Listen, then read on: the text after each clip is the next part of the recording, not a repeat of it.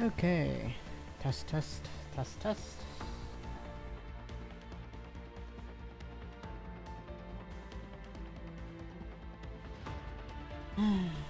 Later than I wanted to be today, but it is what it is.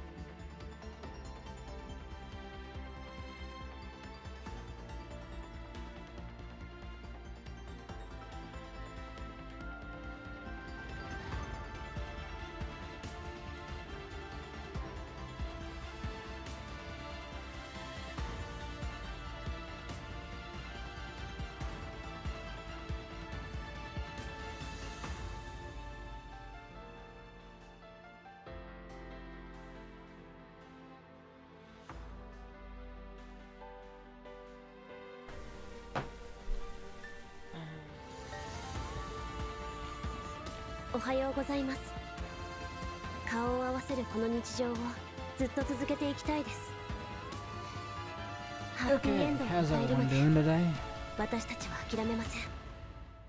We got a lot to catch up on. Things to do.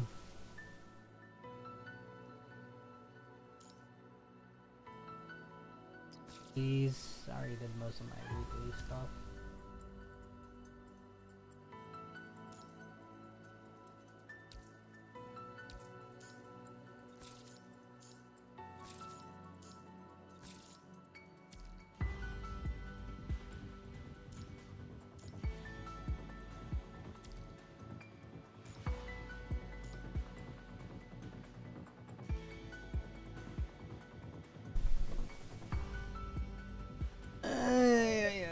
It's been a long.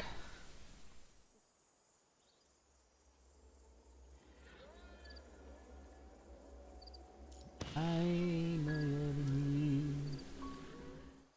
踊って行きましょう。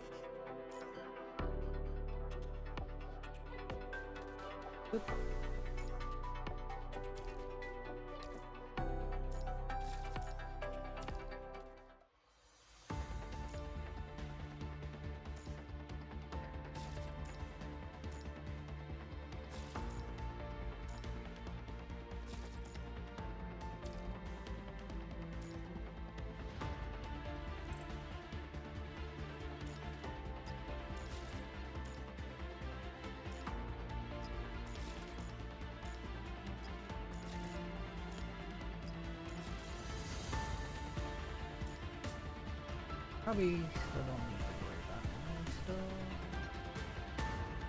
Yeah, that's surprised I've been doing so good in this bracket. I haven't been able to really do well in Legend in a while. Legend is mostly S+ territory.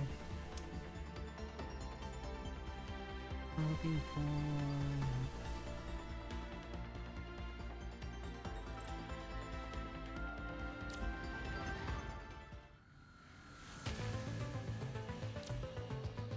Probably not getting anything better than those, so... Good and dandy.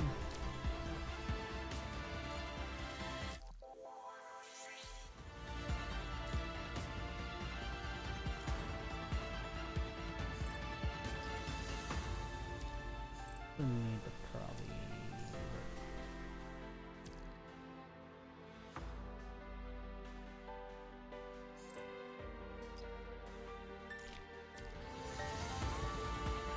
port components so I can finish up leveling cubs. But we only have a couple days left, I think. Yeah, so next couple days what I'll do is I'll probably just pre-buy Ishmael, Coddies for Ishmael.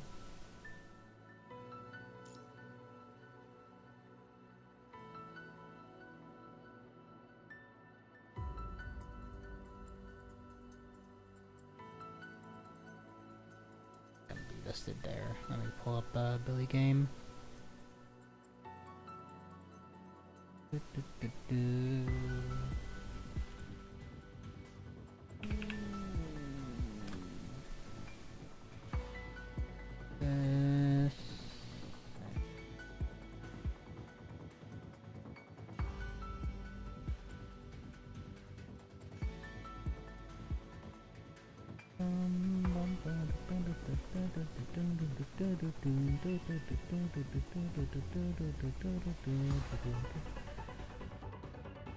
Got. Yeah, she's either Da Vinci or Coddy build. And her specific memory is 132 attack, so bottom Coddy in Lilith's case. And I think it's the same deal for Ishmael as well.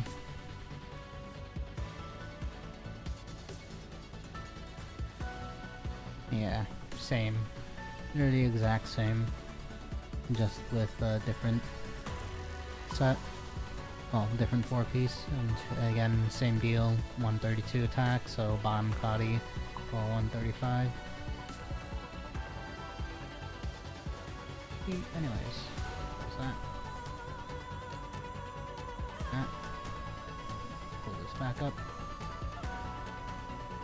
Okay, so next couple days we'll buy some Coddies. 4 and 6, well 5 and 6s, and then a bunch of 1s, minces. Just to pre-farm the 2.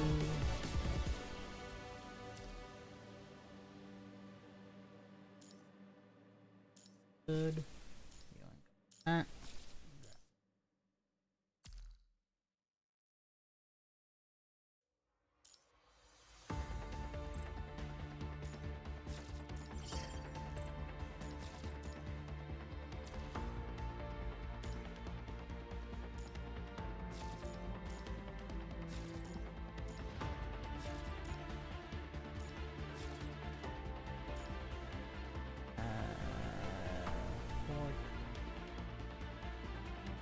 But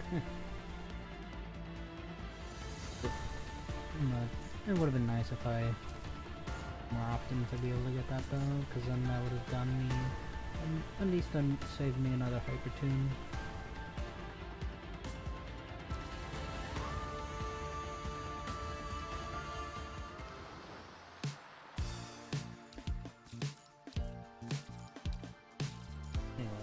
We'll hold off on doing story for now. I want to go through Witching Hour and Awakening Tundra first, at least just to finish the missions, so that I can be able to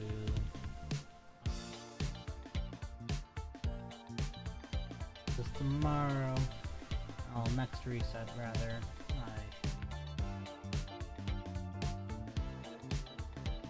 Up. See.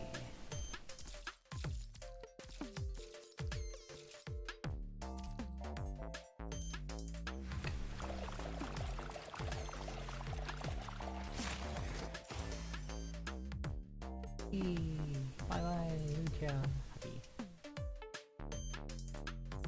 Tea times.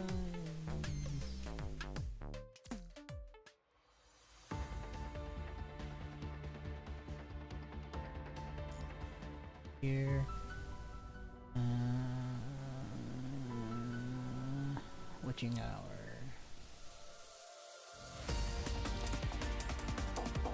Domains.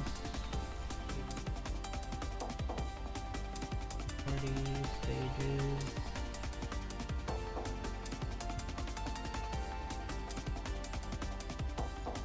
Oh right. I forgot.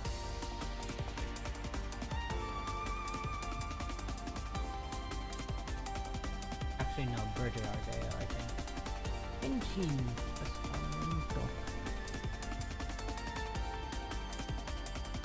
I guess we're gonna get to farming then. And Safford Simulation.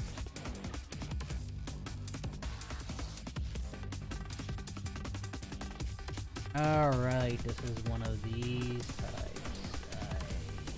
I hope I didn't hurt myself. Doesn't sound like this was arranged into phases. Be okay, I guess.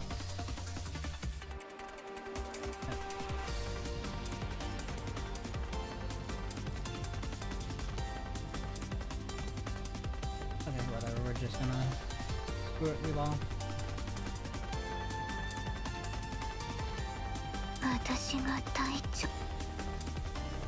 Wanderer's Guide to the Galaxy.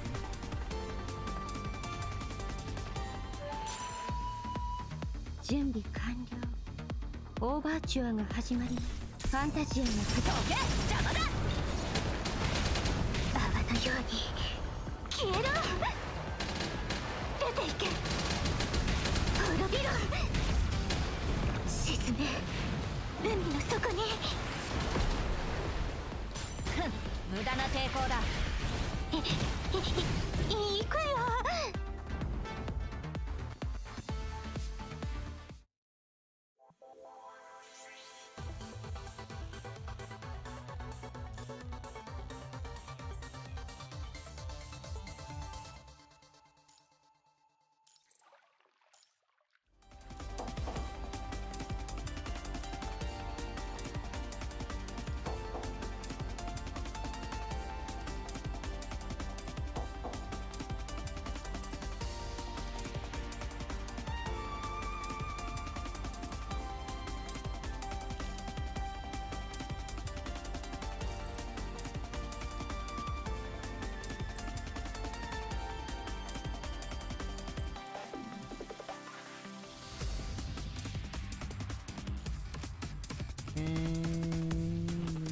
Once per day, I don't know what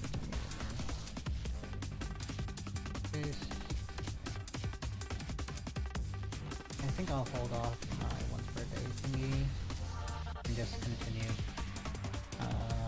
trying to speedrun this as much as possible.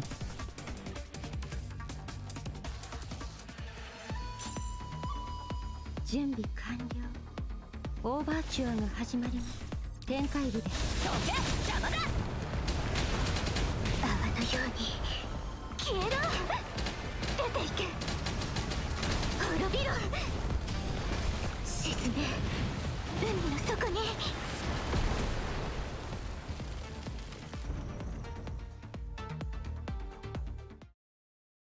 Let me in.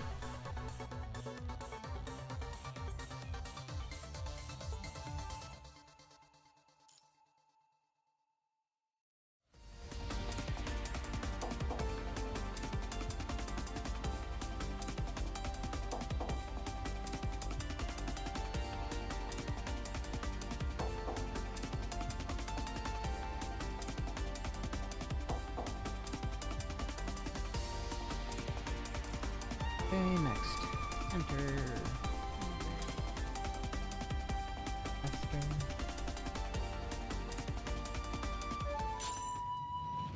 準備完了。オーバーチュアが始まります。メヌエットの時間。どけ邪魔だ。泡のように消えろ。出ていけ。滅びろ。沈め。海海の底にクズめ食らえ行くよ。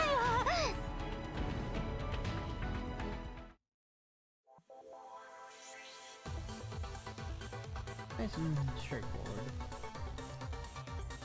Next, 1-4. Let's go.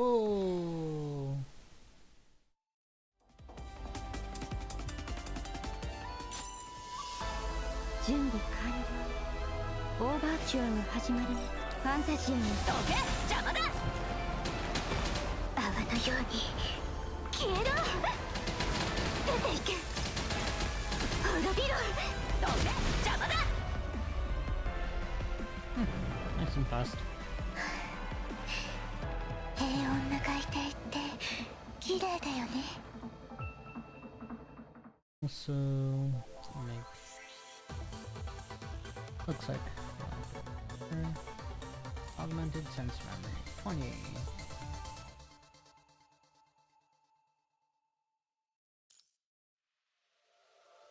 Alright, I forgot there's a story on here.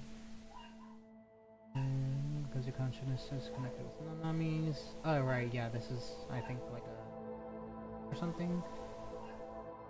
It's not your fault, Nanami. I had already merged with the ocean and everyone was gone. Well, just body covering approximately 70% of the surface. So I guess this is one of the previously simulated futures or something. I honestly forgot because I skipped the intro to this event.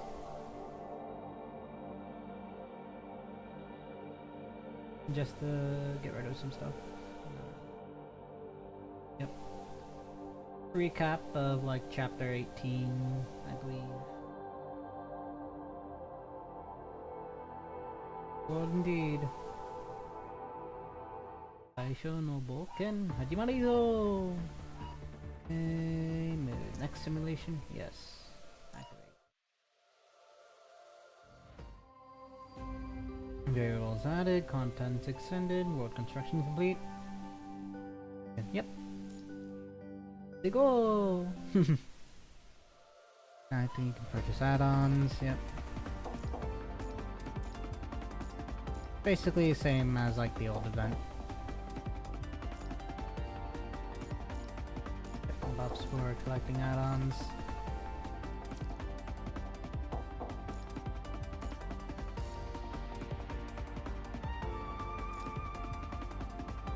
Don't have the thingy. Nice.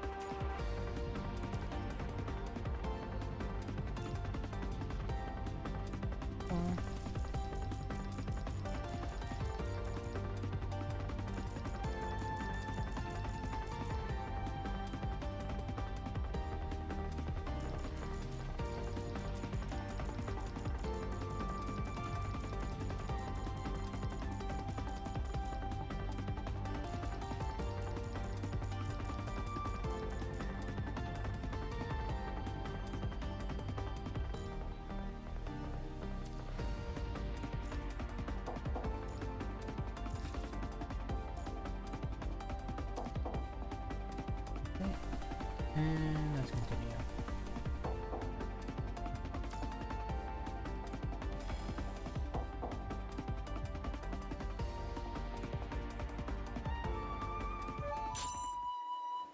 準備完了。オーバーチュアが始まり、メヌエットの時間。邪魔だ。泡のように消えろ。出ていけ。滅びろ。どけ、邪魔だ。沈め、海の底に。ふん、無駄な抵抗だ。行くよ。おい、気をつけろ。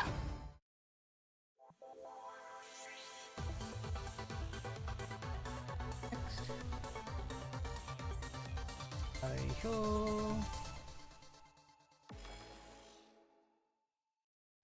ー。よーだよー。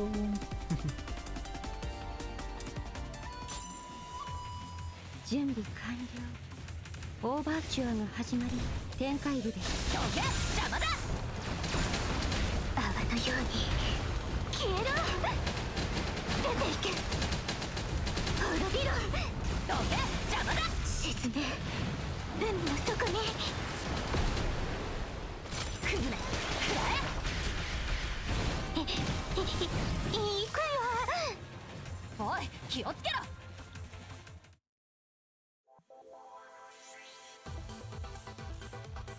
Next. Burn, baby, burn. 準備完了。オーバーチュアが始まります。メヌエットの時間。どけ、邪魔だ。泡のように消えろ。どけ、邪魔だ。沈め、海の底に。ファーストスラスター変化。行くよ。おい、気をつけろ。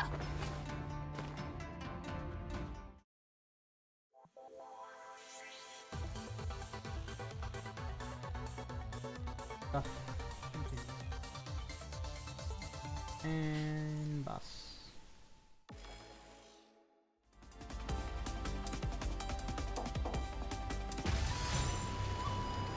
準備完了。オーバーチュアが始まり、メヌエットの時間。どけ、邪魔だ。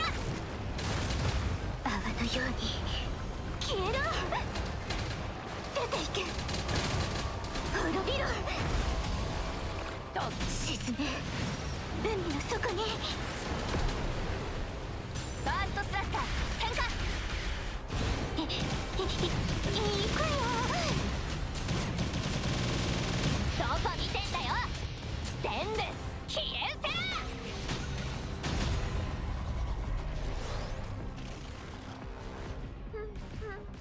ここでポーズ。次はえ、うわ、カットカット。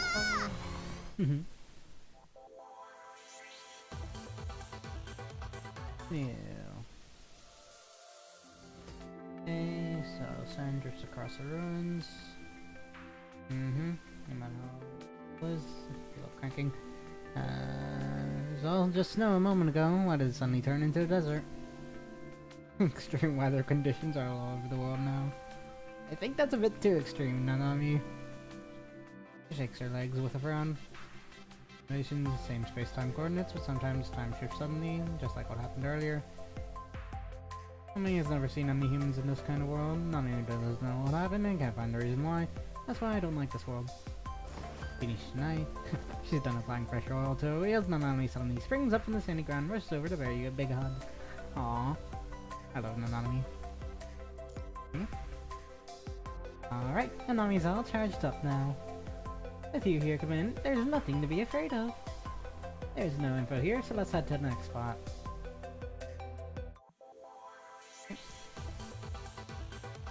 Activate. Okay. Joints. We want to get into that kind of world again. Are you ready to continue? Okay. That kind of world. Timeline isn't just a single earth, it's like a river. New branch forms, flows parallel to time, creating new endings. Ripples appear on the surface from a single starting point. Countless branches stretch out in all directions. Each burning porch, the world split, but even the first time can trigger another divergence. Has Nanami ever successfully changed the world? Nanami doesn't know the answer to that either. Nanami can only run simulations based on existing variables. I've tried returning the reality based on these simulations before and attempted to modify projections through my own actions. But Nanami always messes things up, and it's probably, because I'm not a real hero. We continue down this predetermined path as long as both humans and mechanoids can survive. The voice grows softer gradually. What?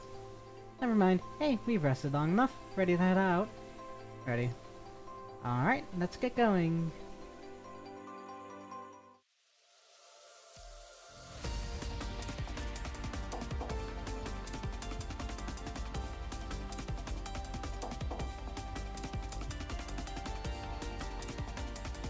Let's press on.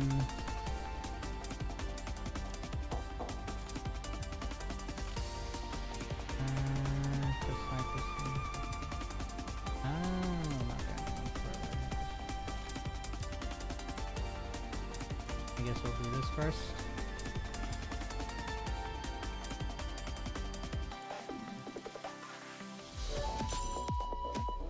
준비 완료. 오버추어가 始まります. Oh, okay. Can you give me rewards?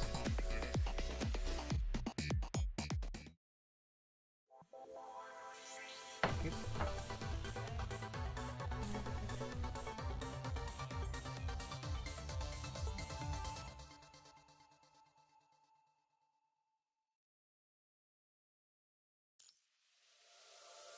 And now we can continue.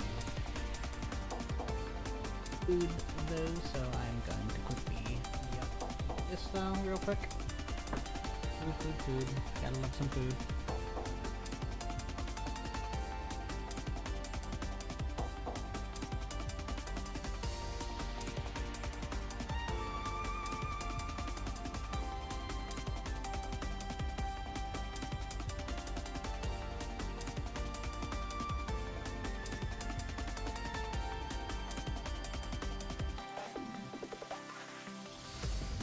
What is it? This one? Nope, not that one. This one? Nope. This one? There we go. Just give me a minute or two to get through this real quick.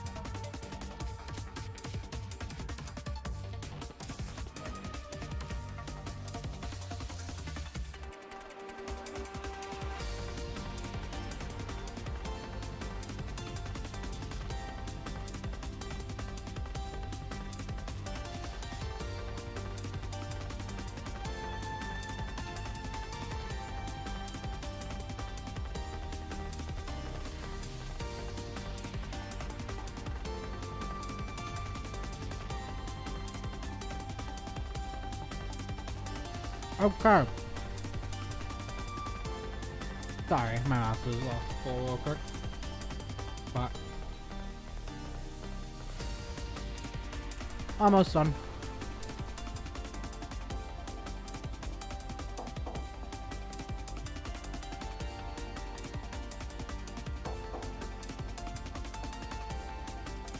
There we go. I just need to get a water now.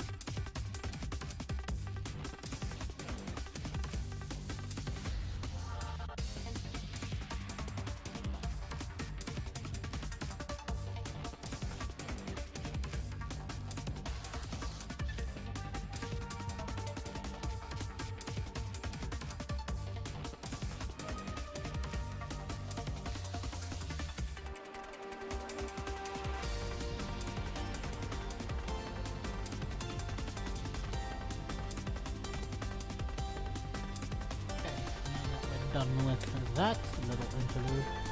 Let's get back to smashing. Smashing and bashing. Good times indeed.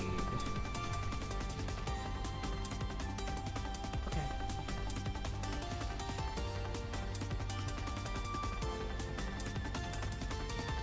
Third dimension domain expansions.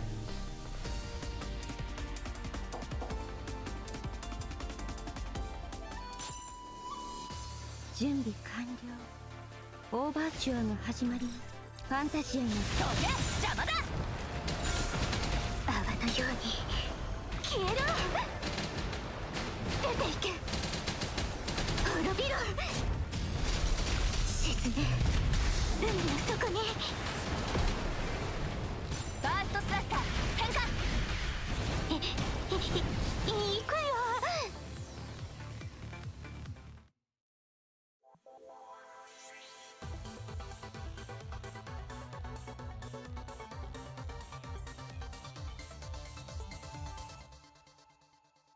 Boy. Nice. I'm not experiencing drop frames or anything, but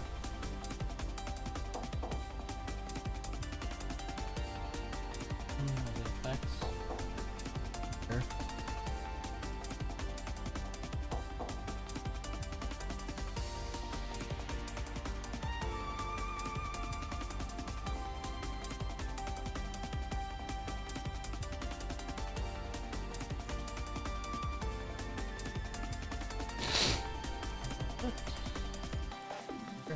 Rather not lift music.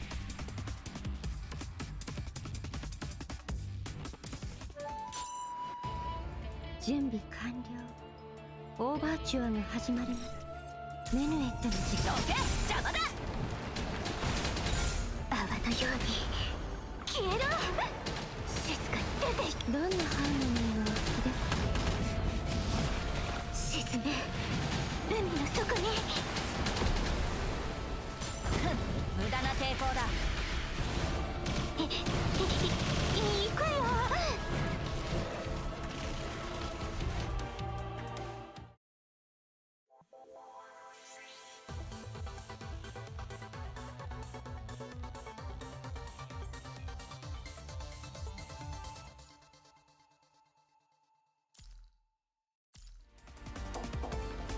I wonder how many domains are even in this little event.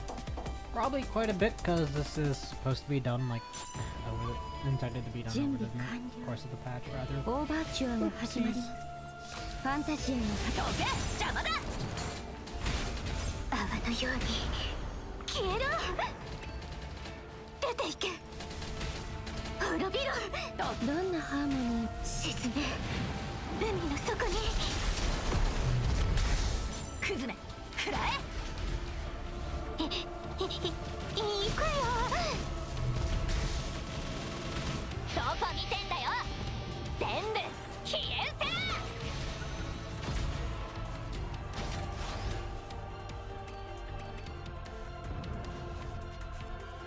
Yes.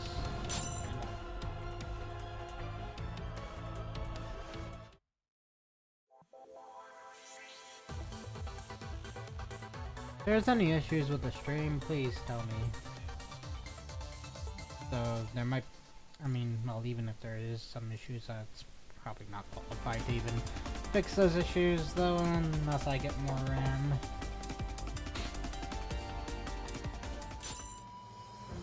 準備完了。オーバーチュアが始まります。メヌエットの時間。どけ、邪魔だ。泡のように消えろ。出ていけ。滅びろ。沈め。海の底に。痛い。行くよ。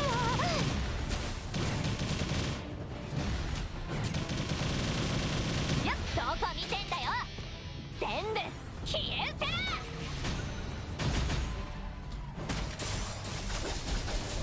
準全開部です。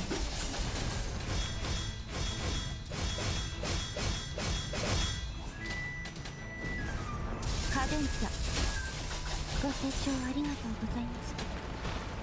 泡のように消えろ。静かにしろ。出ていけ。滅びろ。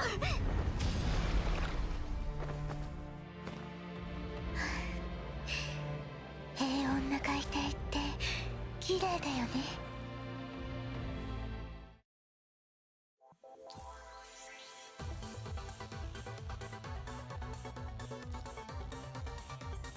Okay.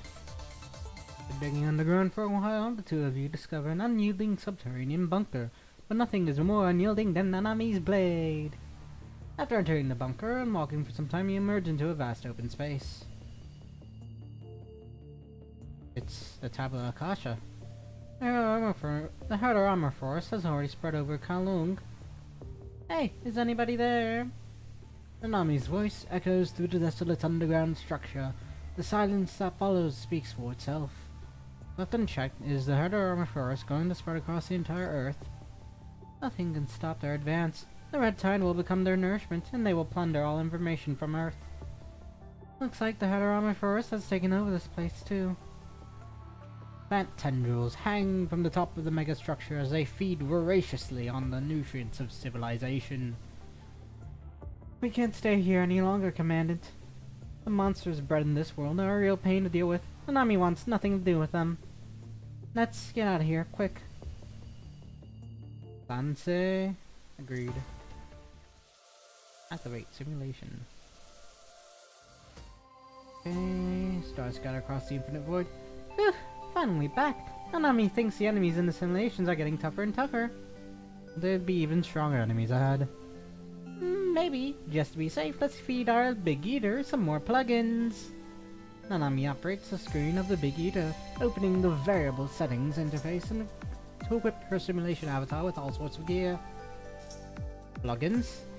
That's right, with these little buddies, Nanami will be more powerful in the simulations. As Nanami speaks, she inputs the command to construct the next world on the screen. How was your rest, Commandant? Ready to head out again? So, let's get going. World construction complete. Spaceship, the Big Eater, ignition protocol are ready. Toward the Star of Hope in the galaxy, let's blast off! How many more of these do I have to go through? 1, 2, 3, 4, 5, 6. Yeah, so there's like 10.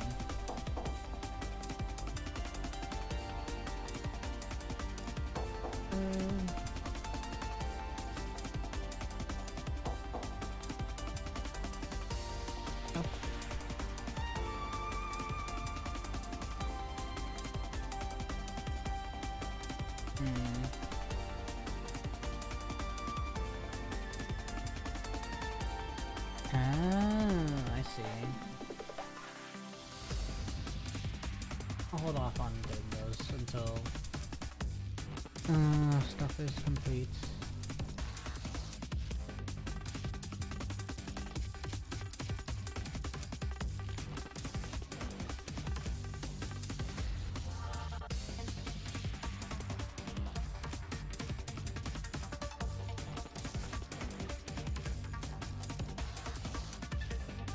We move this down a little bit.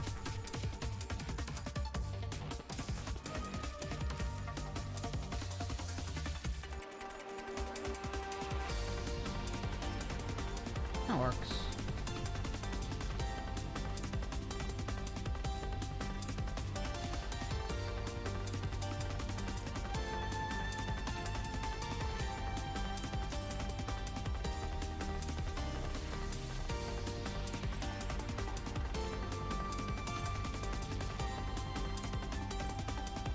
And recommended.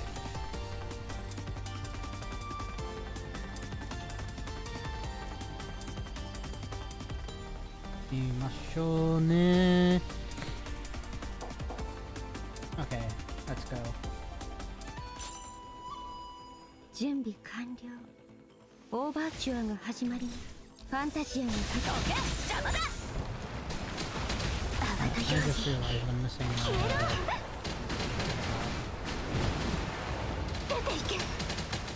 Probably could get that. Probably. 沈め海の底にファーストスラスター点火行くよ。どこ見てんだよ全部消え失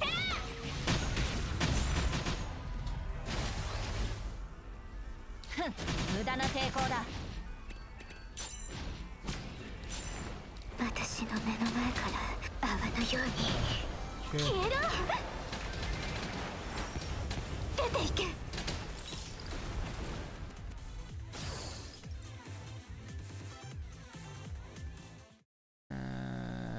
Ducks. Stats? No, not stats. Ducks. Twitch activity? Yeah, there we go.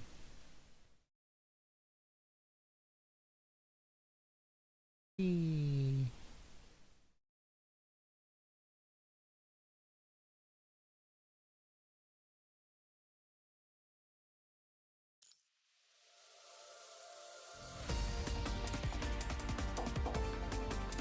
Okay, calling style down.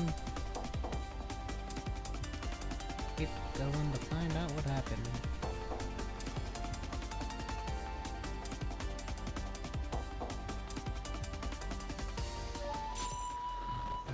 準備完了。オーバーチュアが始まります。ファンタジアのどけ邪魔だ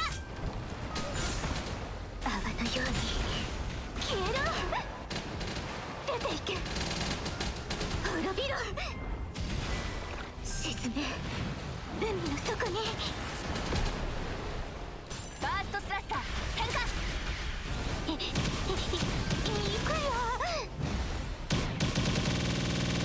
どこ見てんだよ全部消え失せ展開部だ。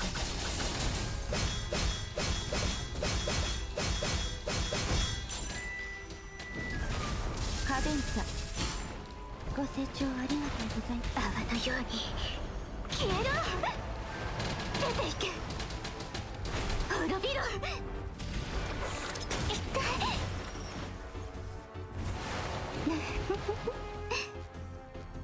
Blink.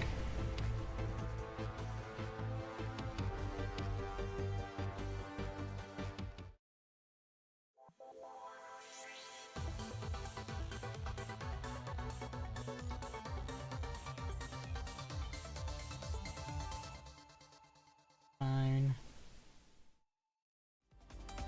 Okay, yeah, looks like it is.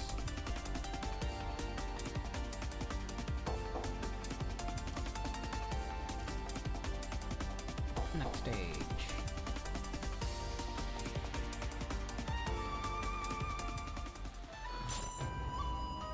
準備完了。オーバーチュアが始まります。ファンタジアのどけ邪魔だ泡のように消えろ。出ていけ。どんなハーモニーがお好きですか。沈め海の底にふん無駄な抵抗だ行くよ。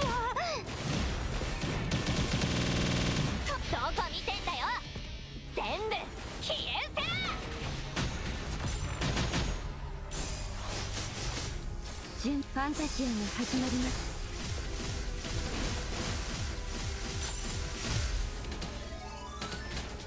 カデンサ、ご清聴ありがとうございました。泡のように消えろ。出ていけ、滅びろ。沈め、海の底に。ふん、無駄な抵抗だ。行くよ。どこ見てんだよ。全部消える。 Blinding. Blinded. I don't know if that was her prepping their sword wave or something. オーバーチュア Or が just 始 a まり shield. ま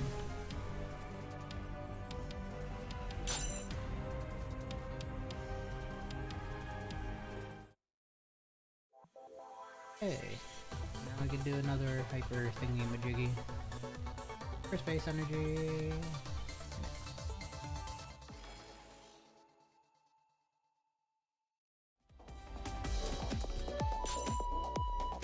準備完了。オーバーチュアが始まります。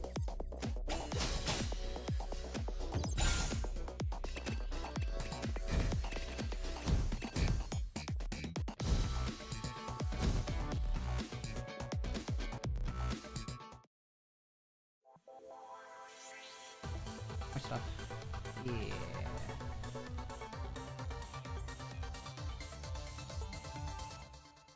Rune Ancients, blow it, Cypress tree. Keep going, find some answers.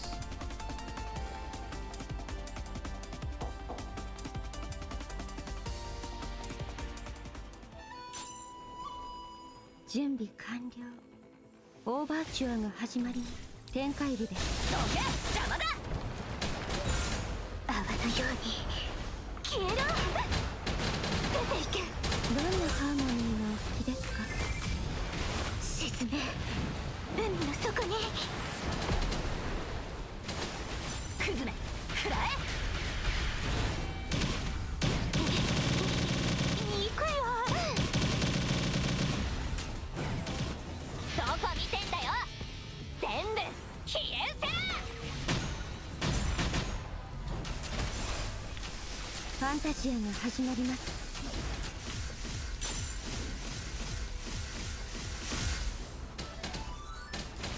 カデンサ、ご清聴ありがとうございました。泡のように消えろ。出ていけ、滅びろ。沈め、海の底に。 Hey, Alpha. ファーストスラッ Again. ガー点火。行くよ。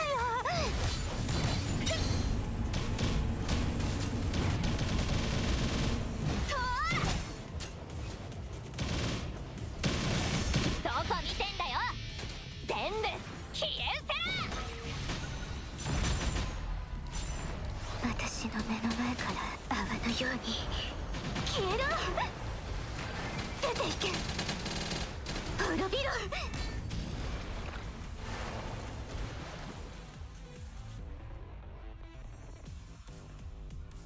License what? Continue. Continue.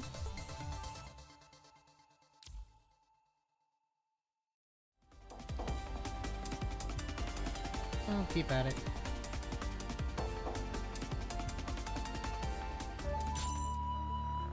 準備完了。オーバーチュアが始まります。展開部です。どけ、邪魔だ。泡のように消えろ。出ていけ、滅びろ。沈め、海の底に。ファーストスラッガー点火。行くよ。どこ見てんだよ。全部消えうせ。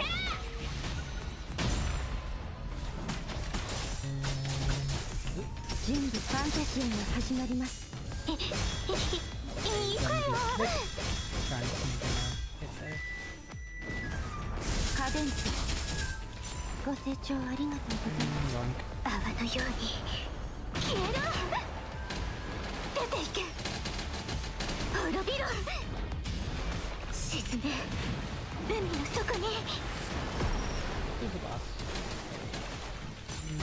無駄な抵抗だ。行くよ。どこ見てんだよ。全部消えせ。目にやっての時間。どけ、邪魔だ。Starting to get a lot more waves of enemies now in this part of the 感 event. 謝。ご清聴ありがとうございます。泡のように消えろ。静かに。どけ、邪魔だ。沈め。海の底に。バーストスラッシャー点火。I was just trying to 行くよ。どこ I 見 know て what ん I'm だよ。 doing, but it's 全部 I 消え understand せ。 how it could kind of be do some things.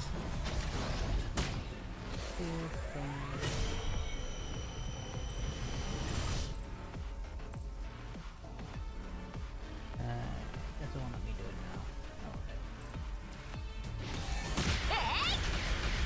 どんなハーモニーがお好きですか。どこ見てんだよ。全部消えせ。 Oh. Well, that was straightforward. I guess there wasn't any boss for this node. カットカット。 Series of stages, rather. Unlock privilege. More buffs. Yay. Anyways, continuing on. As the battle draws to a close, the army leaps forward with a decisive slash and slashes down the last charging mechanoid. The once chaotic battlefield falls silent. In the depths of this dark space, only a massive central computer emits a dim, mysterious glow. An army steps forward and connects herself to the computer's cables, establishing a direct link. Hi there, can you tell Nanami your name? Service subsystem. Hi how. Do you know what happened to all the humans in this world? After the disease outbreak, some Kowloon citizens moved to the underground shelters. They created the Taihao, modeled after Huashu, the machine tool to manage social resources. At least, I'm pretty sure it's probably supposed to be Huashu there. Most likely. However, humans haven't responded to Taihao's calls for years. Your speech is all glitchy. Let Nanami take a look at that for you. Nanami sets aside her weapon, gathers up the cables, and makes her way behind the computer. Yikes, the core components are shot from lack of maintenance. The kilometer-deep underground shelter couldn't stop the disease invasion. The plan was confirmed a failure. This unit theorizes that during the prolonged conflict, the Punishing has annihilated humankind. After delivering its final response, the computer ceases functioning, its light slowly fading into darkness. It's dead. Some Kowloon survivors took refuge deep underground, but it seems even that couldn't save them from Punishing. That's as much info as we're getting here. Let's go. Yep, Nanami's getting the creeps from this place. Let's hurry to the next spot. Bandit, it's pretty dark ahead. Better hold Nanami and watch your step. Okay. Next dimension. Halfway through. Deep in the cosmos, stars scatter across the infinite void. Yet again. Eek, that tunnel was super dark and dead silent. Nanami felt super creeped out. Nanami shrugs and inputs the commands for another simulation into the terminal. Construction complete. Here's hoping this world turns out a bit more normal. Ready to head out, Commandant? Okay. Onward. Nanami's launching in night mode with a 400% combat power boost. Okay. Ikai Moio.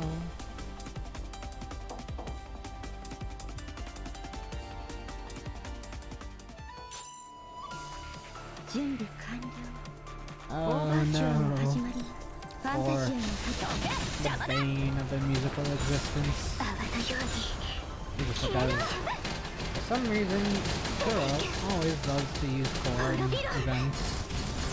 沈め海の底にファーストスラッシャー変化行くよ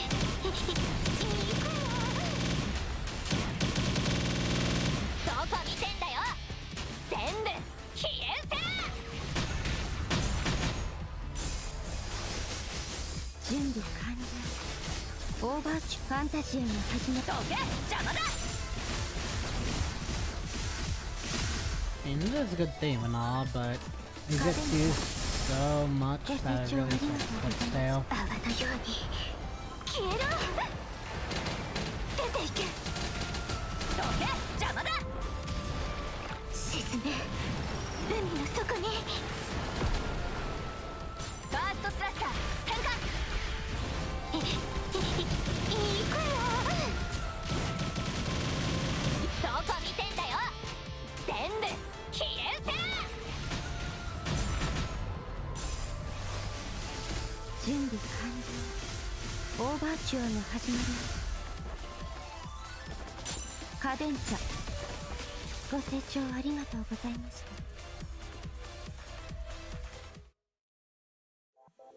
Okay, next. Continue.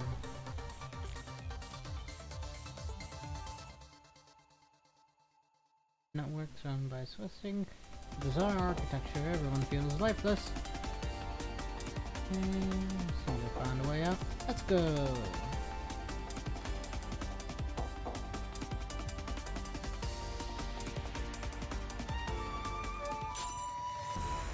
準備完了。オーバーチュアが始まります。ファンタジアのどけ邪魔だ泡のように消えろ。出ていけ。滅びろ。沈め海の底にファーストスラッシャー変化行くよ。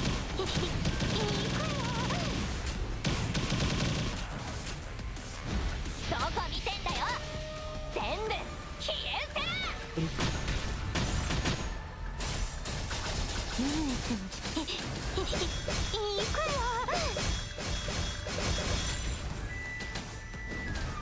カデンチャご清聴ありがとうございます。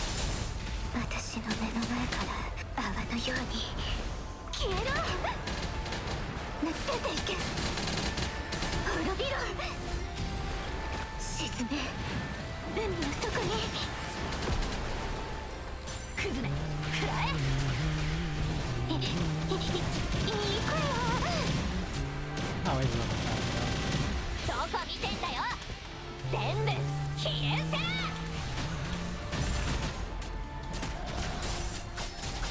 展開部です。どけ邪魔だ Thanks for the click. カデンチャご清聴ありがとうございます。泡のように消えろ。 There we go. Next. Tsugi! Grit! Ne!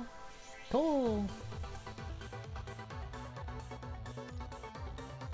66% on the hyper bidoobidoobis. Anyways.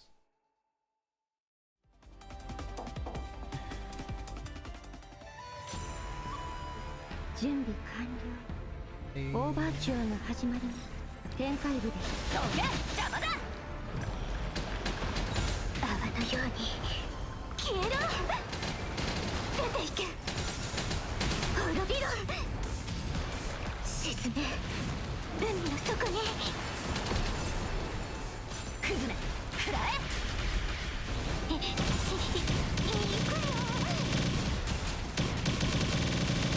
どこ見てんだよ全部消え失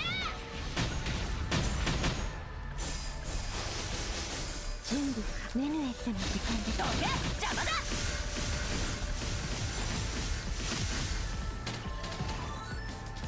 カデンチャご清聴ありがとうございます。泡のように消えろ。どけ邪魔だ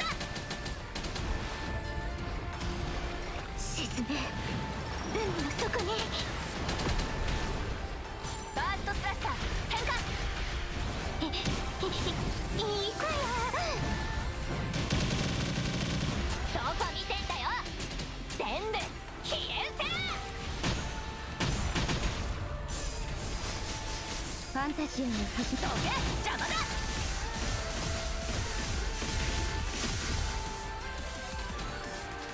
カデンサご清聴ありがとうございます。泡のように消えろ。出てどけ邪魔だ。沈め海の底に。ふん無駄な抵抗だ。いくよ。Oh. I'm え not, いはあ not done. Lol. Keep on forgetting Pikmin is technically considered an elite enemy. 消え失せ。私の目の前から泡のように消えろ。 That's 出 good. ていけ。滅びろ。沈 Dark め Spear. 海の Rather. 底に。準備完了。オーバーチュアが始まります。カデンサご清聴ありがとうございます。いくよ。どこ見てんだよ。全部消え失せ。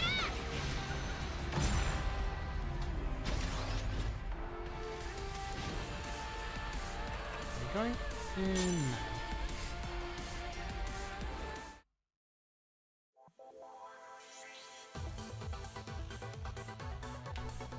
Okay, continue.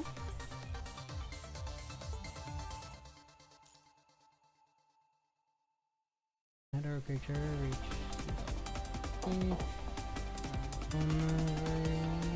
War machines robots. And it continues silently. Out there, hetero hive, mother. Oh. Oh. As they say.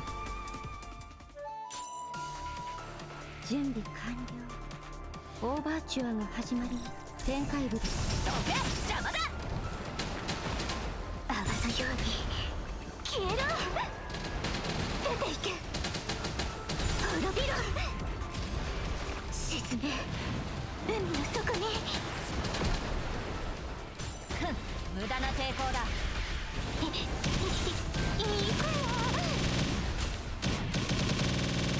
どこ見てんだよ。全部消え失せ。準備何をしても時間です。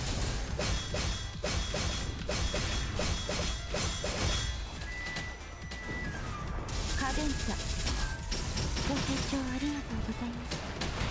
泡のように消えろ。出ていけ。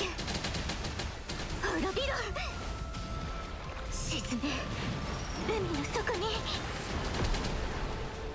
バーストスラッサー変化。いくよ。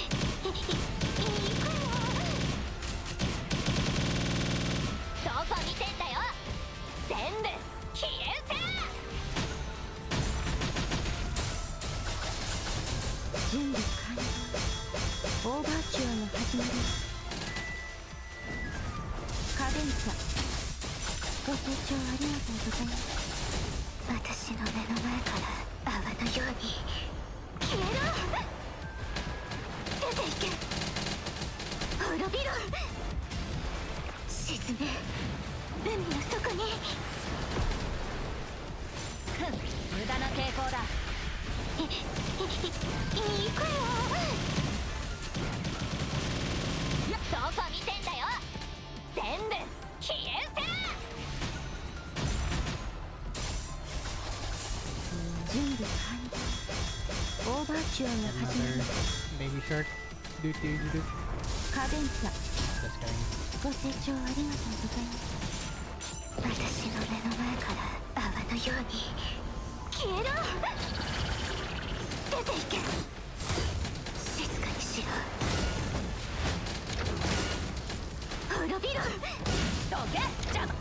沈め海の底に。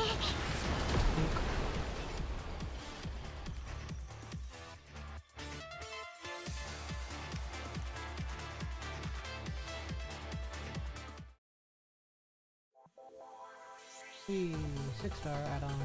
Oh. Okay, and the boss. The boss. Horseshoe and Friendly Horseshoe. The other will revive. 10 seconds. Still alive. Feed on.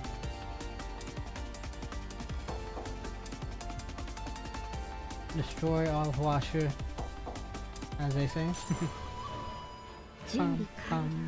オーバーチュアが始まります。展開部です。どけ邪魔だ。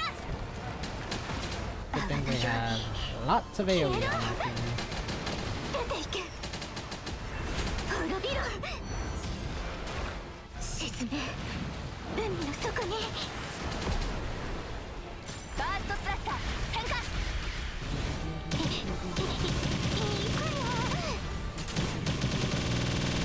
どこ見てんだよ。全部消えせ。メヌエットの時間。どけ邪魔だ。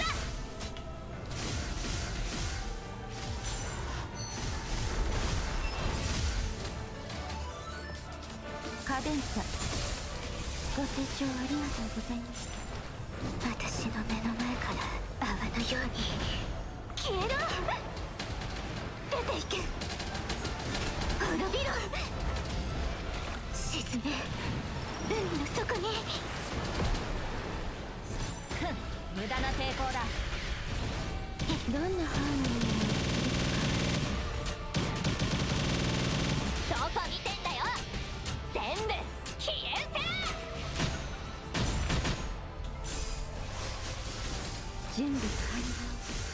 オーバーチュアが始まります。カデンサご清聴ありがとうございました。泡のように消えろ。出ていけ。滅びろ。沈め海の底に。 So much animation 無駄な interactions. 抵抗だ。 Oh, 行くよ。 that's the nice thing about my どこ見てんだよ。 stream body through a lot of stuff. If you have the current game all メ with ヌエッ less トの時間です。どけ or 邪魔 higher. だ。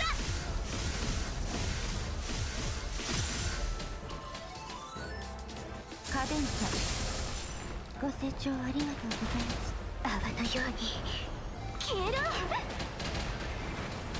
出ていけ。どけ邪魔だ。沈め海の底に。ふん無駄な抵抗だ。行くよ。 Somebody more early. どこ見てんだよ。全部消えせ。準備完了。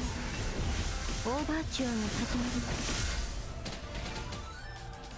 カデンサご清聴ありがとうございました。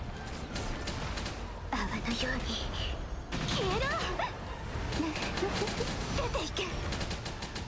滅びろ。沈め海の底に。バーストスラッシャー展開。行くよ。どこ見てんだよ。全部消えせ。 Looks like it's starting to get a little bit easier though to start burning through their bars. 準備完了。オーバーチュアが始まります。カデンサご清聴ありがとうございます。泡のように消えろ。出ていけ。滅びろ。沈め海の底に。バーストスラッシャー展開。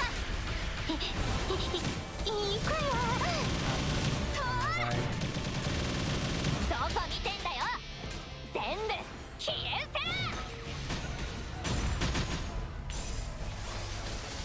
準備完了。オーバーチュアが始まります。200 HP. カデンサ Really careful ご about 清聴ありがとうございます how we do this. ファンタジアの始ま Otherwise, り we're probably gonna be stuck 私 here の目 forever の前 then. から泡のように消えろ出ていけどけ邪魔だ So 沈 far, め Frenzy seems to be a bit more tankier than regular.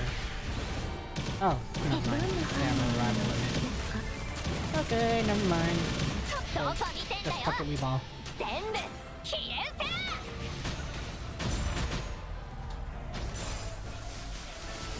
準備完了オーバーチュアが始まりますカデンサご清聴ありがとうございます泡のように消えろ出ていけ滅びろ沈め And 海の底に I think one more cycle to go through. ファーストスラスター点火行くよどこ見てんだよ全部消えせ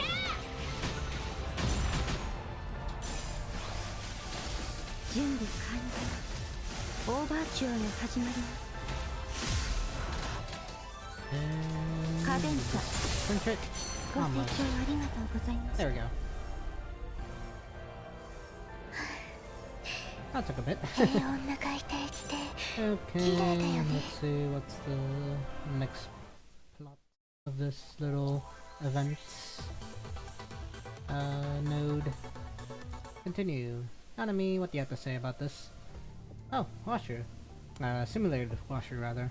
Invasion protocol executed. Babylon neural clash. Ah, so this is back in like chapter 13 as planned.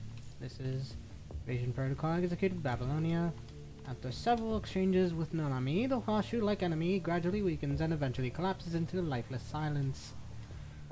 Through the curtains, a world of ice and snow stretches as far as the eye can see. The grey haze shrouds the sky, as if the entire world has been wrapped in a thick blanket of snow.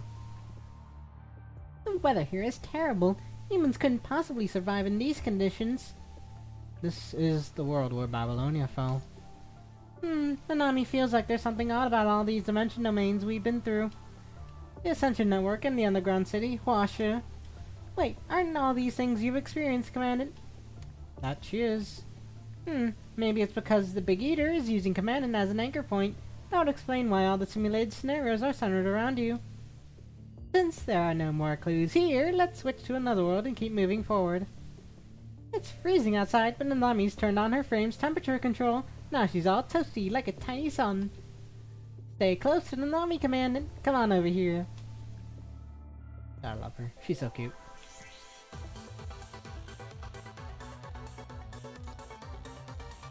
Okay, same line as before. Getting close to beating this thing. You've been playing with Nanami for so long, Commandant. Are you getting tired? Let's keep going. Shall we get going? Nanami's grand adventure begins anew! Okay. Probably need to get some buffs. Yoink some of these. And go to enhance simulation.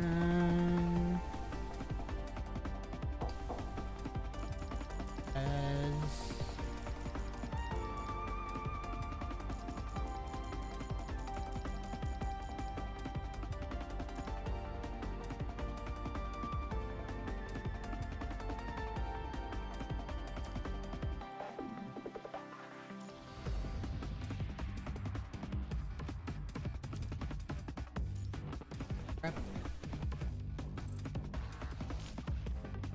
recommended, confirm.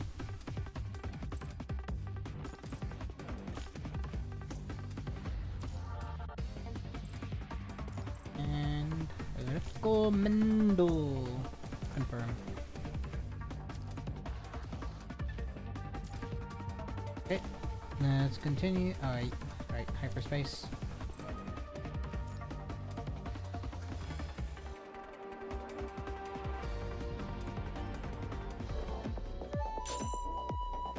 準備完了オーバーチュアが始まります and easy. I guess it's like every 2. It just gives you the drops without having to fight the little Kuro.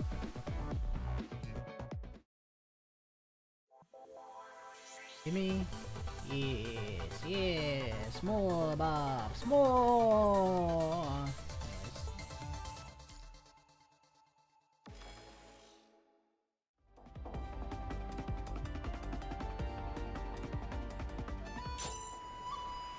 準備完了。オーバーチュアが始まります。ファンタジアが入ってどけ邪魔だ泡のように消えろ。出ていけ。滅びろ。沈め。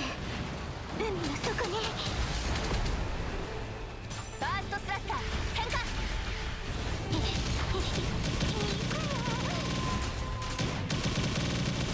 どこ見てんだよ全部消え失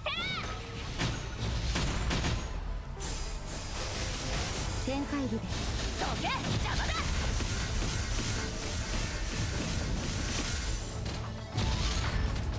カデンサご清聴ありがとうございます。泡のように消えろ。どけ邪魔だ沈め。海の底に。無駄な抵抗だ行くよ。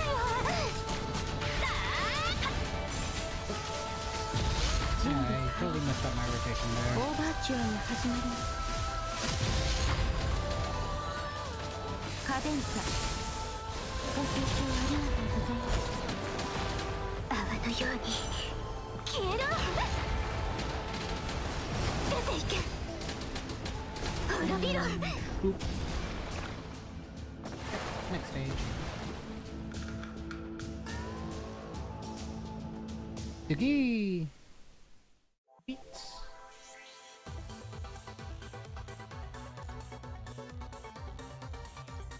Okay, once grounded in Metropolis, now rested, head over features, blah blah blah.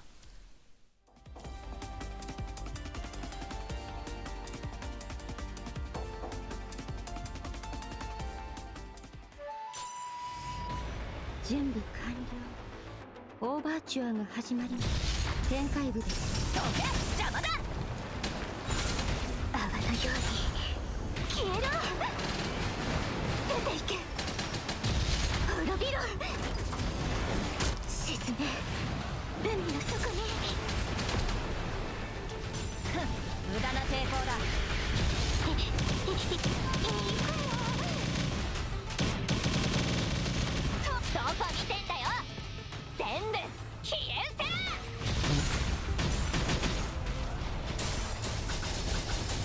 準備展開部です。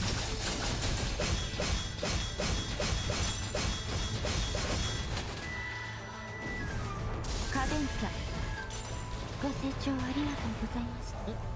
One of those thingies. 泡のように消えろ。出ていけ。滅びろ。 And second. 一体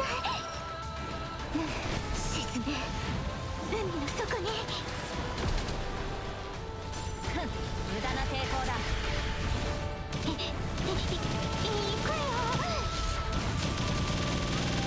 どこ見てんだよ全部消え失せ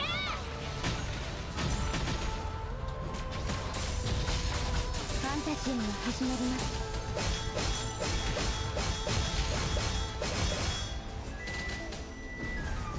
カデンサご清聴ありがとうございました。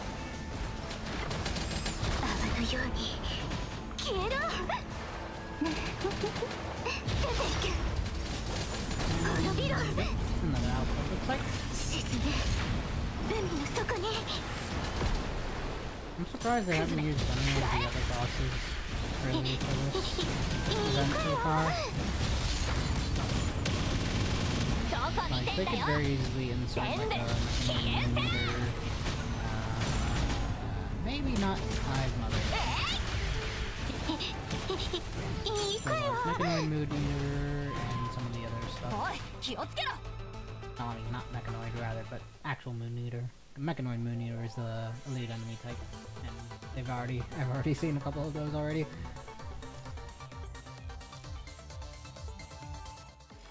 Continue.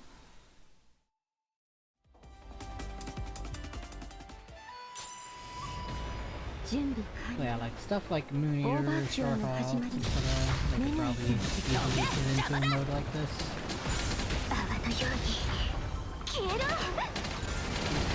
Somewhat more interesting.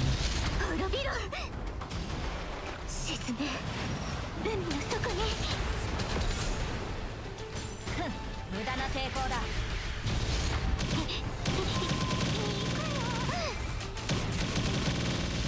どこ見てんだよ。全部消えうせ。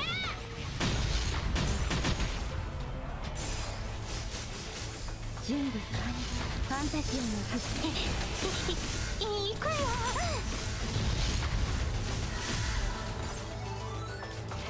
カデンサ。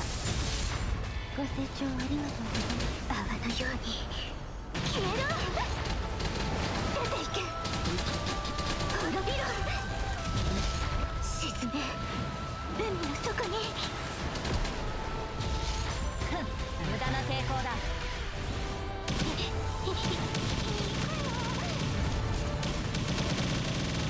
どこ見てんだよ。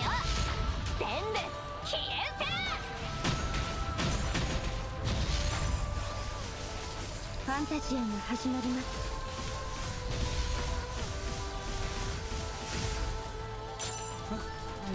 カデンサ。ご清聴ありがとうございます。泡のように消えろ。出ていけ。滅びろ。沈め。海の底に。クズめ食らえ。いい声よ。どこ見てんだよ。全部消えうせ。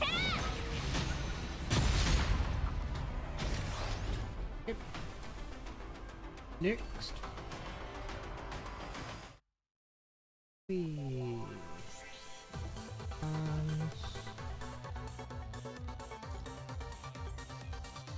Okay, resemble greenhouse for cultivating punishing virus. Okay, good old nugget. Nuggets hunt. Let's mess around with like another team. And switch to lightning. 私の動きをしっかり見て。I forgot to give them buffs. Whoopsie daisy. This will be okay. Maybe. 獲物の匂いがする。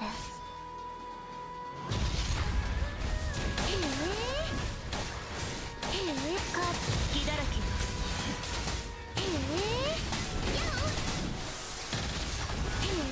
楽勝楽勝。オールクリア。ナナミアルティメットスペクタクル。やー。全力でかかってきなさい。風より解かれし力。我が刃と化せ。Actually doing 精神を分けるのはいいし。 even without 歯応えない。 any buffs. 宿命の風は私が断ち切る。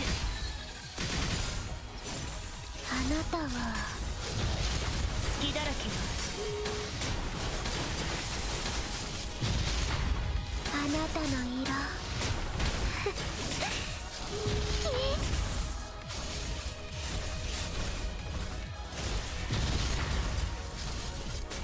あなたの色好き。逃げなさい逃げなさい。よいしょっと。狩りが始まった。楽勝楽勝。オールアルティメットスペクタクル。やー。進め。狩りが始まった。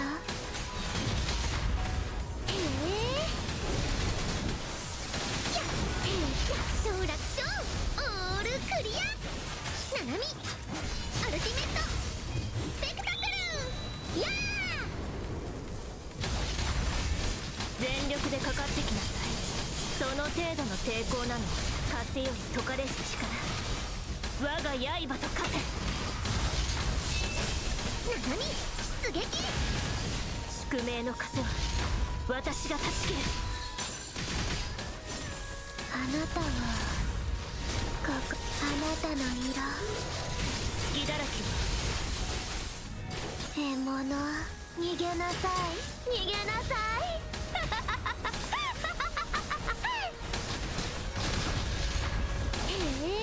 狩りが始まったショットよいしょっと隙だら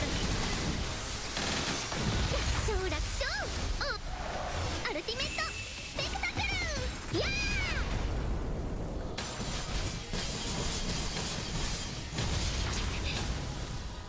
全力で風より解かれし力我が刃と化せ生死を分ける歯応えないの宿命の風は私が断ち切るすねあいつらを切るは隙だらけ獲物逃げなさい逃げなさい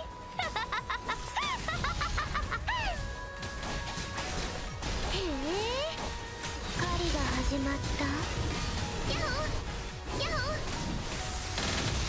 楽勝楽勝アルティメットスペクタクルやその程度の抵抗なの全風より解かれし力我が刃と化せ生死を分けるのは一種狩りが始まった宿命の風は私が断ち切るあなたの色隙だらけ獲物逃げなさい逃げなさい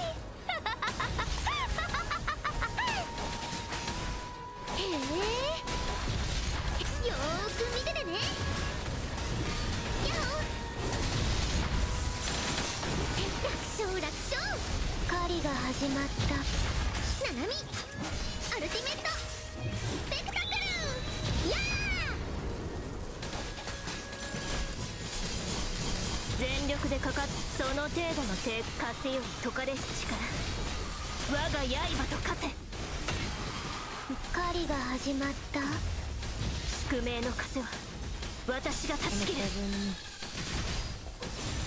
あなたはここすねはい隙だら獲物逃げなさい逃げなさい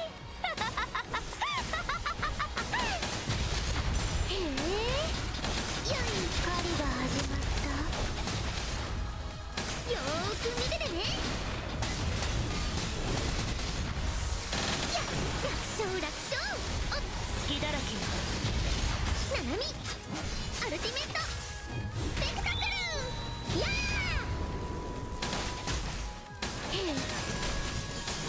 この戦いその程度の抵抗なの風より解かれし力狩りが始まった宿命の風は私が断ち切るすねあいつらを切り裂くあなたはここへ逃げるの獲物逃げなさい逃げなさい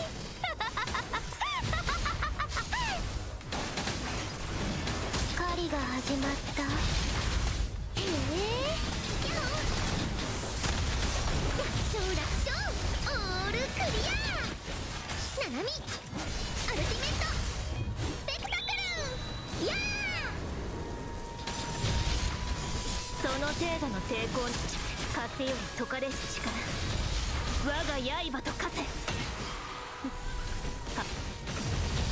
宿命の風は私が断ち切るあなたの色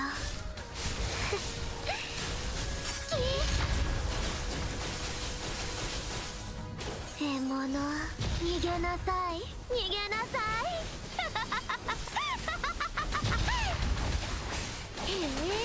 狩りが始まった楽勝楽勝オールクリア。ナナミアルティメットスペクタクルやー。全力でかかってきなさい。そう風より解かれし力、我が刃と化せ。ナナミ出撃。宿命の風は私が断ち切る。すね、あいつらを切り裂く。あなたの色好きだって獣、逃げなさい逃げなさい。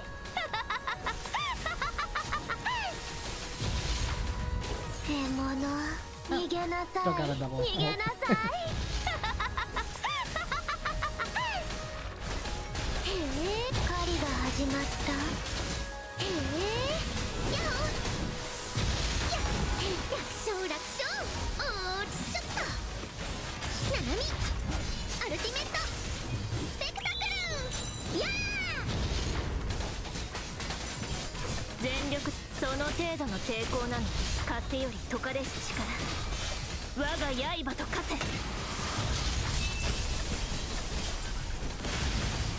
宿命の風は私が断ち切る。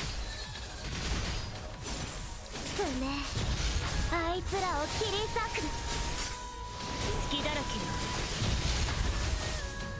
獣、逃げなさい逃げなさい。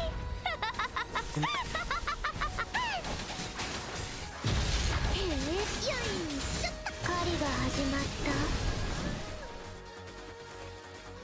やったー。やったー indeed. Okay, that took a lot longer than I was expecting it, and then I didn't have any buffs.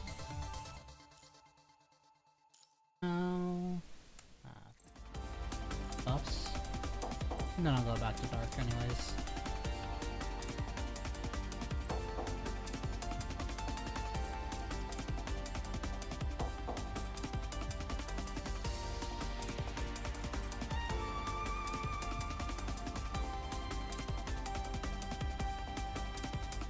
Reset. 私が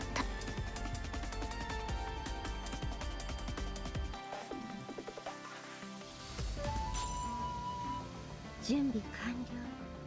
オーバーチュアが始まります。ファンタジアがどけ邪魔だ。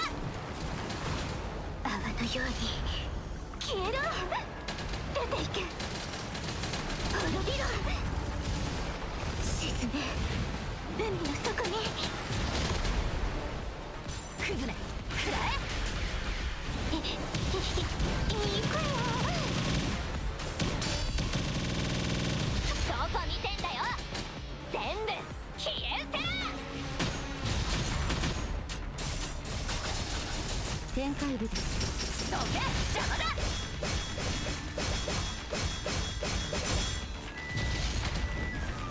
カデンサご清聴ありがとうございます。泡のように消えろ。出ていっておけ邪魔だ。沈め海の底に。無駄な抵抗だ。行くよ。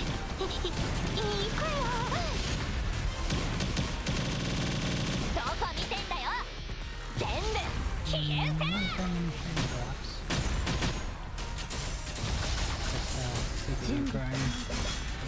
オーバーチュアが始まります。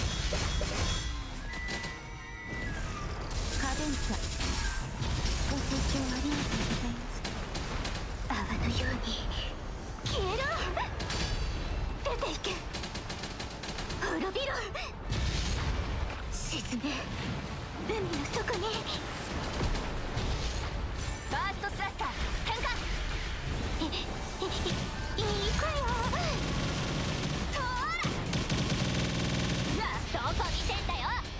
全部消え失せ。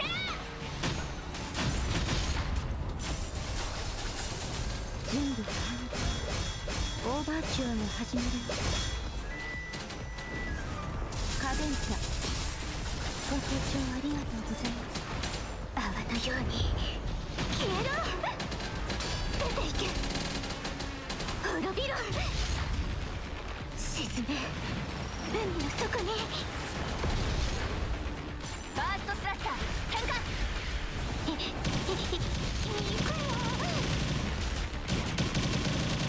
どこ見てんだよ。全部消え失せ。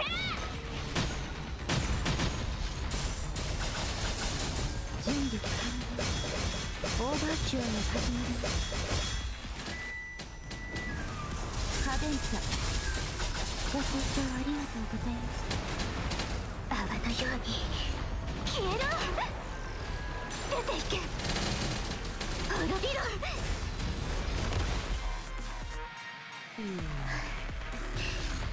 平穏な海底って綺麗だよね。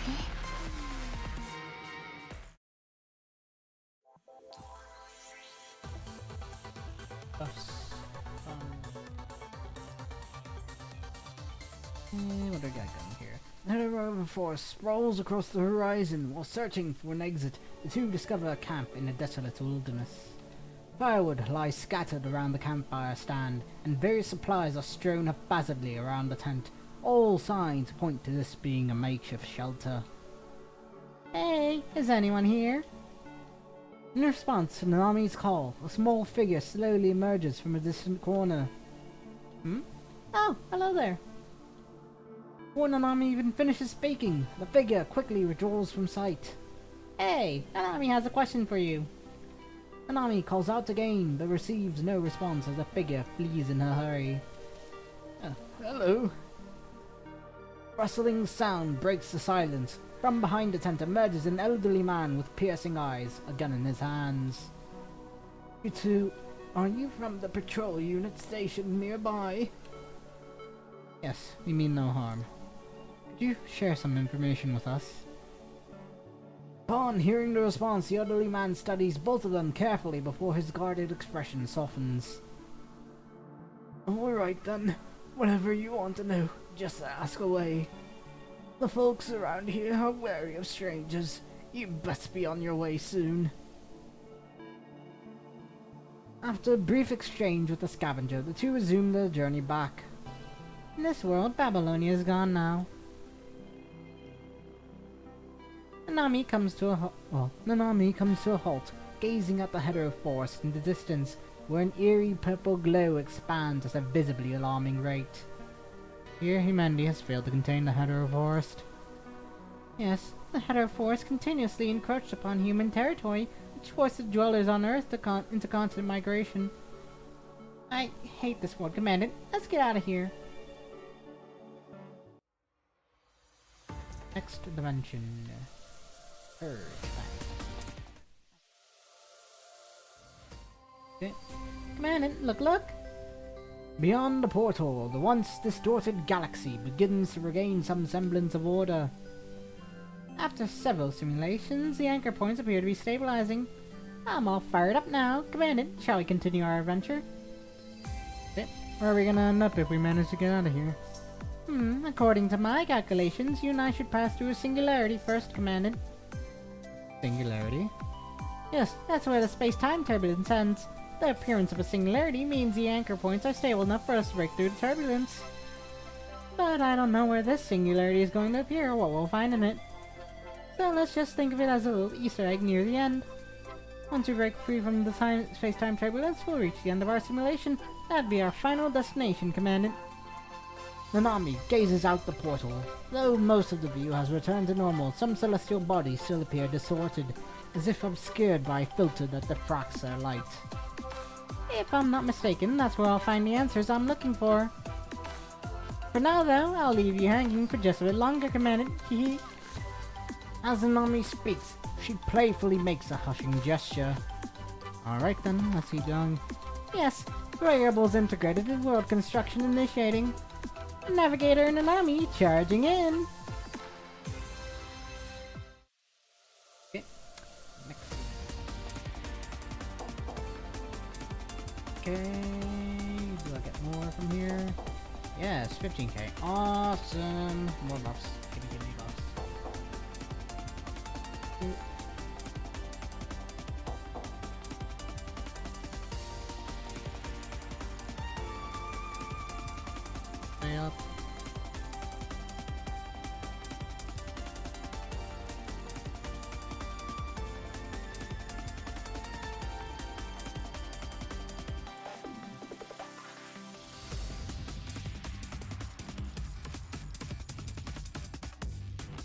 Confirm.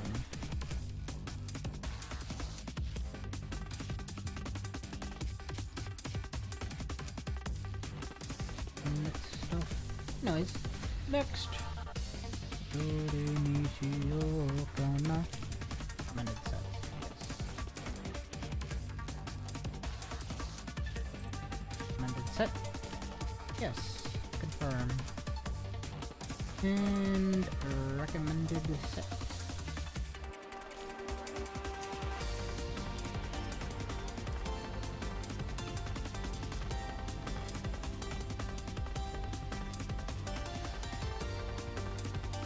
This is, I think, stage 6? 5 or 6? Oh, actually, no, not 5. Definitely 6, maybe 7. 展開部で邪魔だ泡のように消えろ静かにしろ出ていけ滅びろ沈め海の底に無駄な抵抗だいいくよどこ見てんだよ全部消え失せ準備完了展開部でどけ邪魔だ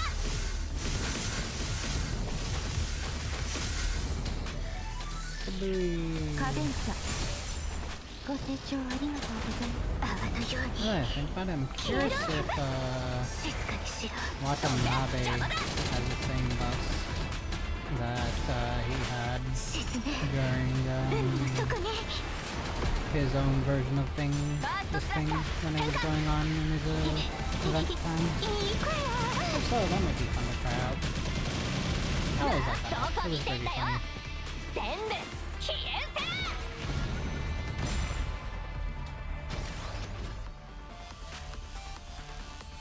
Yoink.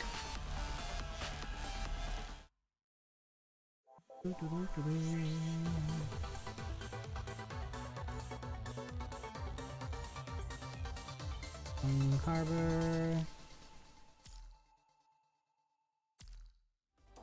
Gimme.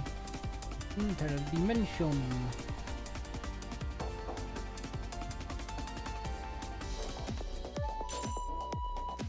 準備完了。オーバーチュアが始まります。海が怯えている。アラスカも。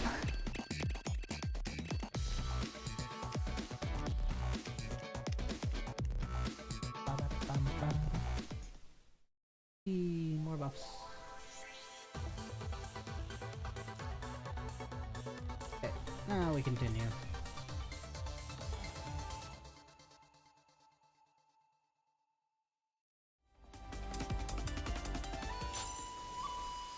準備完了。オーバーチュアが始まります。ファンタジアが始まる。邪魔だ。泡のように消えろ。出ていけ。滅びろ。沈め。海の底に。クズめ。食らえ。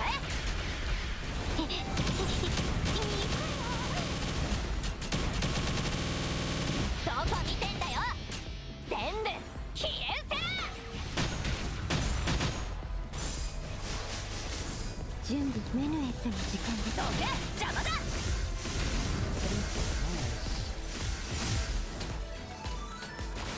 カデンサご清聴ありがとうございます。泡のように消えろ。出てどけ邪魔だ。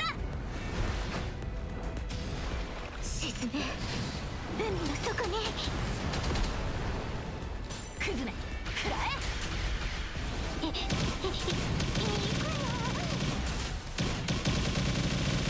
どこ見てんだよ。全部消え失せ。準備完了。オーバーチュアが始まります。カデンサご清聴ありがとうございます。泡のように消えろ。出ていけ。滅びろ。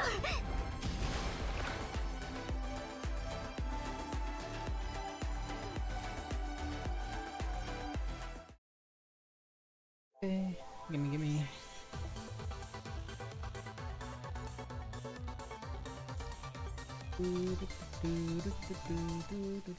Wait, which stage?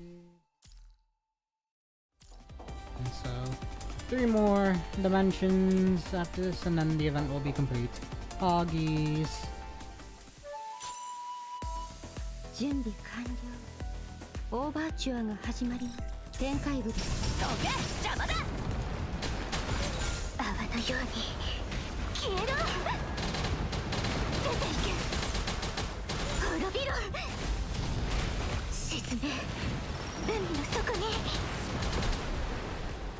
バーストスラスター展開。いくよ。どこ見てんだよ。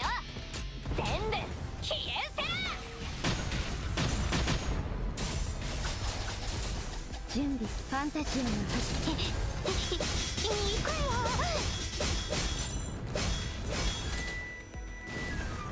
カデンサご清聴ありがとうございます。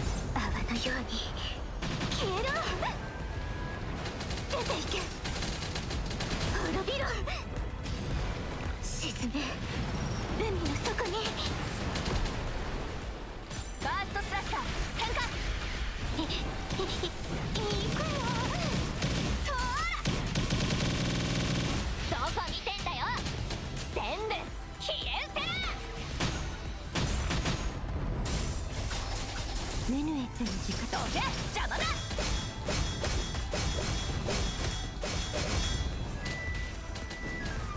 カデンサご清聴ありがとうございます。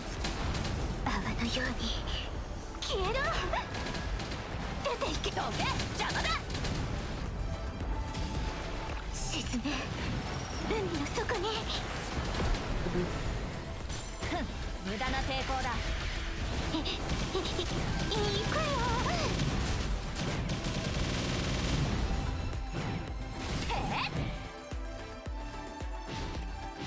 There we go.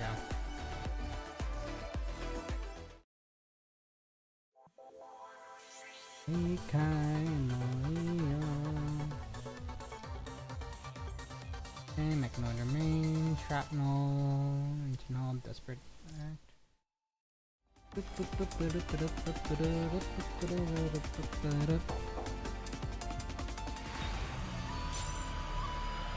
準備完了。オーバーチュアが始まります。展開部です。どけ、邪魔だ。泡のように消えろ。出ていけ。滅びろ。沈め。海の底に。ふん、無駄な抵抗だ。いくよ。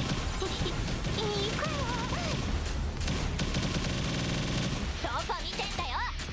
全部消え失せ。ファンタジアが始まります。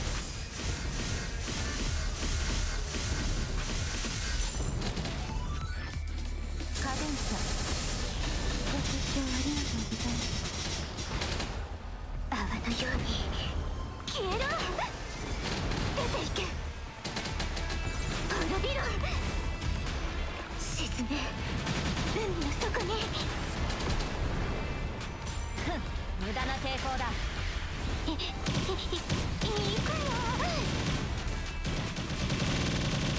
どこ見てんだよ。全部消え失せ。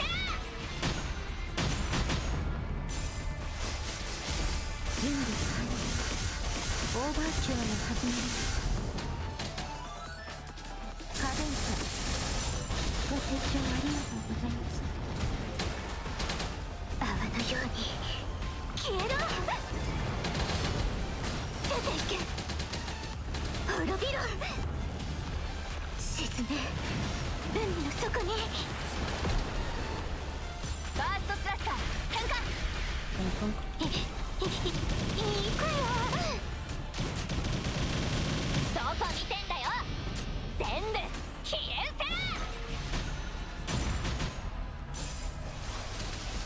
せ。準備完了。オーバーチュアが始まります。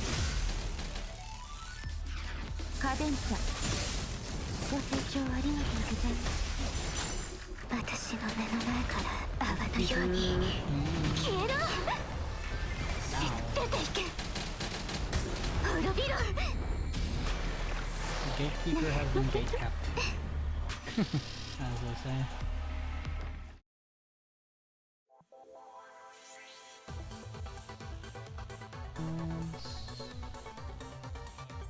Okay. Continue, let's continue.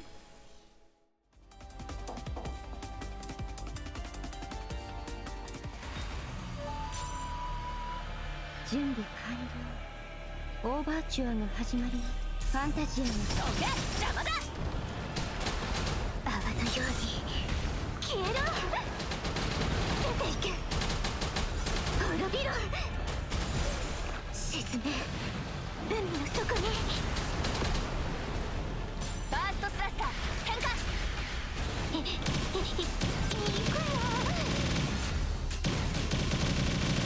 どこ見てんだよ。全部消え失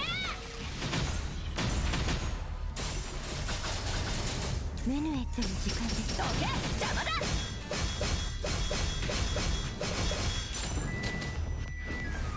カデンサ、ご清聴ありがとうございます。私の目の前から泡のように消えろ。出ていけ。滅びろ。沈め。海の底に。ファーストスラスター変化。どんなハーモニーがお好きですか？どこ見てんだよ。全部消え失せ。準備完了。オーバーチュアが始まります。カデンサ、ご清聴ありがとうございます。泡のように消えろ。出ていけ。 Sorry, we're not this one. 滅びろ。 Honestly, this thought took a lot 海 longer の to 底に。 get this far. クズめ食らえ。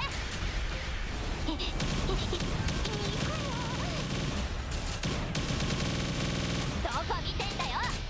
全部消え失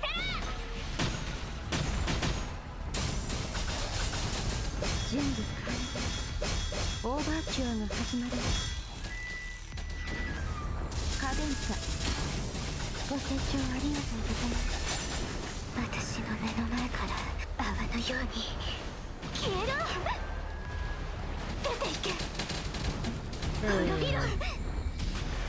沈め。海の底に。ふん無駄な抵抗だ。行くよ。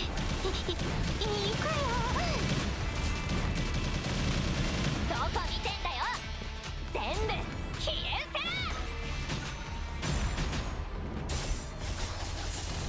準備完了。オーバーチュアが始まります。カデンサ、ご清聴ありがとうございます。泡のように消えろ。出ていけ。滅びろ。沈め。海の底に。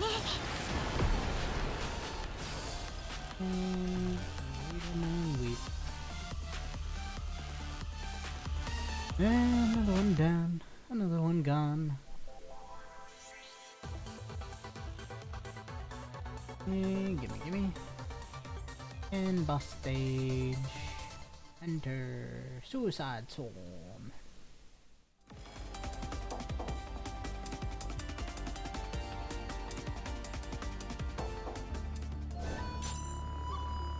準備完了。オーバーチュアが始まります。メヌエットの時間。どけ邪魔だ。泡のように消えろ。出ていけ。滅びろ。 Doman. 沈め。 9 海 waves. の底に。ファーストスラスター変化。行くよ。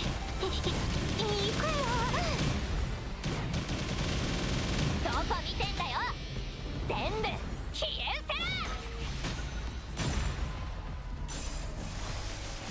フファンタジーが始まる。どけ、邪魔だ。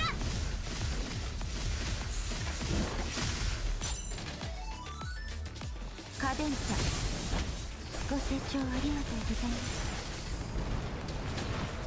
泡のように消えろ。出ていけ、滅びろ。沈め、海の底に。クズめ、食らえ。Alright, now. 行くよ。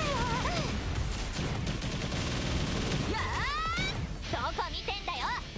全部消えせ。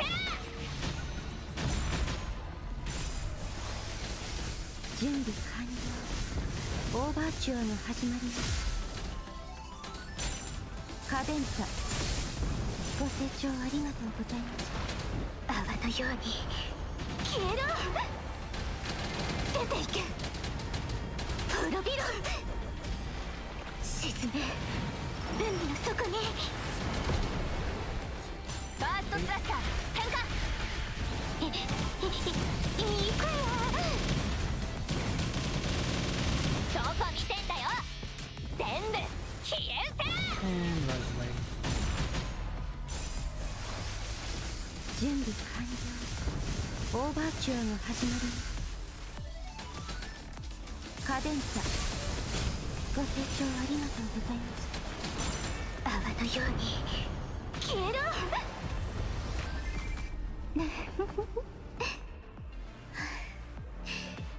平穏な海底って綺麗だよね。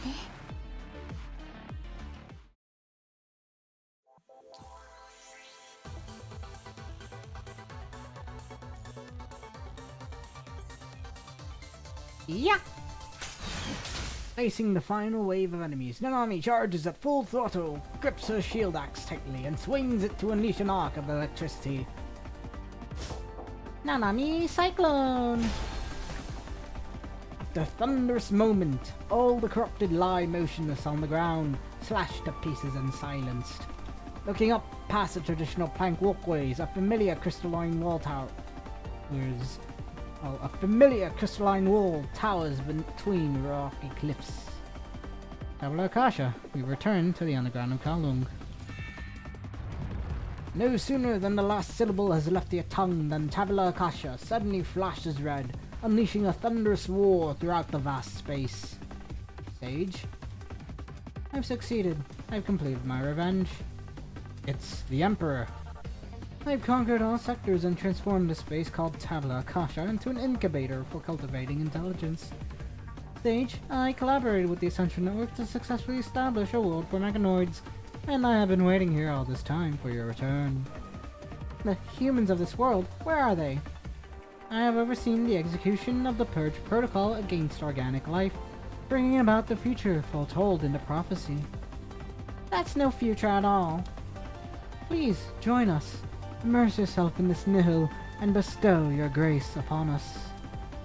No matter which world it is, Nanami's answer remains the same.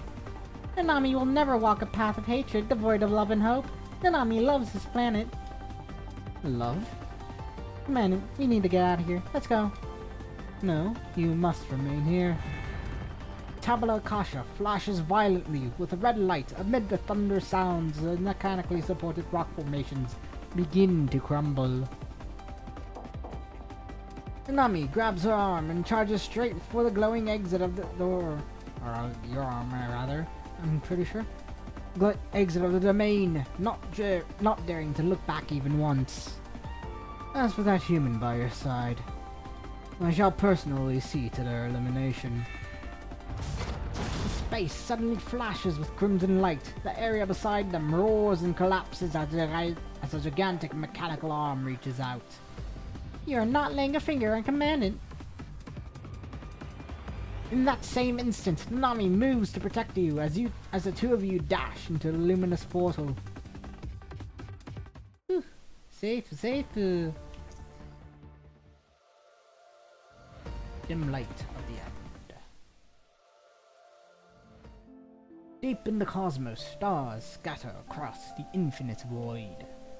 Commandant, You hear Nanami calling you from nearby shortly after you've made it out of the dimension domain. I'm right here. Thank goodness you're safe, Commandant. Upon hearing your voice, Nanami lets out a sigh of relief, her brows relaxing with reassurance.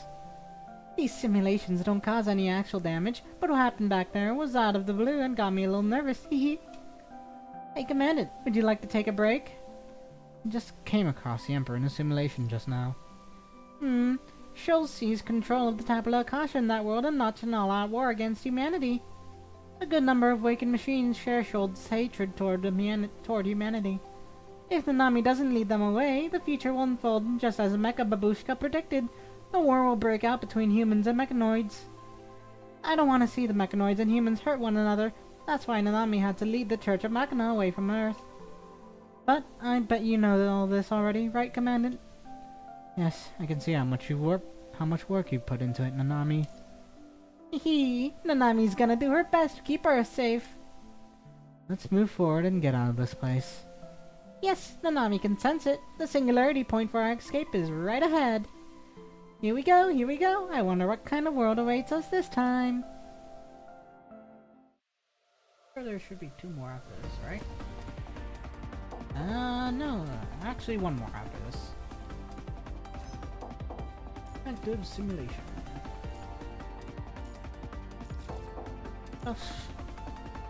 Continue. Our space energy is at max again.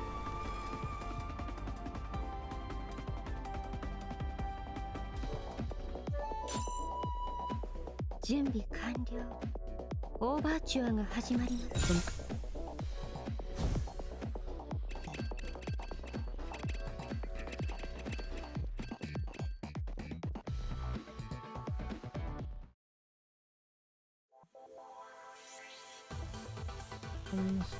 Nice.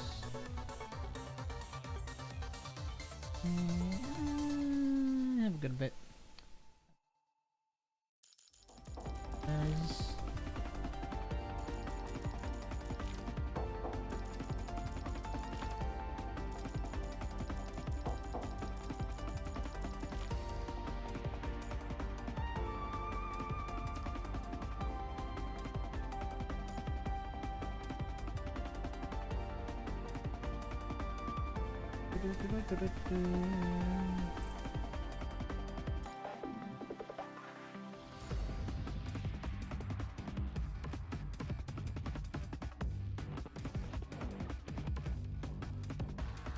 Do I have anyone else? Karenina? No. Yep.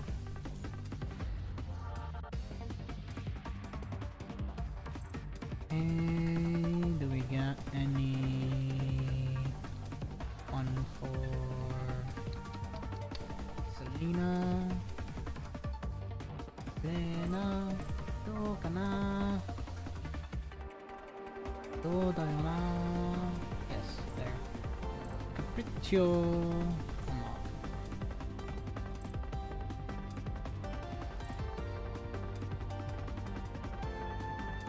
Guess I might have to grab those as well eventually.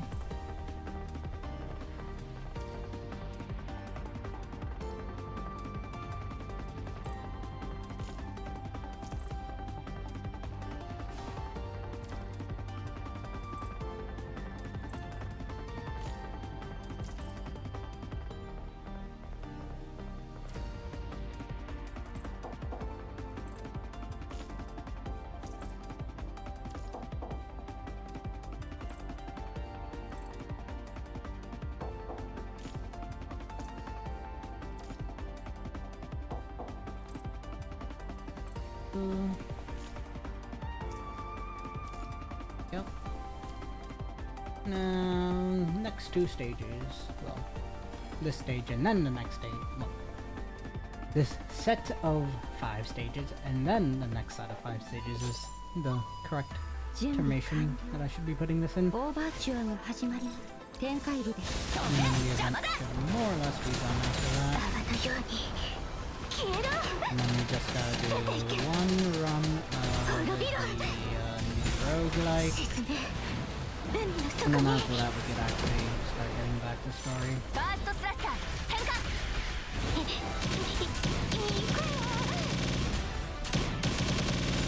いやどこ見てんだよ。全部消え失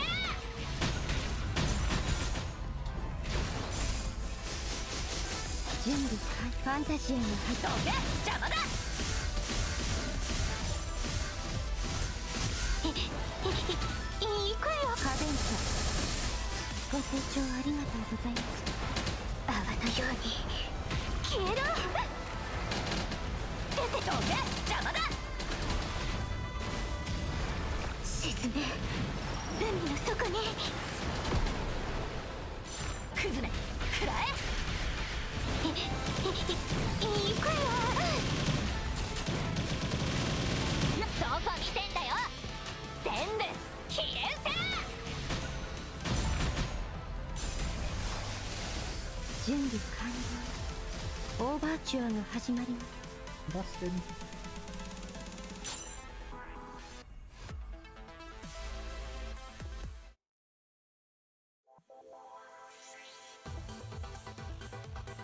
Continue. Okay, cruising frigate, ships quarters, portals, the Earth's surface. Let's explore somewhere else.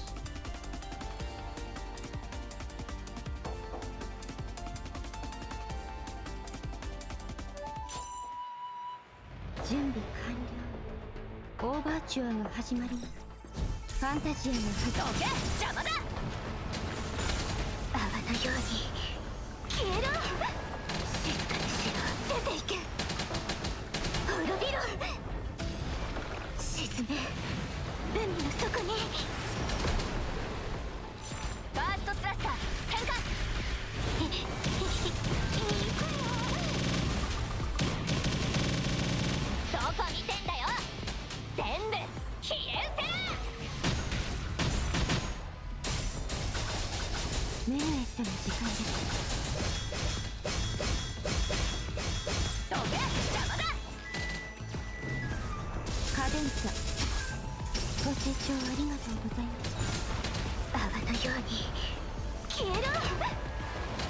出ていけ。滅びろ。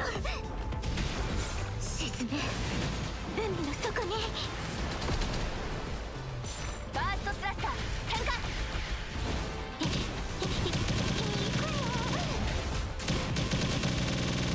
どこ見てんだよ。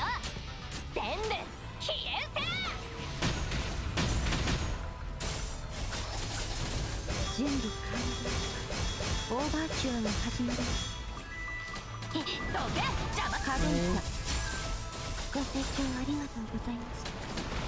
泡のように消えろ。出ていけ。滅びろ。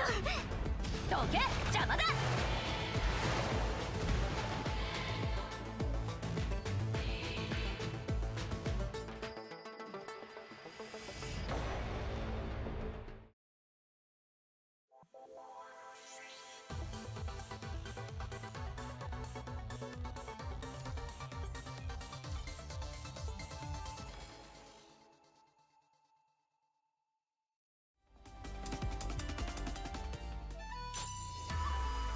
準備完了。オーバーチュアが始まります。メヌエットの時間。どけ邪魔だ。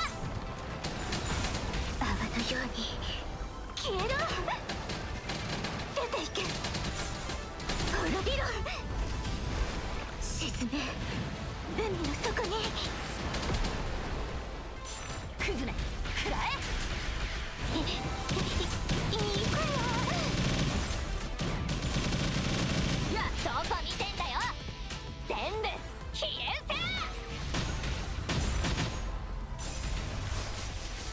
せ。準備完了。オーバーチュアが始まります。メヌエットの時間です。どけ邪魔だ。行くよ。カデンサご清聴ありがとうございます。泡のように消えろ。どけ邪魔だ。沈め海の底に。ふん無駄な抵抗だ。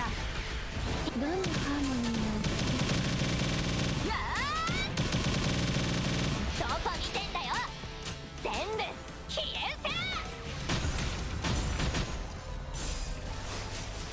開部です。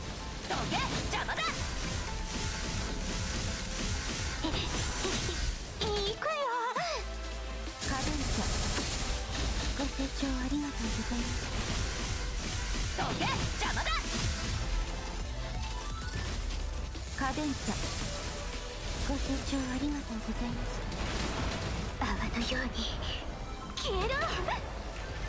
出ていけ。滅びろ。どけ邪魔だ。沈め、海の底に。クズめ食らえ。行くよ。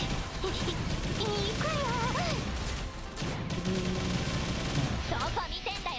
Stop this 全 one 部 now. 消えんせ。 Finish it. 準備完了。どけ邪魔だ。カデンチャ、ご清聴ありがとうございました。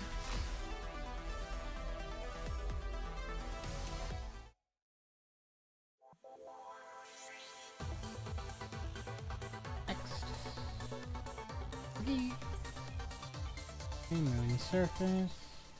And then drives a lunar rover, carrying you on high speed and grounded in the base. Research log under influence of another. Predictable, many people in man lock myself in the isolation chamber, hoping this is for somewhere else.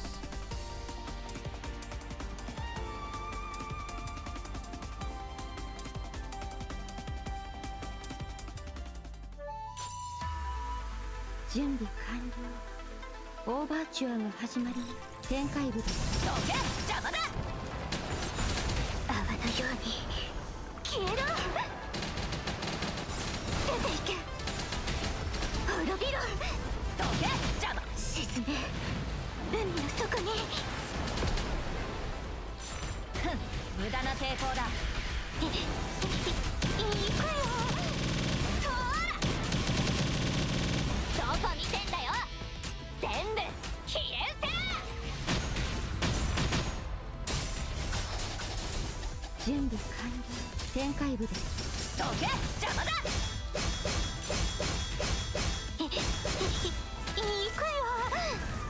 カデンチャ、ご清聴ありがとうございました。泡のように消えろ。どけ邪魔だ。沈め、海の底に。ふん無駄な抵抗だ。行くよ。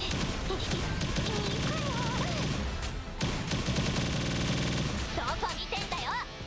全部消えんせ。準備完了。オーバーチュア。行くよ。カデンチャ、ご清聴ありがとうございます。泡のように消えろ。出ていけ。滅びろ。どけ邪魔。沈め、海の底に。クズめ食らえ。行くよ。やーどこ見てんだよ。全部消えんせ。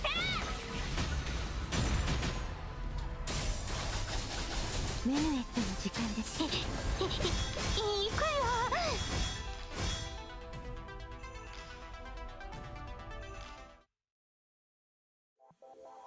Okay. Kontol. Oh. So close. Oh, so close. 準備完了。オーバーチュアが始まります。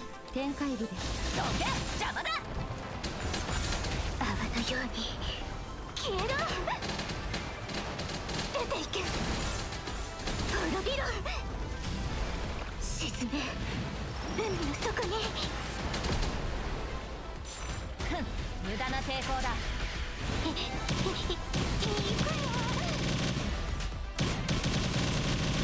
どこ見てんだよ。全部消えんせ。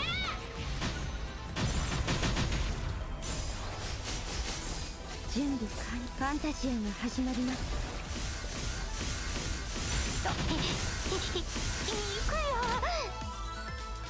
カデンサ、ご清聴ありがとうございます。泡のように消えろ。出ていけ。滅びろ。どけ、邪魔だ。沈め、海の底に。崩れ、食らえ。いいなぁ。どんなハーモニー。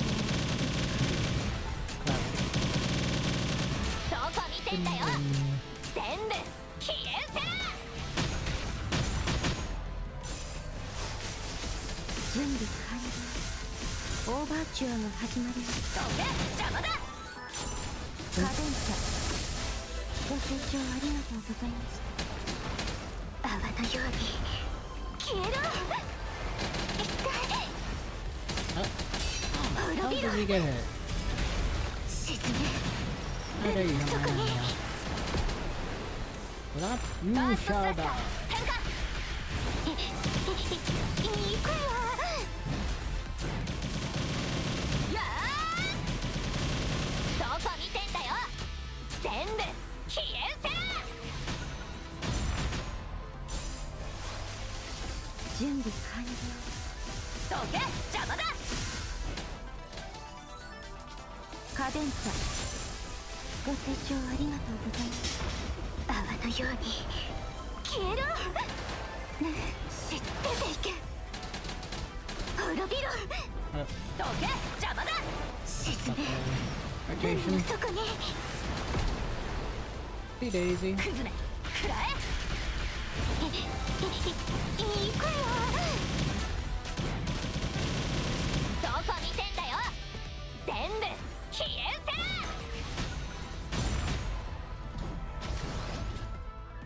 Okay. Next.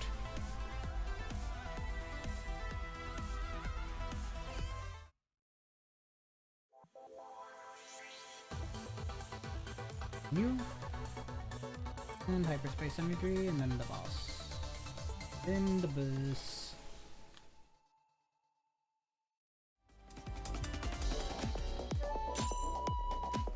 準備完了。オーバーチュアが始まります。ふん、無駄な抵抗だ。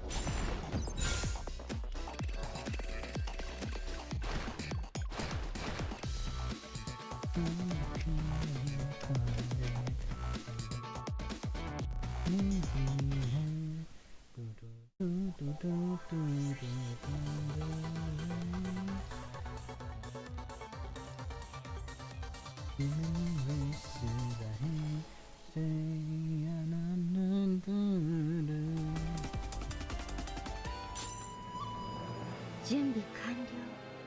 オーバーチュアが始まります。ファンタジアが発動。どけ、邪魔だ。泡のように消えろ。出ていけ。滅びろ。沈め、海の底に。崩れ、食らえ。行くよ。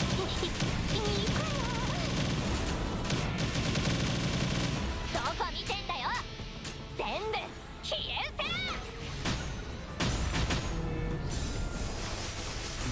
ファンタジアが始まる。どけ、邪魔だ。行くよ。カデンサ、ご清聴ありがとうございます。泡のように消えろ。静かに出ていけ。どけ、邪魔だ。沈め、海の底に。崩れ、食らえ。行くよ。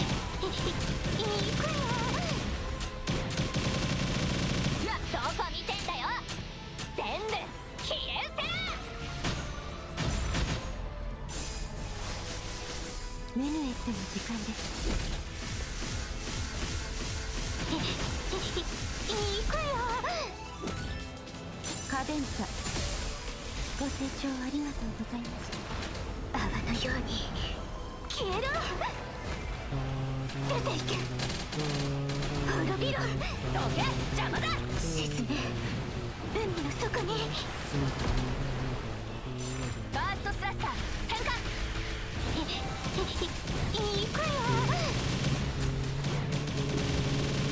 どこ見てんだよ。全部消えんせ。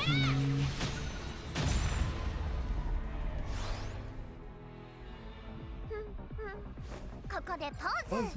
次はカートカート。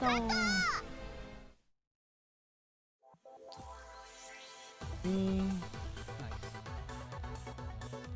Continue. I'm sorry. The two of you arrive at your journey's end, where a shimmering light marking the exit pulses at the heart of the mountain base. From their vantage point on the mountain, a towering spire looms in the distance, both majestic and unsettling in its presence. It stands imperious beneath the night sky, its eerie crimson glow staining both the clouds and the darkness alike, casting an oppressive shroud over the entire planet. This is the world destroyed by the Heddo Tower.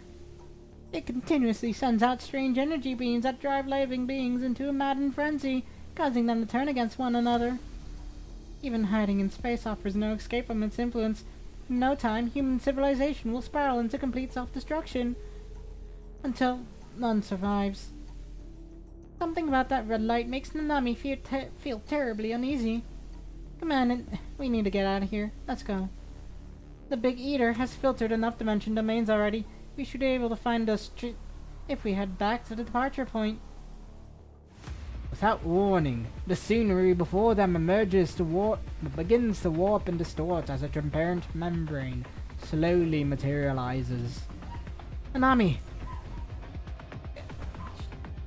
Amidst the kaleidoscope of colors, Nanami, like yourself, is slowly engulfed by an iridescent bubble. She pounds desperately against the barrier before her, but it refuses to yield even an inch. Command it. The world before your eyes grows dim as everything spins violently, accompanied by an endless, piercing buzz. Commandant! Move to the next dimension. The final stage. In the shimmering chaos, stars blaze with blinding brilliance, erupting with waves of radiant light. Commandant! Nanami screams out, but her voice is too faint to create even the slightest ripple in the vast expanse of the cosmos. The Big Eater, abort analysis and send Nanami and Commandant back! Despite the command issued through the terminal, nothing stops. The starlit scene remains as is.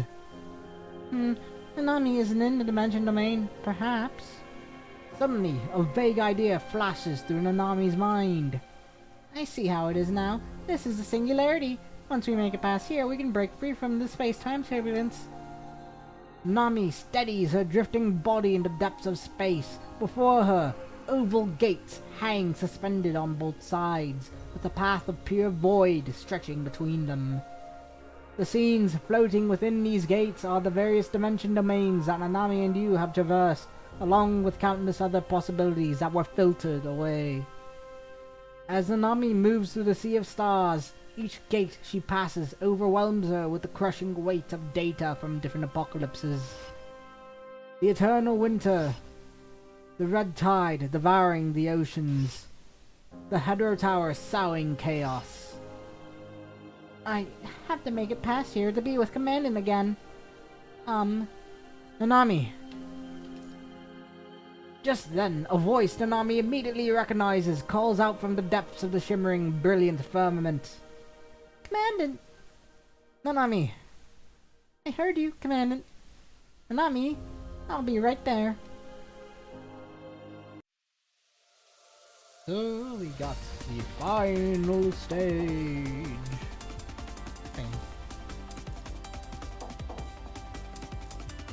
House all the way up to max.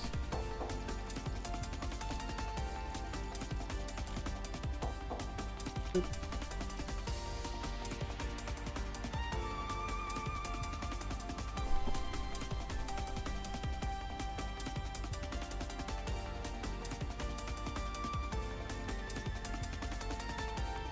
Remain 40 stages. Almost done with that, and that will be all the achievement missions. Add-on codex.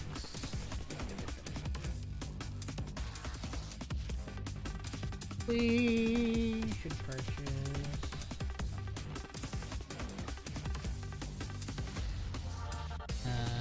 simulate prep. Be here somewhere.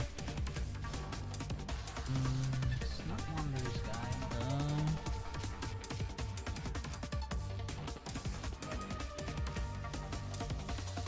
Figure out where that buff shop is.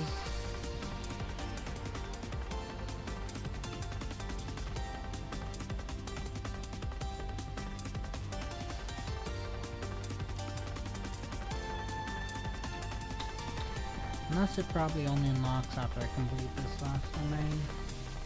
Could be.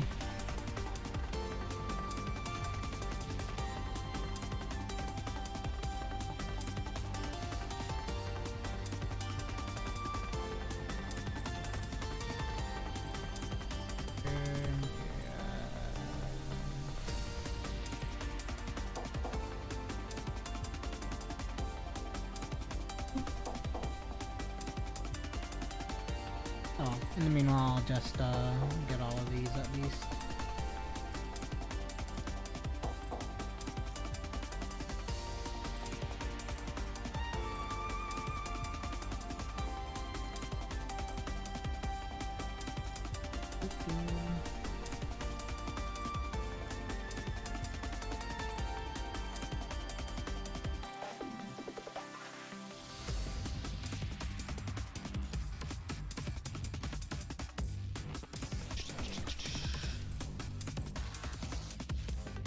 Grab these buffs.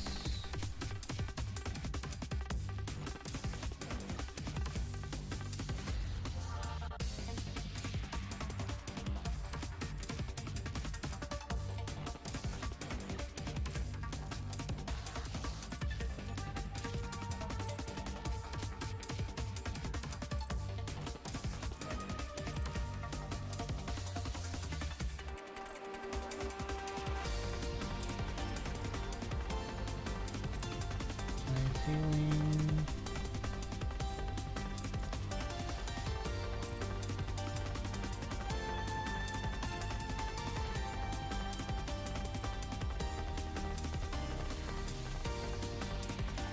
Okay, 5 stars.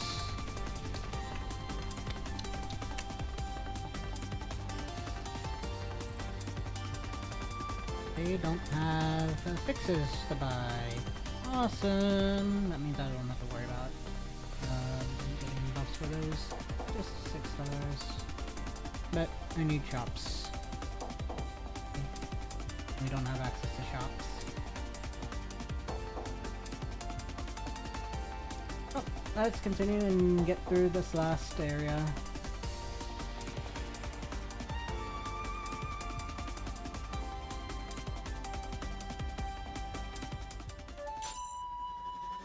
準備完了。オーバーチュアが始まります。ファンタジアが始まります。どけ！邪魔だ！泡のように消えろ！出ていけ！滅びろ！沈め！海の底に！崩れ！食らえ！行くよ！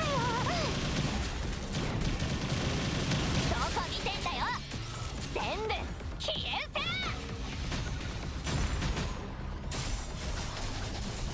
準備完了。展開日です。I really hope that we can eventually get more upgrades for our weapons. ご清聴ありがとうござい More ます。 harmonizing. 消えろ！ Because it'd be nice to be able to have like body characters that don't really want to use Scotty normally anymore.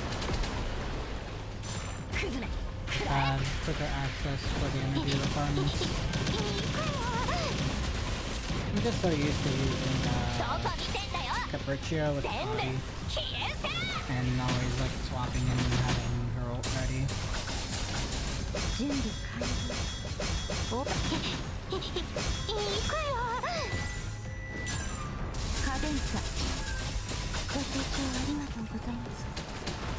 泡のように消えろ！静かにし沈め海の底に Hurry up, wait. クズめ食らえいくよどこ見てんだよ全部消え Ow. Flashbang. 準備完了オーバーチュアが始まります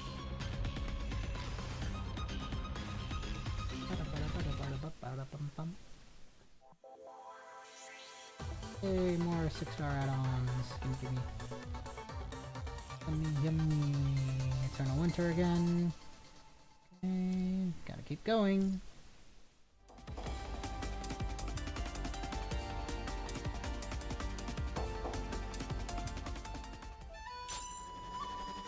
준비 완료. オーバーチュアが始まります。メヌエットの実装が邪魔だ。泡のように消えろ。出ていけ。滅びろ。沈め海の底に。クズめ食らえ。行くよ。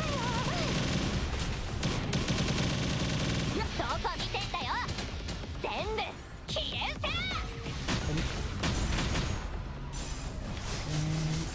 準備ファンタジーが始まります行くよ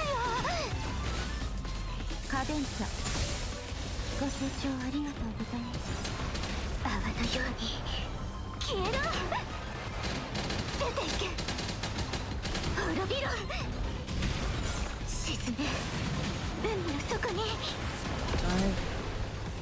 バーストスラッサー変化行く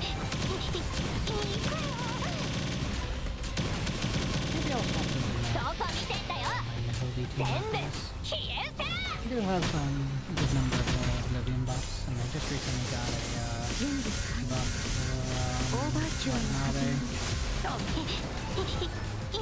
カデンサご清聴ありがとうございます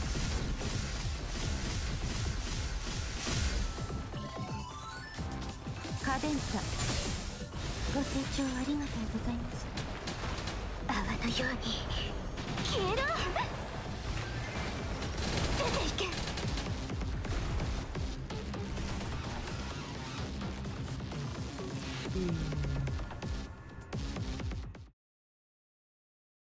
Okay, buffs for buffs. Amazingly, Tempest Hyperio. Do Simprep. Let's go.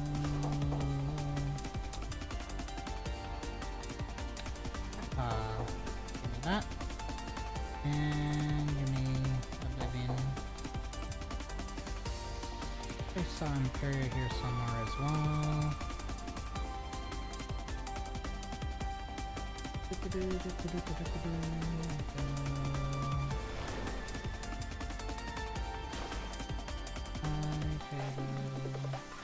No Imperia, I guess.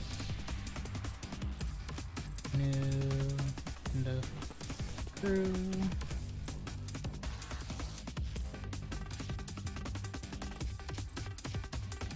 I think, yeah, it seems we might have gotten maybe one or two new ones down here. Potentially.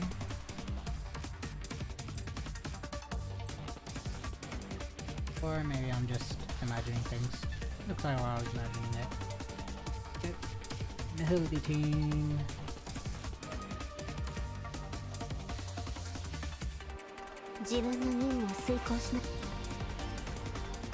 And it's set.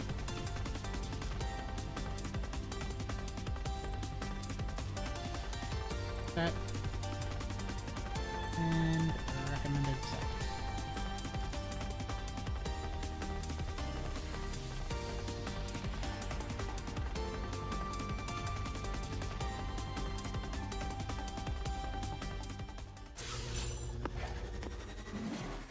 この戦場にも勝利をもたらそう。こ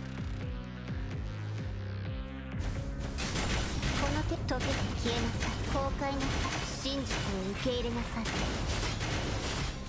れ集中攻撃。終終焉の音を聞きなさい。溶けて消え、抵抗なんて無崩壊な真実を受け入れなさい。偽りの存在もこれで終わりね。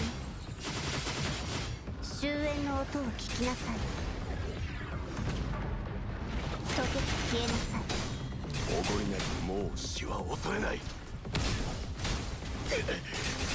問題ない。私に任せてください。道を切り開く。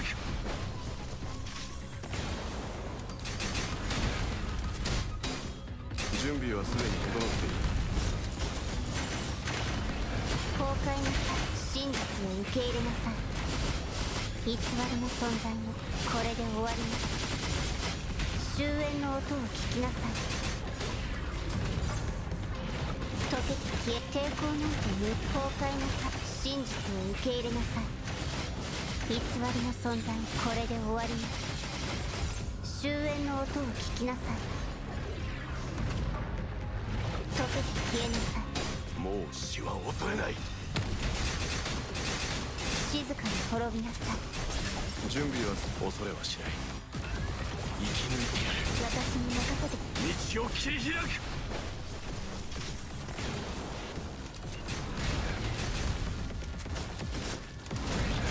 この程度溶けて消えなさい。崩壊なさい。真実を受け入れなさい。偽りの存在これで終わりね。終焉の音を聞きなさい。溶けて消え、抵抗なんて無崩壊なさい。真実を受け入れなさい。これで終わりね。終焉の音を聞きなさい。溶けて消えなさい。もう死は恐れない。静かに滅びなさい。準備は生き抜いてやる。私に任せてください。道を切り開く。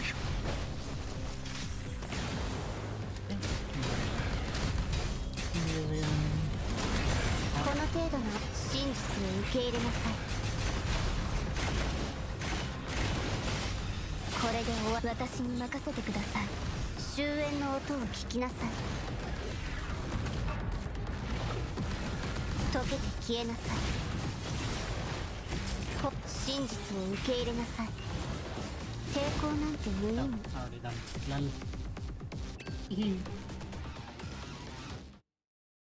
Okay.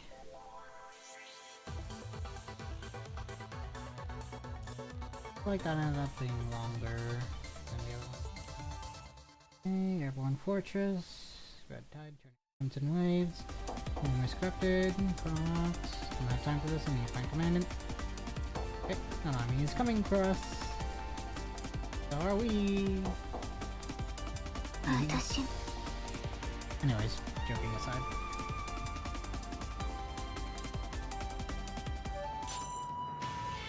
準備完了。オーバーチュアの始まり。展開部です。どけ邪魔だ。泡のように消えろ。出ていけ。滅びろ。沈め。海の底に。ファーストスラスター変化。行くよ。やーどこ見てんだよ。全部消え失せ。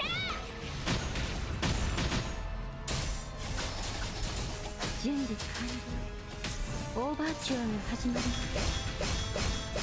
どけ邪魔だ。カデンツァ、ご清聴ありがとうございます。泡のように消えろ。ねえ、出ていけ。滅びろ。沈め。海の底に。崩れ食らえ。行くよ。どこ見てんだよ。全部消え失せ。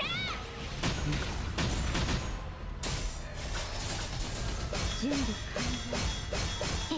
どけ邪魔だ。カデンツァ、ご清聴ありがとうございます。泡のように消えろ。出ていけ。滅びろ。沈め。 Gatekeeper! 海の底に。 Successfully! いい子よ。どこ見てんだよ。全部消えせ。 Very soon. 準備完了。オーバーチュアが始ま There る。 we go. Gate kept indeed. Okay. Got those. Hey, another overclock mode for Lamia. Let's upgrade that, shall we?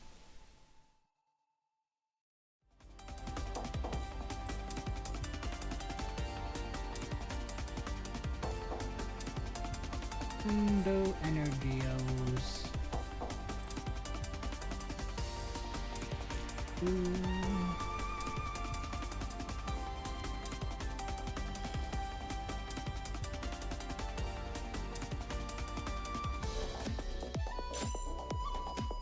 準備完了。オーバーチュアが始まります。展開部です。海が怯えている。アラスカも。 No red. I'm disappointing. Okay, we got like 2 more stages left, I think. Yeah, 2 more stages.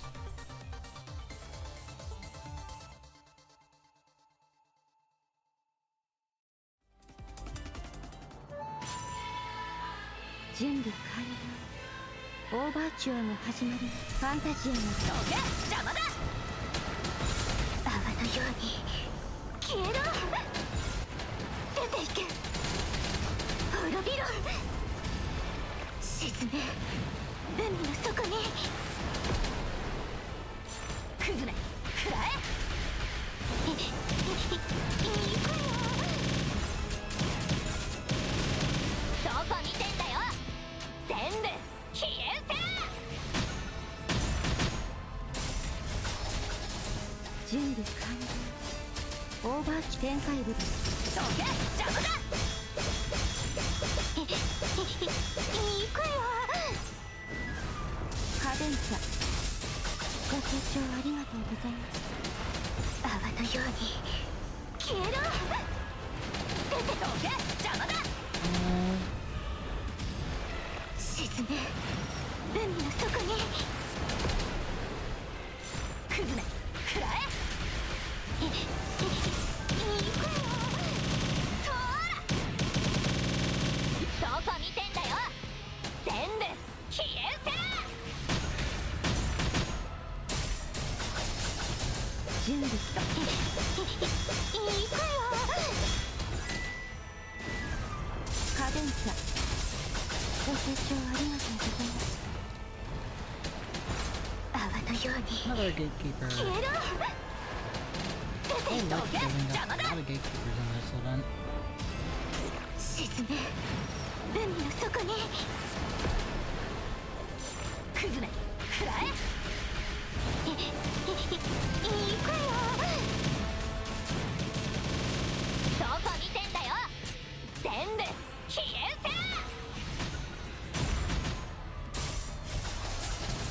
準備完了。どけ、邪魔だ。カデン And サ、 dusted. ご清聴ありがとうございました。 And now for the last stage.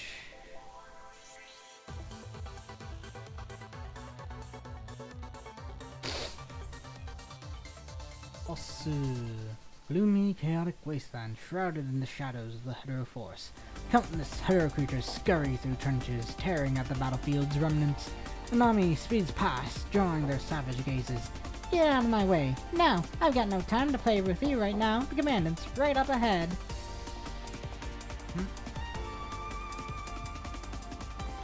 Time for the event finale. 準備完了。オーバーチュアが始まります。ファンタジアが始まります。どけ、邪魔だ。 Looks like we got a voodoo. 泡ののように消えろ。出ていけ。滅びろ。沈め海の底に。崩れ食らえ。行くよ。どこ見てんだよ。全部消え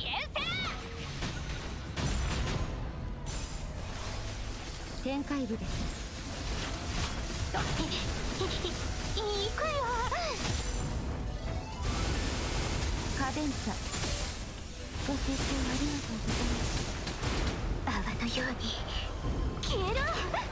静かに出ていけ。どけ邪魔だ。沈め Yeah, like a fairy 海の Gerudo? 底に。 Or have I... 無駄な抵抗だ。 concerned if you never had a... 行くよ。どこ見てんだよ。全部消えせ。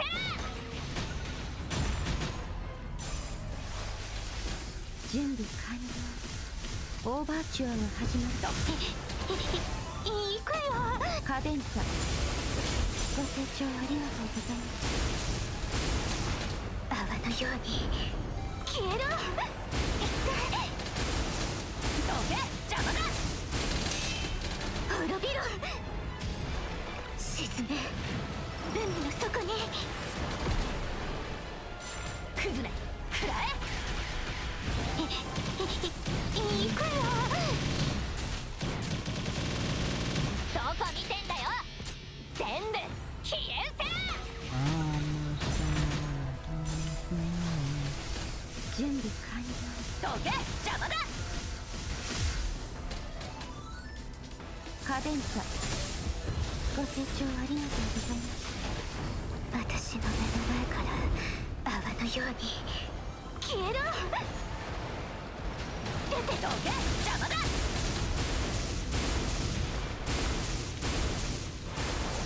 邪魔者め出ていけ。沈め海の底に。バーストスラッシャー変化。どんなハーモニーのですか。どこ見てんだよ。全部消えせ。準備完了。どけ邪魔だ。カデンサご清聴ありがとうございます。泡のように消えろ。出ていけ。滅びろ。どけ邪魔。沈め海の底に。無駄な抵抗だ。Darn, you know, to be able to for us. どこ見てんだよ。全部消えせ。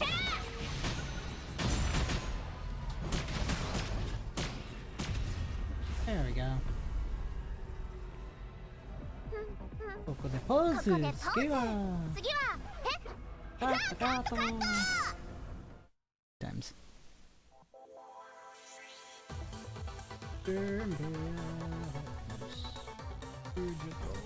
Mission complete.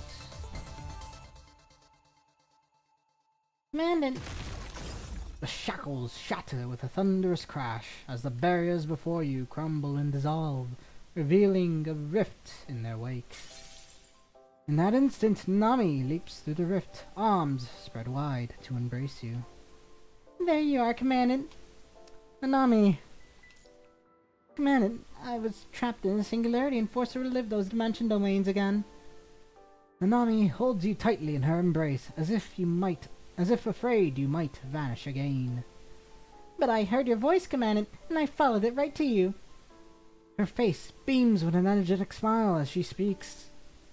I heard your voice in the singularity too, Nanami. Their separation was brief, but this close call adds both a moment of fright and the joy of an unexpected reunion to their journey. Nearby, a patch of light pulses rhythmically, as if urging them to bring this strange journey to an end.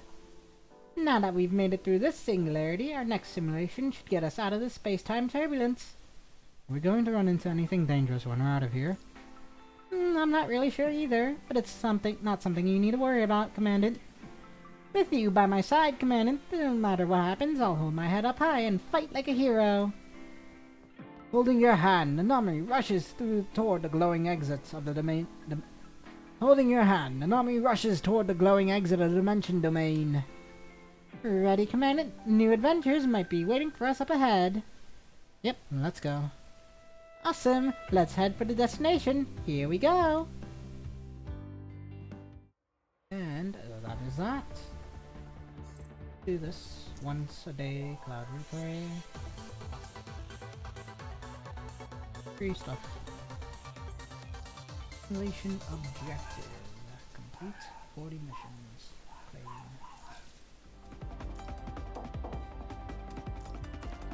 Here. And then the rest is like if you just wanted to farm shit, you could farm shit if you want. I'm surprised there isn't a shop anywhere.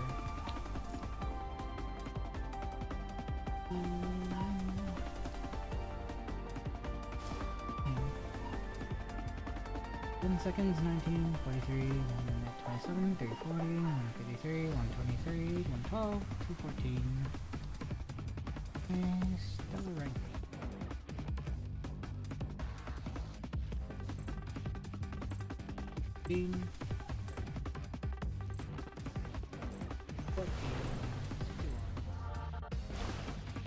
Man, 早いんですね. Anyways, shop time. Give me that Burjet coating. Yes.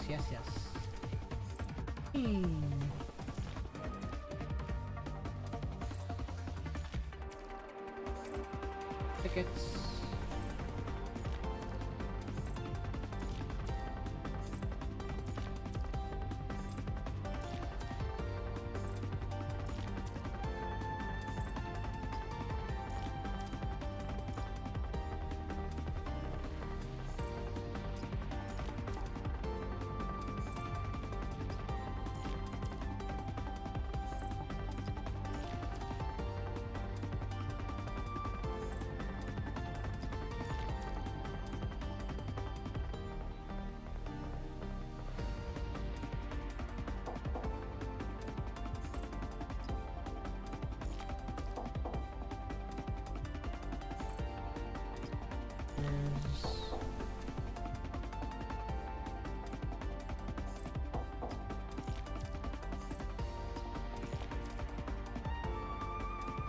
Okay.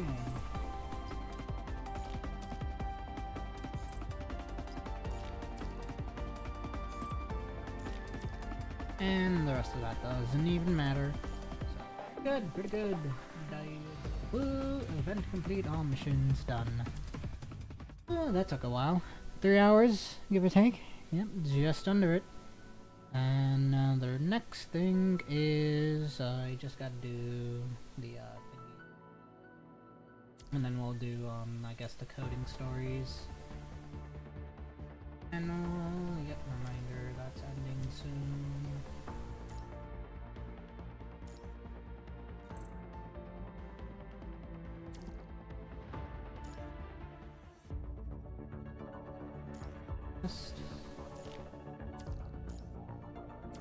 Hopefully they'll do shit.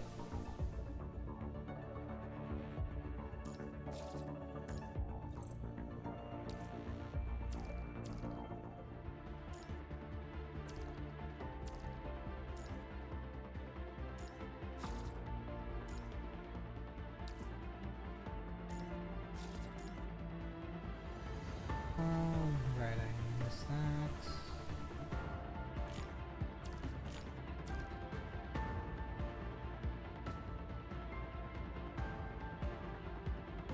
Just going into the galaxy in the dark. Alright, yeah, that's the beginning tundra, guide to the galaxy.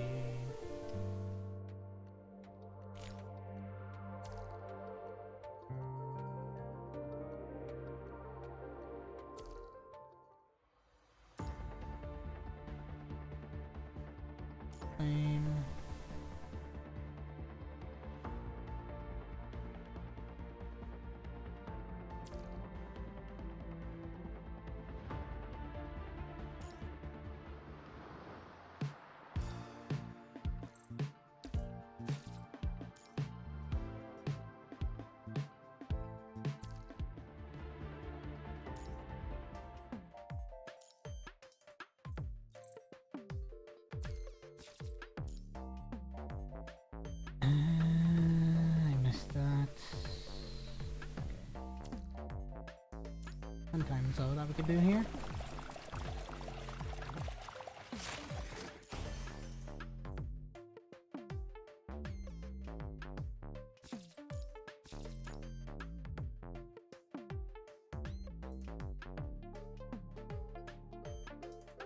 Because we haven't got a couple days left.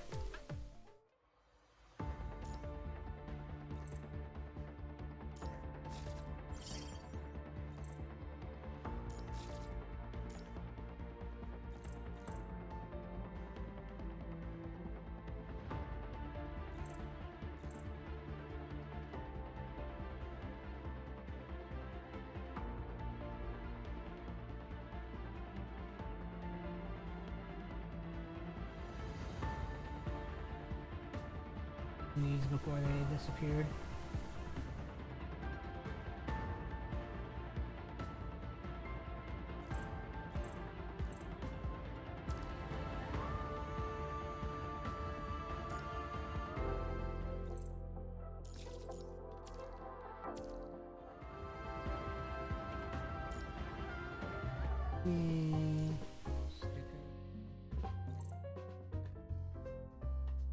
Just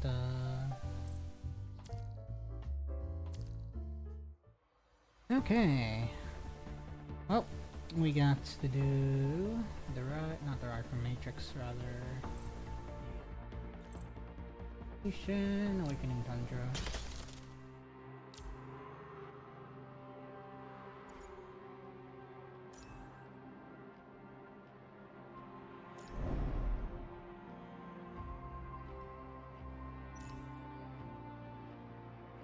Okay.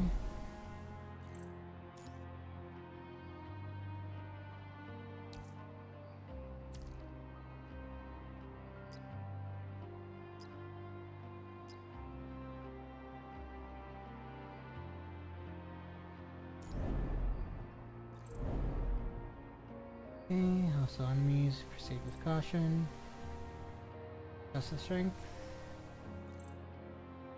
Okay, supplies when setting up. Okay, must be the requirement.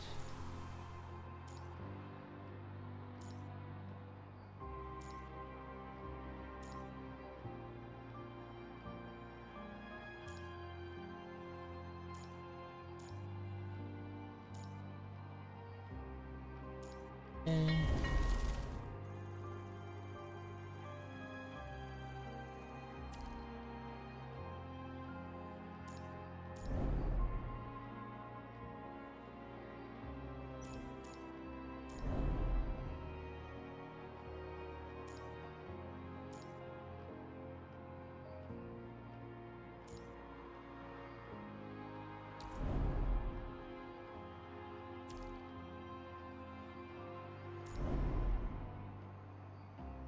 Last one, explore.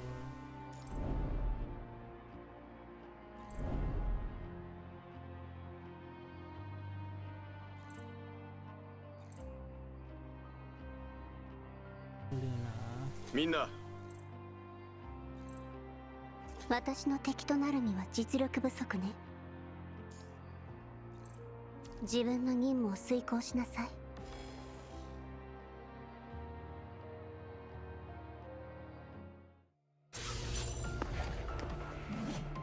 この戦場にも勝利をもたらそう。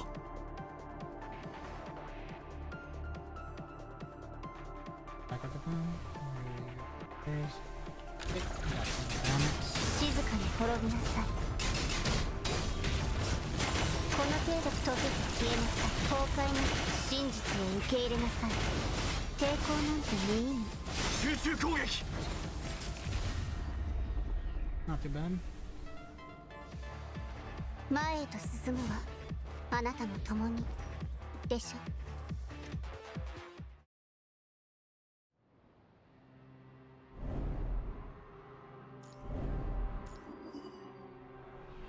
Coastal area of the snowfield.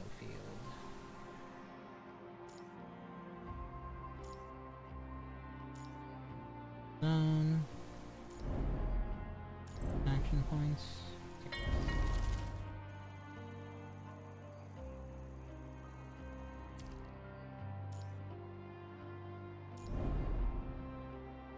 explore.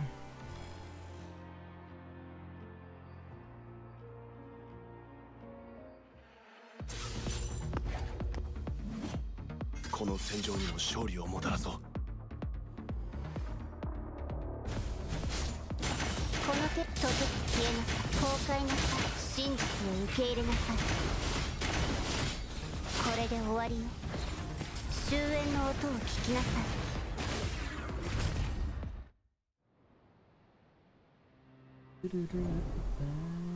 Guide. Choose a member. Multiplied color resources.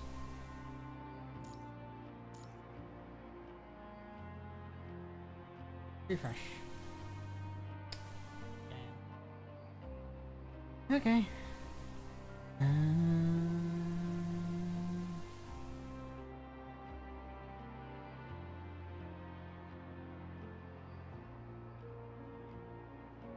We'll do Chungu.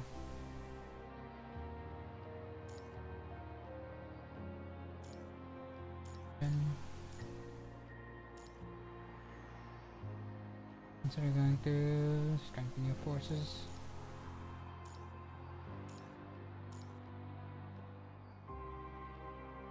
Fort 3 branches.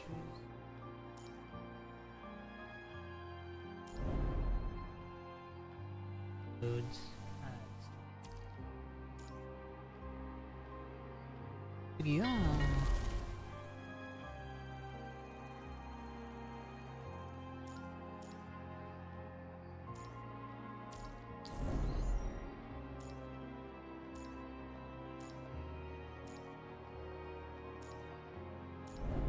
Some supplies. Owner's visit. Sure. Construction permit.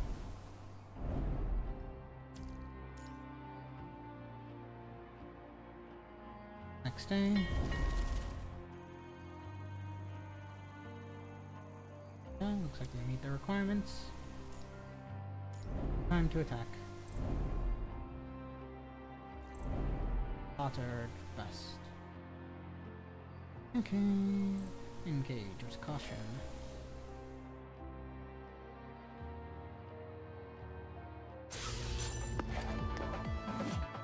この戦場にも勝利をもたらそう。 Okay, corrupted industrial machinery. この手とけて消えなさい。崩壊なさい。真実を受け入れなさい。抵抗なんて無意味。集中攻撃。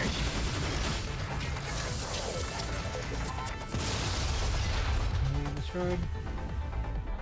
We already did that. We're a bit ahead of you 前へと guys. 進むわ。あなたも共にでしょ。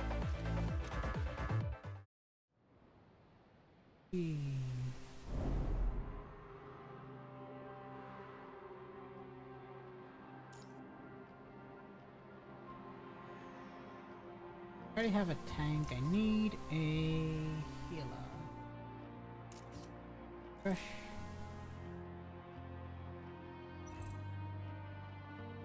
Okay. Big brilliance.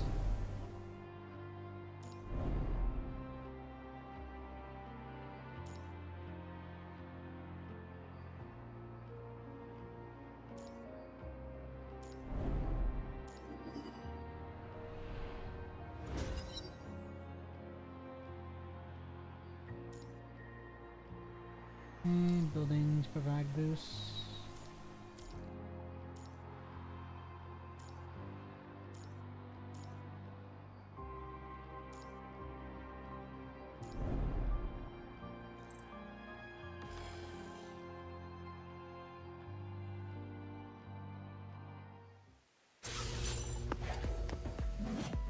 この戦場にも勝利をもたらそう。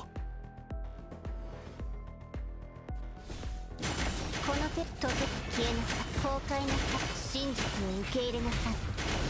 抵抗なんて無意味。集中攻撃。終焉の音を聞きなさい。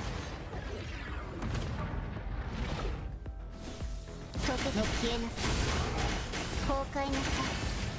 真実を受け入れなさい。抵抗なんて無意味。集中攻撃。 There we go.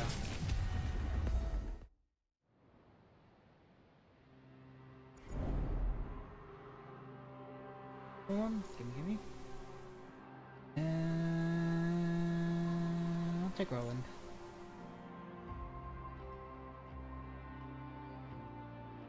Okay.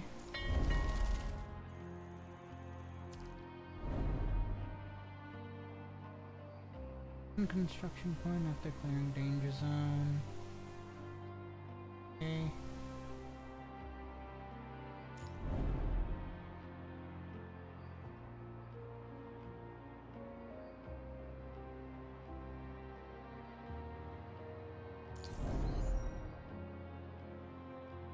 Okay. Supply shop.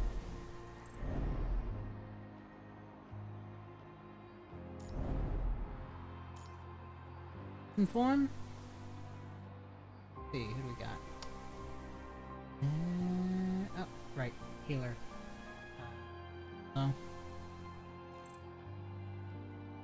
That sucks. 8, 4, 2. Guess what you like, Bianca? Special registration form.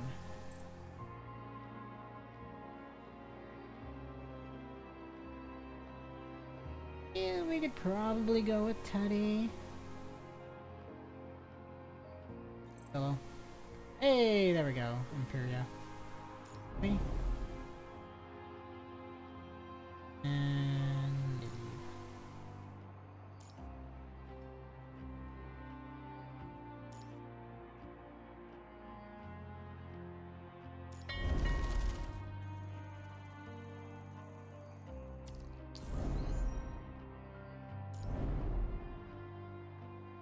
Our way over.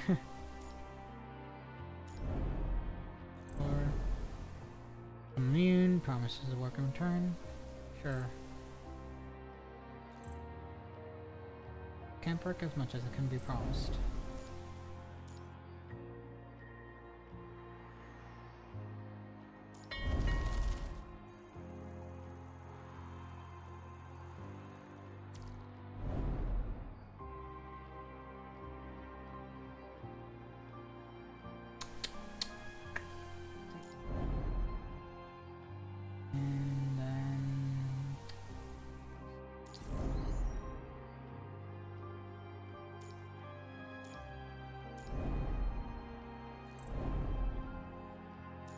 And then three corresponding multiply +1 permanently.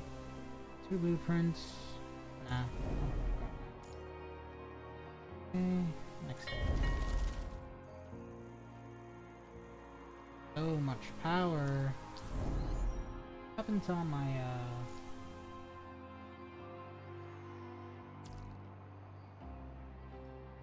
oh no, it resets, I guess.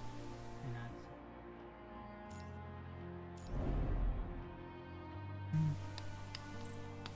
get a recruitment from it.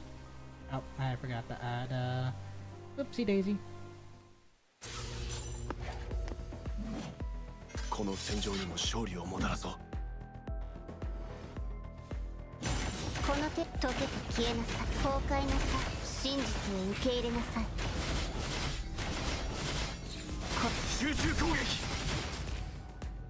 Easy enough. Just a damage cap.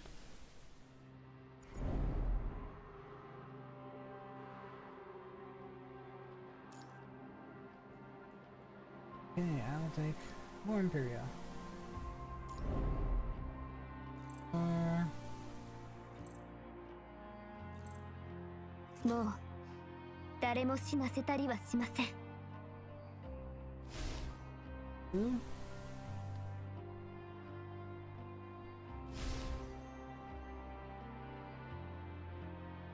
Something like that.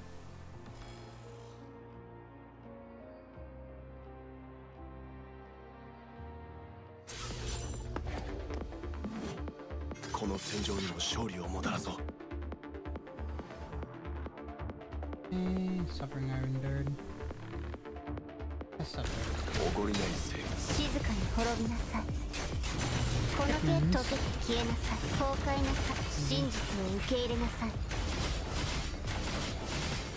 これで終わります。終焉の音を聞きなさい。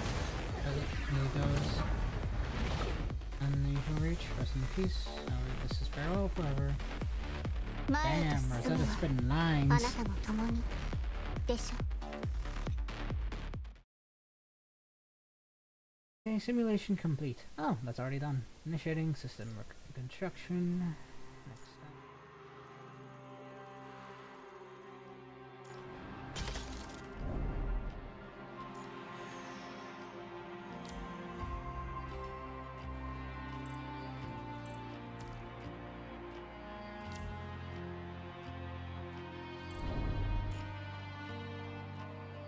Like this is do this mostly for vouchers. Fun. Here's what it is.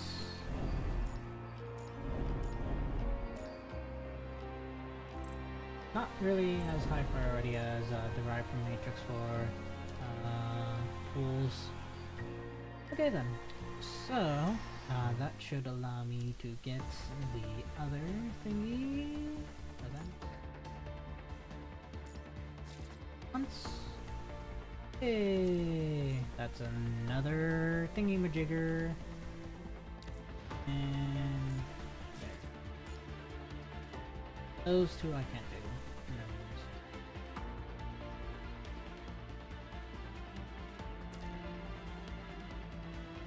Thunder and waves.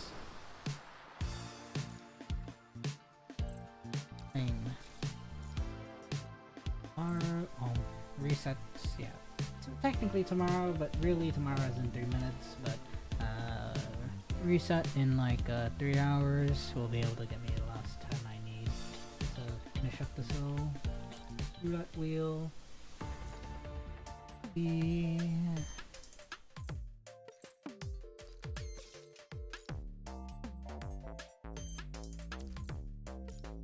tenor.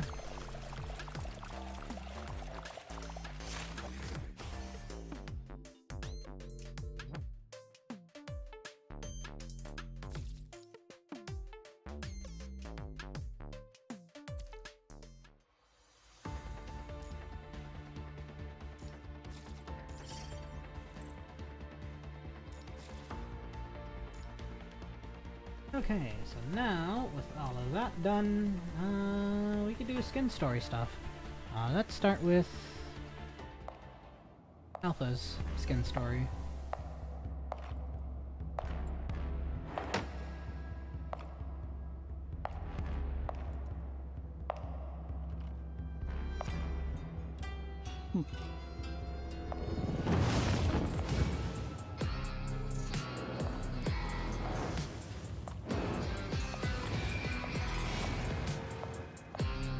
Such a nice skin.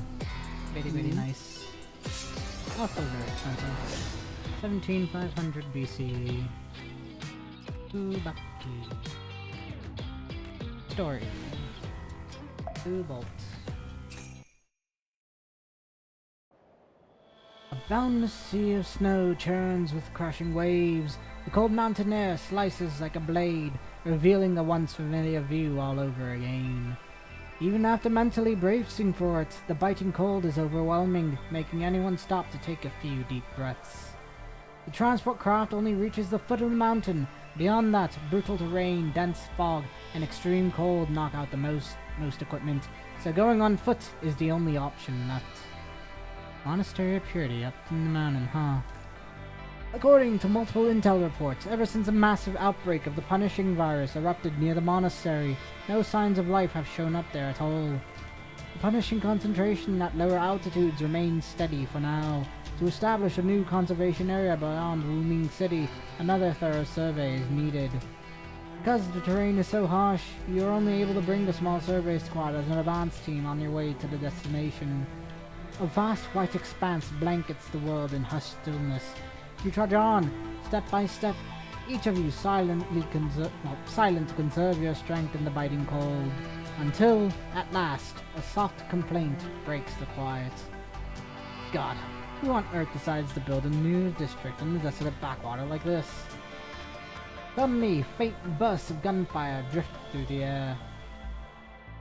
All at once, a fierce wind picks up, and the sky grows menacingly dark. Gunshots? What's going on? Isn't there around a monastery supposed to be completely abandoned? Yes, but this place is almost vast and empty. Well, is vast and almost empty. With the weather shifting so wildly, some spots might have been missed. Something's ahead. The weather may change at any time. Ask everyone to stop. Let's investigate first. Copy that.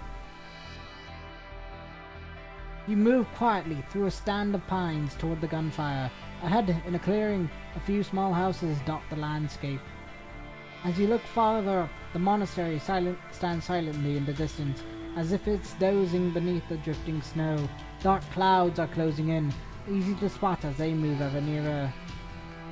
Although the building is in ruins, it still offers decent cover. Gunshots echo from somewhere near its walls, and swift shadows flicker in the darkness. There must be quite a few people huddled there. Shit. They snatched our weapons and even brought new hired guns. A bunch of scrap-pickering refugees. So fucking shameless. You trying to muscle in our turf? Got a death wish. Fill 'em full of holes. As soon as the leader yells, the guns hidden under those bulky monk robes come up spitting fire. Shit, we're going in too?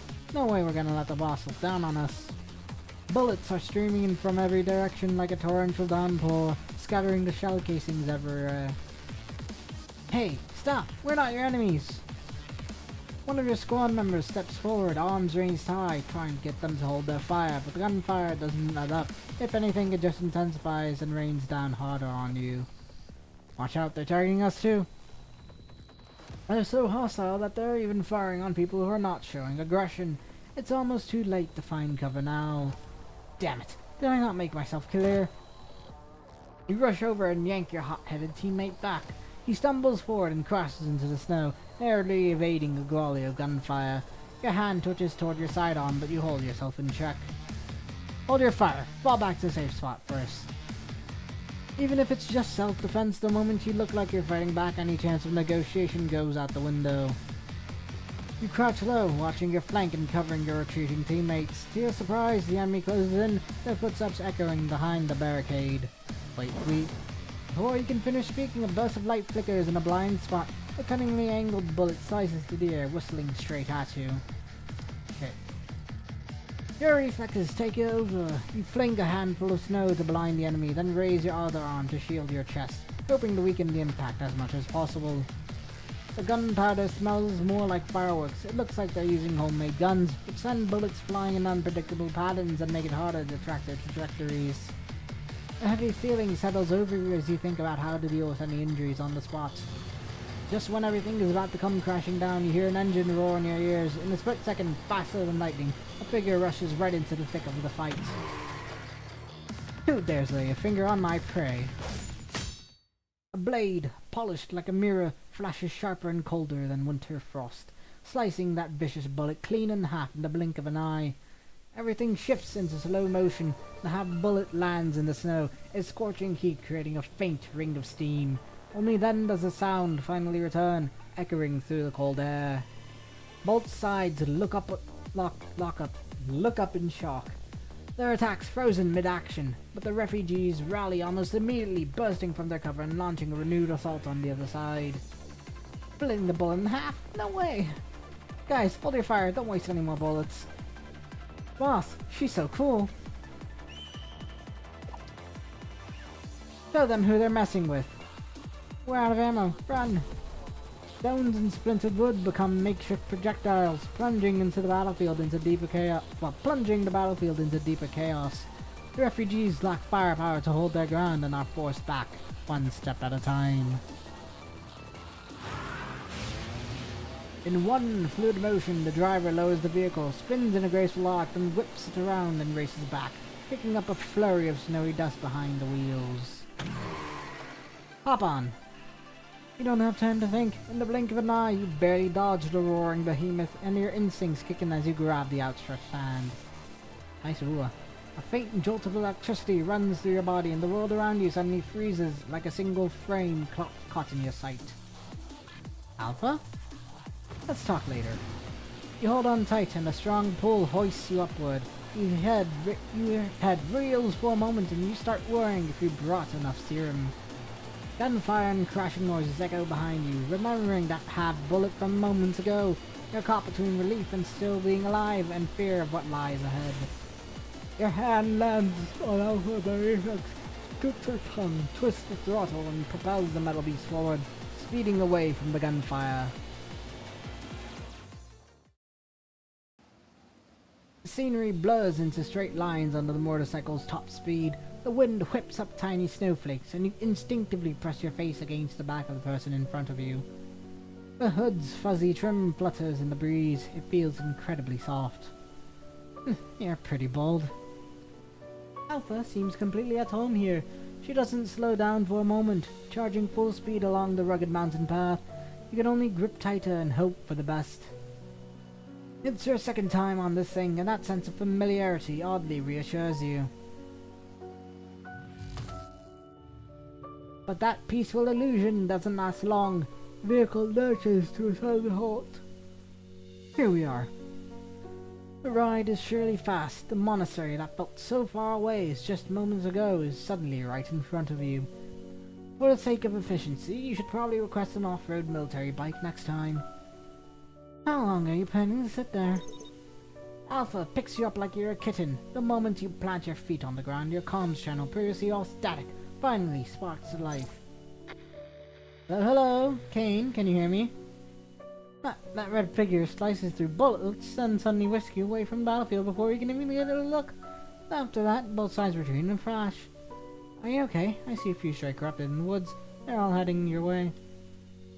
I'm alright for now. I've already reached the monastery. There's a bit of unrest among the civilians here. I'll try to solve things before you arrive. A blizzard's coming, and no one knows what's happening deeper inside the monastery. You keep the reserve troops on standby and make sure everyone stays on high alert.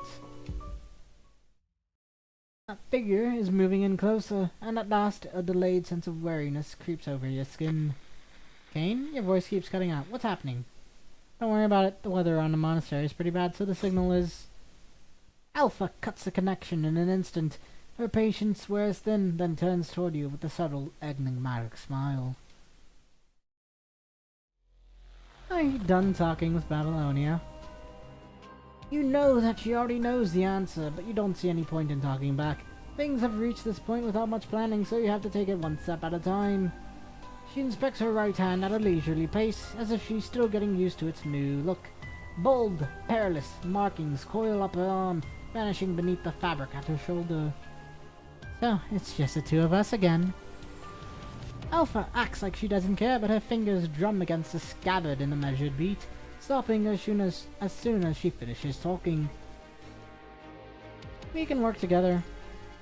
Now that we're both stuck in this barren, isolated spot, what's your goal this time? What kind of partnership are you after? Go ahead, tell me. I'm really interested right now, and I've got plenty of time. Let's smirk. Angantuka. Direct illusions of grandeur, the pursuit of a meaningful existence. You follow Alpha into a secluded monk's chamber. It's neat and orderly inside, though a thin layer of dust shows it hasn't been lived in for quite a while. As soon as you're out of the wind and snow, your body warms up considerably, and your mind finally starts working properly again. To start off our partnership, you give Alpha a vague explanation that you're here on monastery business. You figure an ascendant probably has no desire to claim such a harsh place. Why are you here? Alpha blows the dust off and leans casually against the wall, looking quite satisfied with her new appearance. I have some ties to this monastery. There's a troublesome corrupted in the main hall that can apparently mess with mind. The people here sealed off all the main roads before they left. The hall's doors are tightly shut. Debris is scattered everywhere and there's nobody in sight. So that's what's causing the trouble. The monastery is so expansive, it might take some extra effort to find a path into the main hall. My clothes got ruined. Alpha looks annoyed, gently pressing her forehead. Okay. No wonder you're so familiar with this place. She makes no denial. Her tone stays casual, like she's just chatting about the weather. If I didn't run into you, I'd be barging right in and grabbing what I need. Seems we can't achieve our goals until we take out the corrupted. Let's explore around together and get things done faster. I don't doubt you have what it takes. Alpha deliberately steps closer, as if she wants to intimidate you. She keeps her gaze on you for so long that you start feeling uneasy. Likewise. She runs her left hand through her hair at her right temple, then returns it to her blade. She doesn't protest, so you take it as a yes. You treasure every bit of trust you're building together. Those refugees, I heard them calling you boss. I just asked through a few pesky pieces of scrap metal on my way here. Whatever they do after that is none of my business. Alpha bluntly ends the discussion, refusing to elaborate. Still, from her few carefully chosen words, you can piece together the core of the matter. Those figures dressed in monk robes over black clothes, who are they? They might be tied to the former abbot of this monastery. I'm not certain about the details, but they're after that blade as well. They're overestimating themselves. The abbot? Just an odd old man, don't worry about him. Seems she came here to take away that blade. You still want to ask more questions, but Alpha suddenly pushes you back with the hilt of her blade. Alright, you deal with the human side of things, I'll handle non-human guest.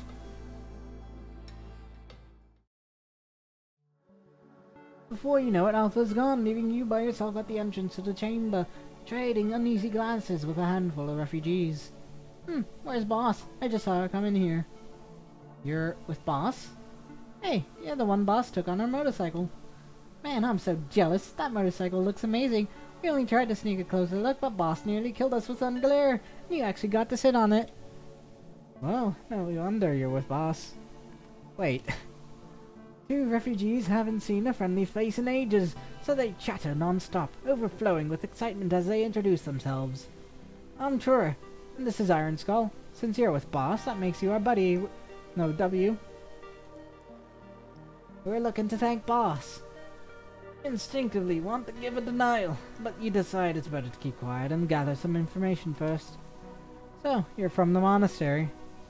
Of course not. The monastery was hit by the corrupted before, and they had all the monks leave. This place is deserted now. But what about those wearing monk robes? Oh, you mean the Yama clan? They're from Wooming, and they're definitely trouble. They must have been pushed out of Wooming, or they wouldn't have come to a hole like this. They're practically begging for a beating. They keep insisting the sword belongs to their boss, calling it theirs. Don't be fooled by the monk getup. They're putting on a show.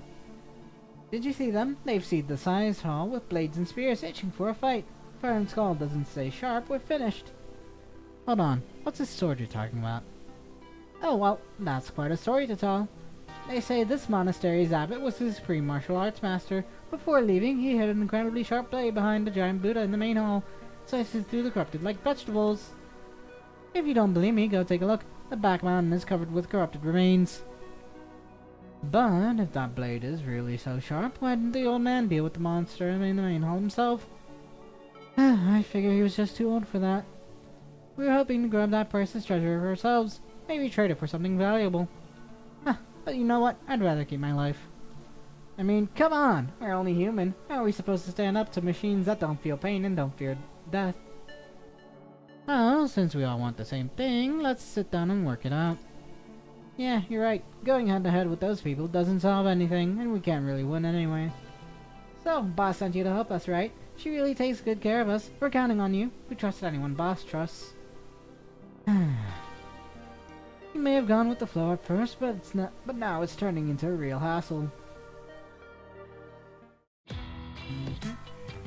Aranama. Change is the only constant in the circle of life and death. Trura musters a bit more courage, but Iron Skull has already left. Trura carefully guides you through the winding passages, leading you to another side hall. You brace yourself and knock on the door, its surface covered in deep scratches. Right away a jarring voice booms from inside. Who's there? Which damn fool dares to disturb us? That red-eyed mechanoid. Synchronized sound of rustling fabric and guns being loaded echo from within. Door's bodily language screams that he's ready to bolt. Okay, we are humans. Hold it, let them in.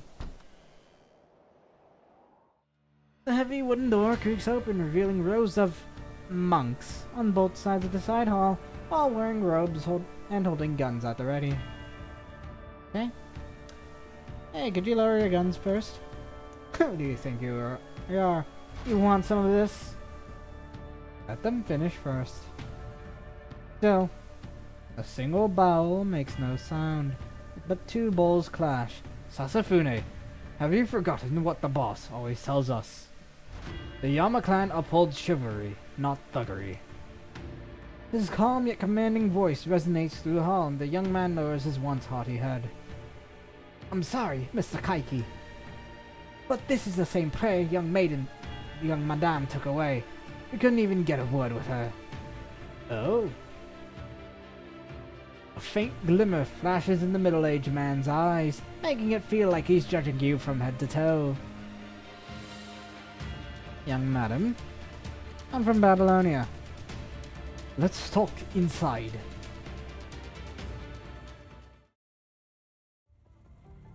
The once stifling tension eases. Under hostile gazes, you settle into a seat in the side hall. Tor has no chance to slip away, so he grudgingly tags along. The moment he tries anything sneaky, a few friendly folks promptly block him with their broad frames. All the random trinkets he's been lugging around, hardly weapons by any measure, are swiftly and politely taken away. The man everyone calls Mr. Kaiki should be their leader. He shows no hint of anger or joy, and he's surprisingly courteous, clearly someone not to be underestimated. Honored guest, what brings you here? I'm here to mediate. The refugees around here really aren't at odds with you. I just wish both sides to get along and put an end to these attacks. Are you kidding me? Those brats steal a little rice one day and grab a gun the next. If you think we're just letting them walk away free, you really think the boys are okay with that? Well, you jumped us first and hurt our people. That was just payback. The moment Tura stops talking, he ducks behind you. Sasafune glares at him fiercely. You signal him to stay quiet and quickly change the subject. If you're here for that sword in the monastery too, you'd better give up. It's really dangerous right now. Dangerous? Like we don't already know that. You think we came all this way without being prepared? Sasafune roars, fists clenched as he charges ahead. His crew leaps up behind him, tensions about to explode. Kaiki stands by, lost in thought, making no move to stop them. This is not good. He's hot-headed and impulsive after all those hits. There's no telling what he'll do when you're unarmed. If things escalate, you can't handle them alone. Are you really trapped in a hopeless predicament? Beads of sweat begin to form on your back. Right when you're at a standstill, a faint noise drifts down from the rooftop, like the crackle of static electricity. Alpha? Just as a thought crosses your mind, a cold glint streaks through the air. A dagger tossed with uncanny accuracy pierces the low table in front of you. Oh, what? Where did that come from? Its hilt may be scarred, but the blade is in a pristine shape, astonishingly sharp. Clearly, even now, its owner cares for it deeply. The crowd erupts in panic. Reflected on that gleaming blade are the faces of everyone. Some guarded, some panicked, and some trembling in fear. It's a perfect interruption. You silently cheer while keeping up a composed, confident front. Do you get it now? I represent your young madam for negotiations, not for a fight. That doesn't help anyone. With the strongest backing behind you, you even stand a bit straighter. You just hope she isn't suggesting she'll use that dagger on anyone who disagrees. As soon as Kaiki hears the title young madam again, his expression finally changes. Stop, all of you. You're from Babylonia, right? What's your relationship with the young madam? A very important one.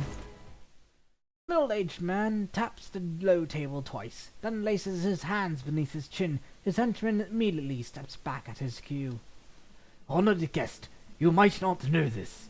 Enshrined in the monastery, this sacred sword was forged by legendary Golden Age smith Masamune, who devoted his life to crafting it from materials so rare they were almost impossible to find.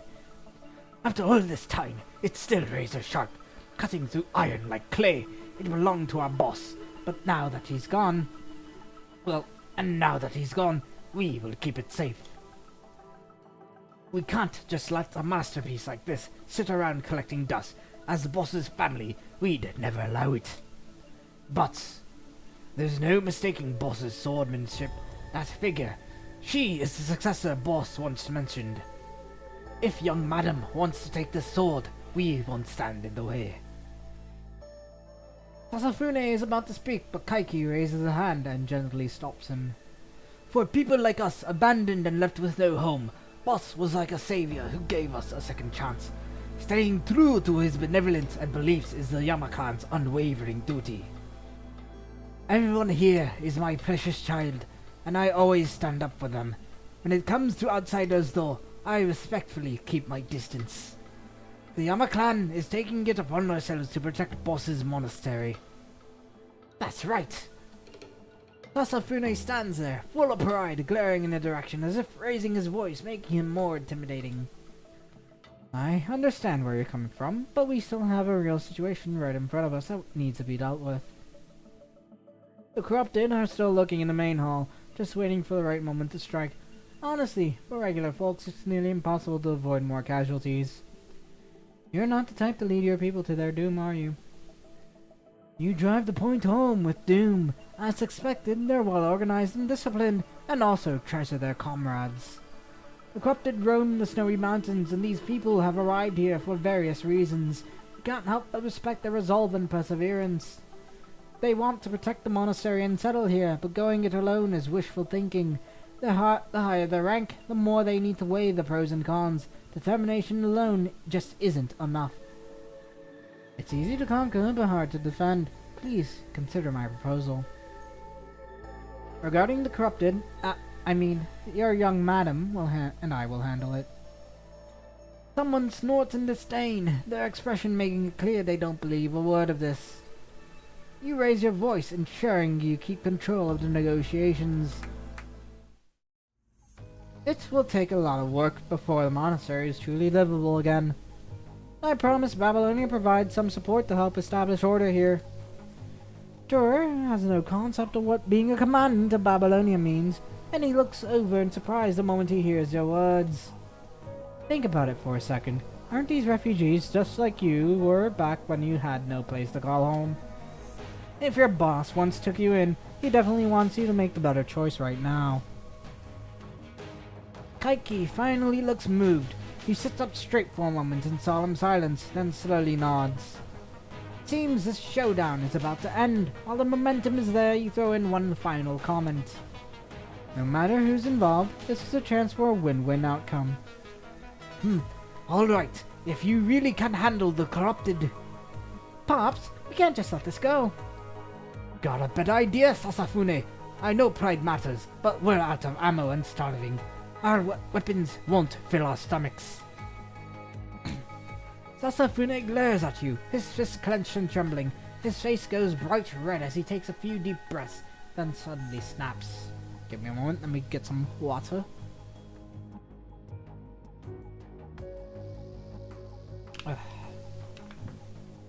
Okay. Who the hell do you think you are? We've lost people left and right, and you just stand there running your mouth ready to split our Yakuza's turf. Our lifeblood like it's nothing. Pops, let's settle this right now. That's how we've always done it. This isn't a place where you get to act willingly. Sasafune is about to draw the pistol from inside his coat. For the first time, Kaiki's poker face slips. He can't even finish what he's saying or stop him. Distance is perfect, even though he's a Yakuza. His reflexes are only human. Before anyone else can react, you kick the gun away and slam Sasafune onto his back with a decisive throw. When facing an opponent this proud, dislocated, the wrist joint is a tried and true technique. Boom! A thunderous crash echoes through the side hall, followed by a pained wail. You look down at Sasafune sprawled on the floor, his face twisted in pain. He's not entirely wrong. Sometimes force is the quickest way to settle things. Can I assume we've come to an agreement? I hope you'll respect the benevolence you keep talking about. You can afford to make mistakes now, but on a real battlefield, you can't. Nobody expected this. As he stands, the henchmen shuffle back, leaving space. Seeing that everything has settled, Kaiki's face is grim. He presses a hand to his forehead and exhales a long, tense sigh. I haven't kept him in line. Apologies for the spectacle. Sasafune, if you still call yourself Yakuza, you know what you have to do, don't you? It's your fault this time. Kaiki glares at Sasafune and points the dagger stuck on the table. The side hall falls silent, thick with tension. Yes, Pops. Sasafune keeps his head low, wipes the blood from his nose, and sports to stretch out his left hand. The dagger catches the light with a cold, merciless gleam. Is one finger enough? The kid clearly has no idea who he's messing with, and this is how he makes amends. What are you doing? Yippee-kitty! This is our way. Wait. They glance at Kaiki, pause, and then let Sasafune go. He gasps for air and meets her gaze, his eyes full of conflicting emotions. It's not just him. Everyone else's hostility shifts as well. You hurry to grab the dagger, hoping its owner won't mind. Babylonia doesn't follow rules like that. It's not necessary. Exhausted, the middle-aged man orders his men to stand down, then rises and gazes at the flickering oil lamp before the Buddha statue in the side hall. Our boss, he was a man of benevolence, someone everyone respected. He had a natural talent for swordsmanship, so few could rival him, but he never used his strength to intimidate anyone. Cornered by his enemy who exploited his only weakness and destroyed his family, he fled to this mountain to escape the conflict. As for his treasured sword, I hope the young madam will make the most of it. Okay. And when you step out of the side hall tour, it looks like he's just been granted a pardon, and he gives an awkward bow and darts off. Snow drifts all around, and yet a single crimson camellia remains in full bloom, boldly defying the cold. Even though the sky is overcast, the white-haired figure, arms crossed, leaning against the stone tower, stands out and somehow puts you at ease. You swipe the snowflakes off your face and step up beside her. You've been listening from the start, haven't you? Alpha doesn't confirm or deny. She just brushes the thin dusting of snow from her shoulder. For her, ignoring everything or just stepping over it is the simplest option. Okay, thanks. I didn't do anything. All the wandering corrupted have been cleared. They won't cause any more trouble. Of course, there's no need to worry. No reason to doubt nobody can stand in her way. Now that the dagger's done its job, hand it over. Now, Phase 4. Raptitya. Grounded in reality, yet untouched by it. Snow cascades down, blocking most of your view. It's so dense that you can barely move, and you can't force your way through on willpower alone. Tomorrow, once you charge into the main hall, there's no telling what will happen, and you will have no spare energy to worry about things outside. Just in case, you have told both sides to brace for defense. If things go south, they can pull back down the mountain first. At least they can find Babylonia's support there. Even so, with Alpha around, perhaps there's not much to worry about. You stagger back to the monk's quarters. Just as you catch your breath, a steady knock echoes through on the rickety door behind you. In a single fluid motion, Alpha sweeps her blade past your nose and drives it against the door, unconcerned that its bullet-slicing edge is mere inches from your face. The snow-white hair drifts across your face, close enough that you can practically feel her breath mingle with yours. Boss, it's us. You in there? It's late and you're probably hungry. Got some food for you. Alpha stands at the doorway, completely silent, and doesn't seem interested in letting anyone in. Even if we can't get enough to eat, we refuse to rely on handouts alone. As refugees, we're already at rock bottom. Begging everywhere would only strip us away of our last shred of pride. We're not asking for much. We just want to survive with our own hands. Whether you pray to Buddha or call on the gods, no one's coming to save you. But, boss, thank you for stepping in and saving us back then. Thank you for everything you do. Ordinary folks, everyday people, they endure hardship without fanfare, barely noticed by anyone. Even so, they press on, like a tiny spark fighting to shine in this vast world. The sound of boots on the snowy ground outside grows fainter. As you watch Alpha's posture relax, you can't help but speak up. The corrupted never knock. I don't keep weak humans as pets. You think humans are weak? I've also seen humans who surpass most constructs. Alpha pulls her hand back, slides a blade into its sheath, tosses another log onto the fire with practiced ease, and settles down again. You straighten up from your awkward stance, walk over and open the door. To your surprise, 2 bowls of steaming vegetarian udon sit on the ground. No idea where they found these ingredients, but in this frigid wasteland, they seem especially precious. Though the bowls and chopsticks are chipped, the aroma is irresistible. It hits you in the moment they're set down. With no side dishes, the udon's smooth, springy texture stands out even more. In this bitter cold, the warmth of the food feels like the best comfort there is. It's just as vital to really feel and appreciate the kindness others offer. Alpha fixes her gaze on the bowl for what feels like ages, not making a move. Meanwhile, you keep your eyes on Alpha, equally transfixed. Has nobody ever mentioned how rude that is? Sorry, but you're not very good with chopsticks, are you?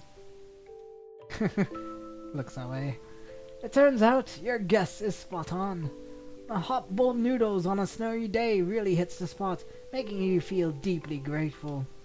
Alpha levels a piercing glare at you, like she's warning you to stop grinning. You quickly avert your eyes and demonstrate by taking 2 loud slurps from the bowl. Soft noodles slide into your mouth, their gentle flavor soothing. With your hunger satisfied, the day's tension finally unwinds. Meanwhile, the awkward fumbling from someone makes you squirm in your seat. I can teach you. No need. You don't need to squeeze them so hard. Boring. She takes a few cautious bites without revealing her thoughts. Then, with a sulky look, Alpha sets down her chopsticks as if pouting. It's rare to see her like this. Life can be surprising. Don't waste it. Alpha's lips twitch almost imperceptibly, and she casually slides her bowl over. The clear broth sways back and forth, but not a single drop spills. You said it yourself. Don't waste it. No need to be so polite. I changed my mind. Letting the illustrious Grey Raven Commandant spend time with me just to waste it really turns out to be entertaining. You push yourself to finish more than a single serving of food. That rare wave of overfullness weighs on you, and you feel a drowsy heaviness set in. After that tense negotiation, you are now in a safe spot, letting the adrenaline drain away. Fatigue inevitably closes in. Wind and snow batter the door with heavy thuds, while darkness overhead blots out any sense of time. It's likely deep into the night by now. It's almost impossible to imagine a scene like this, even in your wildest dreams. Outside, the mountains are blanketed by snow. The world beyond is nothing but ice. The little monk's hut stands like a solitary boat drifting on raging white waters, carrying both of you through this turmoil. Right now, your destiny... Oh, excuse me. Let me swallow my saliva real quick before I get this line. Right now, your destinies intertwine, binding you as one. Alpha turns to watch the dancing snowfall, each flake swirling gracefully against the dark sky. The lantern's faint glow flickers, highlighting her face with a delicate gleam. Strong, beautiful, and resolute, Alpha is truly one of a kind. Noticing your stare, she meets your eyes without hesitation. The flame flickering in her left eye seems surprisingly gentle. Well done. Always keep your eyes on the most dangerous adversary. But for now, you better get some rest while you can, at least until the blizzard dies down. You fall silent, your words caught in your throat. Alpha, as though she can see right through you, props her chin on her hand with a curious grin. Don't worry, I won't strike while you're asleep. Okay? Aren't you going to rest? Don't worry, I'm keeping watch tonight. Unlike you, I don't need sleep right now. Don't overthink it. I just feel that keeping our guard up against each other all the time is exhausting. Let's just treat this moment like a dream. If there's anything else you want to say, we can talk about it once you wake up. Close your eyes. You follow her suggestion, relaxing your body and soaking in the warmth of this cramped space, instinctively drawing closer to the heat source. You want to hold on to this precious moment, but before you know it, your eyes slide shut. And stage 5. Unreachable.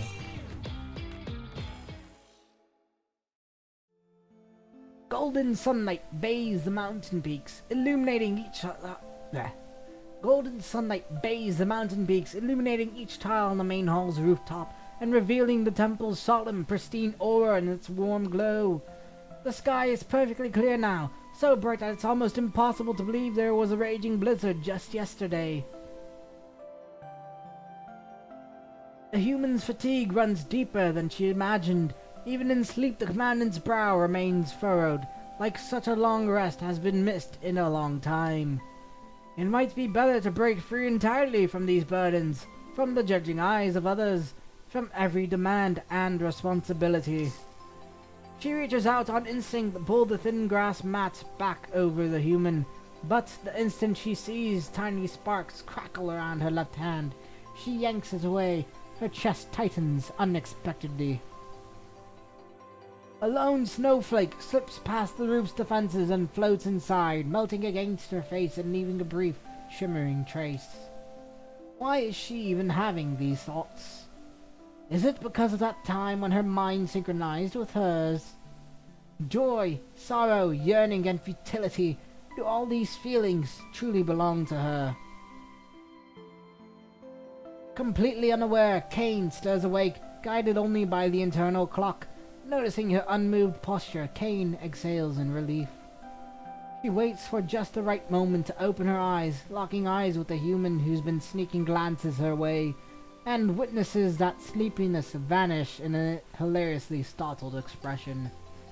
She should let her witness this as well.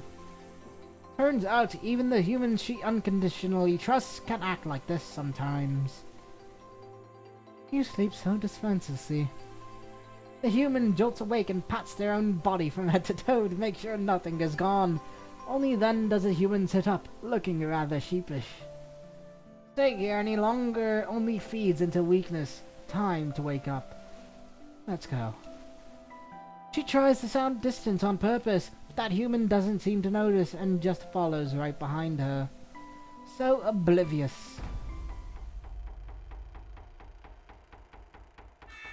A faint restlessness gnaws at her. The moment she opens the main hall door, a barrage of hostile stares leave her mind spinning. She swallows that discomfort and steps inside. The blade at her side trembles uneasily in its sheath. The enemy is coming. Are you ready for this? Kane nods, and a familiar surge of electrical signals floods her mind, pulsing in and out like breathing. And here we go.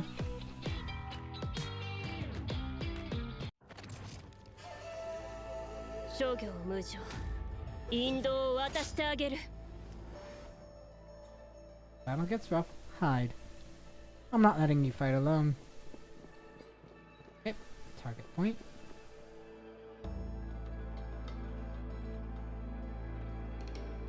Looks like we can see some corrupted. They're bowing. Oh. Are you here to save us?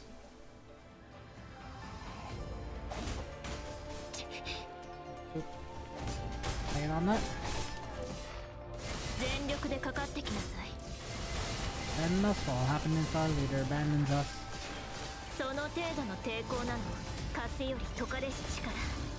This is such a good skin. Ow. ow. 生死を分け歯ごたえないわ。 I hear draw your 手加 blade. 減はしない。無駄な抵抗はやめなさい。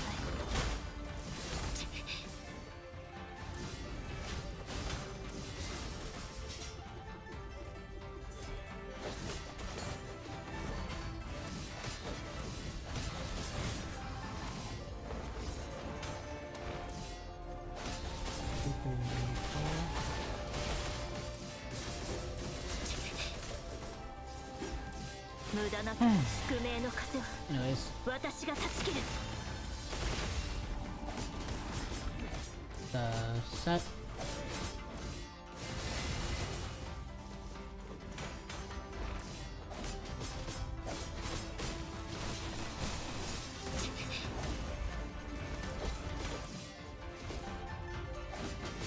風より解かれし力、我が刃と化せ。無駄な抵抗はやめなさい。聖書を歯ごたえないわ。手加減はしない。 Okay. There are 2 photo spots in total marked in green. Photo spots unlocked.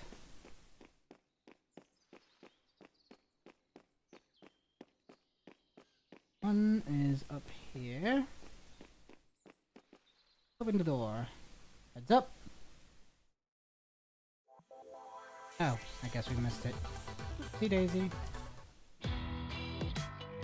And Ratyashka. Ratyashka.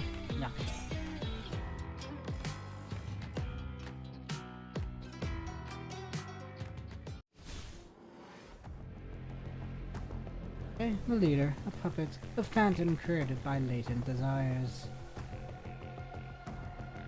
Delay is futile. その程度の抵抗なの。全力でかかってきなさい。風より解かれし力、我が刃と化せ。聖書を歯ごたえないわ。宿命の風は私が断ち切る。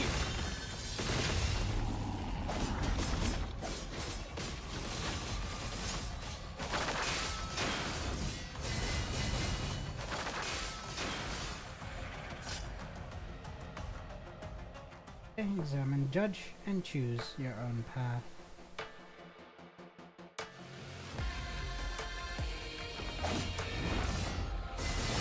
全力でかかってきな。その手風より解かれし力、我が刃と化せ。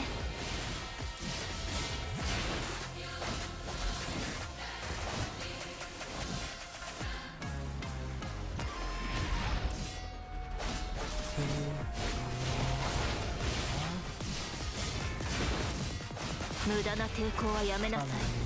聖書を歯ごたえないわ。宿命の風は私が断ち切る。 Mission complete. 巨大の旗のもと、私と歩む覚悟はあるかしら。 This is the main hall. The familiar incense fills her senses. Lotus lanterns flicker in and out of the shadows, and thin spirals of smoke curl upward. Laughter and cursing drift by in bursts, loud and unruly. Who are you fighting for, and against whom do you raise your blade? If you seek redemption, why not bow?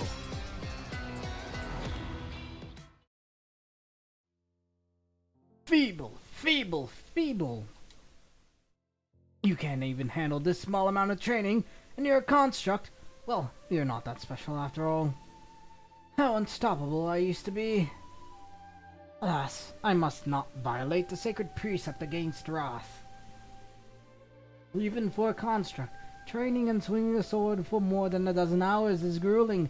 The physical strain is tough, but it's the sudden mental exhaustion that's the real villain. The swordsmanship master zeroes in on each trainee's weaknesses and pushes them to their mental limits. Attendance at these brutal sessions keeps dropping. Is it a test, curiosity, or genuine seriousness? Only the master knows. Lucia steadies her shaking body with her chipped katana. The other soldiers who train with her lie on the ground. They hear the biting sarcasm, but offer no response. Oh, looks like you're the only one with any backbone left. What's your name? I am... redacted, Lucia. No, I am... So, what are you fighting for? And against whom do you raise your blade? Well... Lucia straightens her posture, tightens her grip on the blade, and slashes forward with unwavering resolve. Suddenly, the scene brightens. The blade vanishes from her hand, leaving her unsure who she is about to strike. Snow finches, startled by her presence, burst into the clear blue sky. Don't just stand there. Come over and talk. You already figured it out, didn't you? Call me Master. I know you've been watching me during morning lessons and chanting. The evening bell has rung a few times now. I may be old, but I'm not blind. The abbot kicks aside the corrupted remains, slides his sword back into its scabbard with a swift reversed motion, then tucks one hand behind his back and continues up the mountain at his own pace, his voice echoing through the air. I'm not so old that I forget the face of a disciple I once taught. She emerges from the shadow, resigned, and follows him at a distance. He is as inscrutable as ever, and concealment was so precise that not even the birds or her concealment was so perfect that not even birds or beasts would have noticed anything amiss. Besides, she's already... Forget it. You do not need to call me that. If you have something to say, ask now. I want more power. Plenty of people come to this monastery in search of power, but you're not one of them.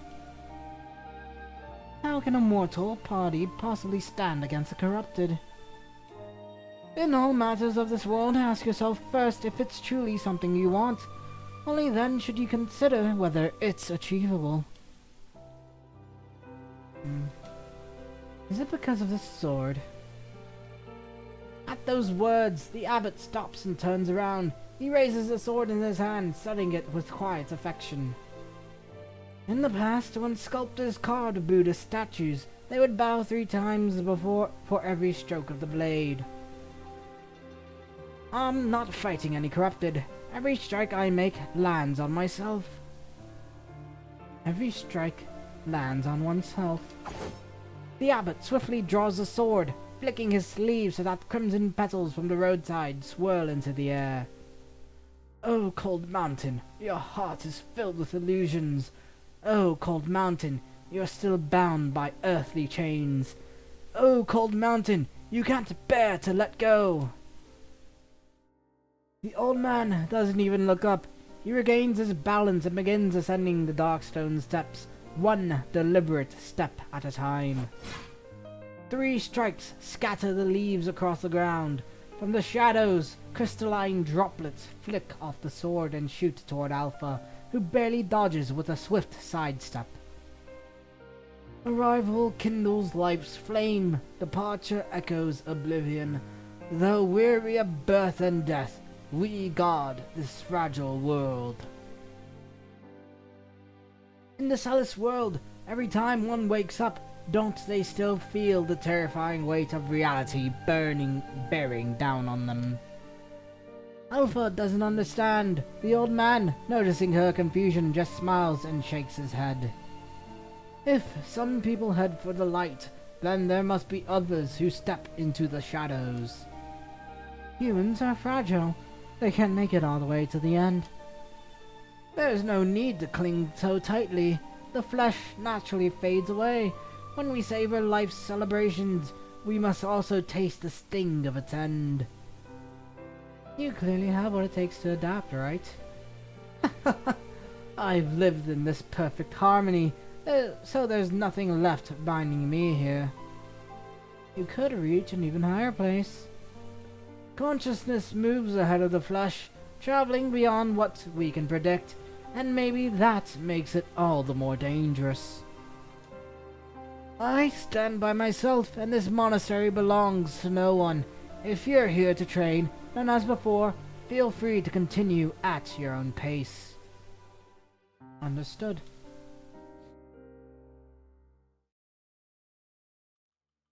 She steps into the monastery's empty main hall. The soft glow of oil lamps on all sides and the subtle aroma of burning incense gradually envelops her. She has committed the abbot's sword technique to memory, but a persistent static still buzzes in her ears, twisting around her like tangled vines. Is this really the right path? Doesn't she want more power? She swings the sword. She sees the sword. Fall here, right now. Embrace the destiny that awaits you. She crouches, shifts half a step back, then draws her sword again. Power, you must push yourself further, free of any dead weight. Defeat is coming. You won't stand a chance. You need to be purer and more focused, and beyond yourself. Flash. In an instant, the phantom vanishes, and at the far end of the brightly lit corridor stands the abbot, with the treasured blade in its white scabbard hanging from the raised platform.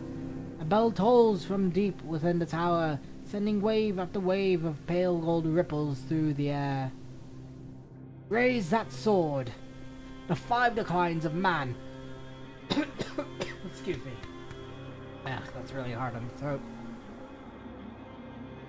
The 5 declines of man, once resplendent crowns, now wither. No joy in this mundane life, and this flesh and bone form shares the same fate. No need to remember, no need to look back. When the moment arrives, let this sword bear witness to the road you take. The abbot's silhouette fades away, revealing her and her loved ones gathered around the dinner table, laughing and chatting.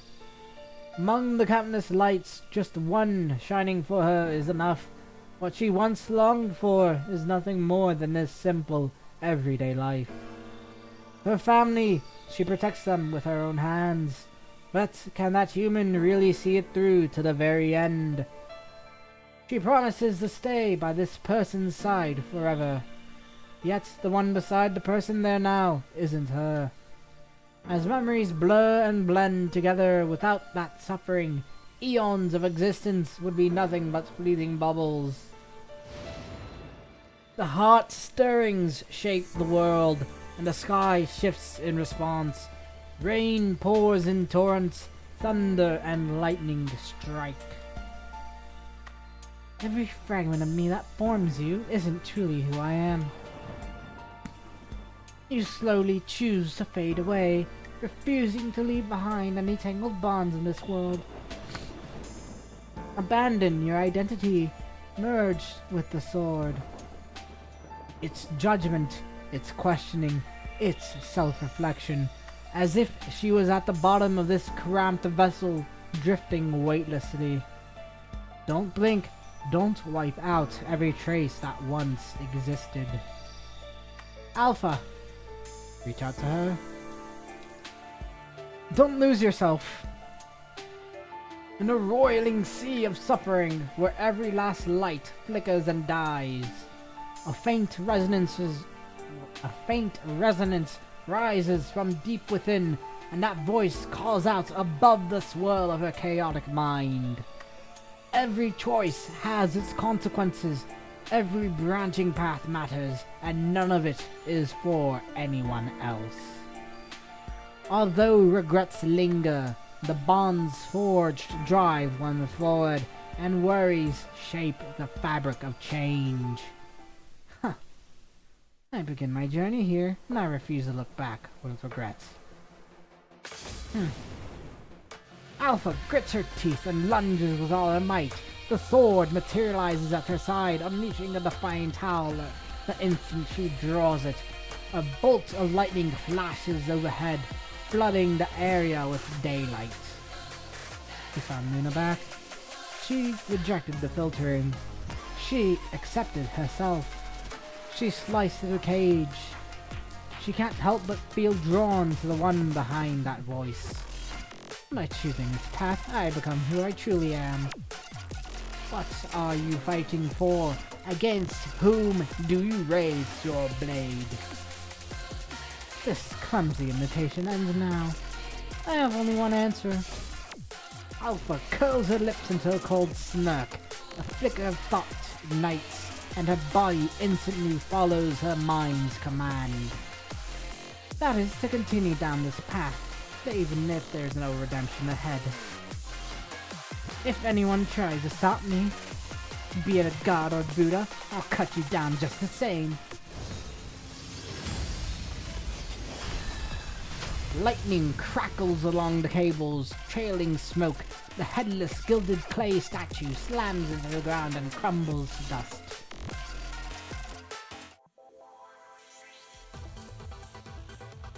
There we go. Final scene. Ishvara. Like a dude, like lightning, yep. So, everything went smoothly, and the main hall is clear of corrupted. Later, our people will come to the monastery to lend a hand. They need to clean up the monastery, clear the roads, and set up living quarters.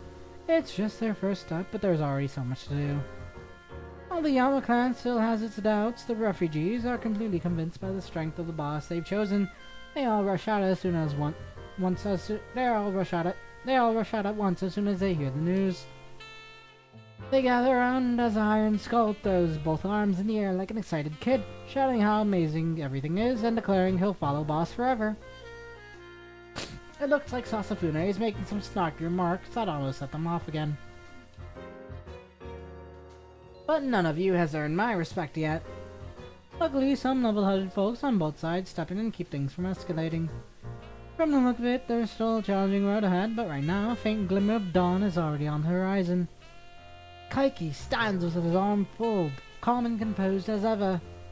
You now realize this person is truly unfathomable. Whether it's pure coincidence or a clever calculation, there's no use digging any deeper at this point. Doesn't matter if his show of grief for his boss is real or just an act. The situation is already working in his favor. Okay. Have you considered the fallout of jumping out of a frying pan and into the fire? I think you're overthinking this, my dear guest. Risk management is just the most basic survival strategy. Now, what exactly are you suggesting? He knows exactly what's going on, but he still asks anyway. If that's what he wants, sure, you're not about to call him out on it.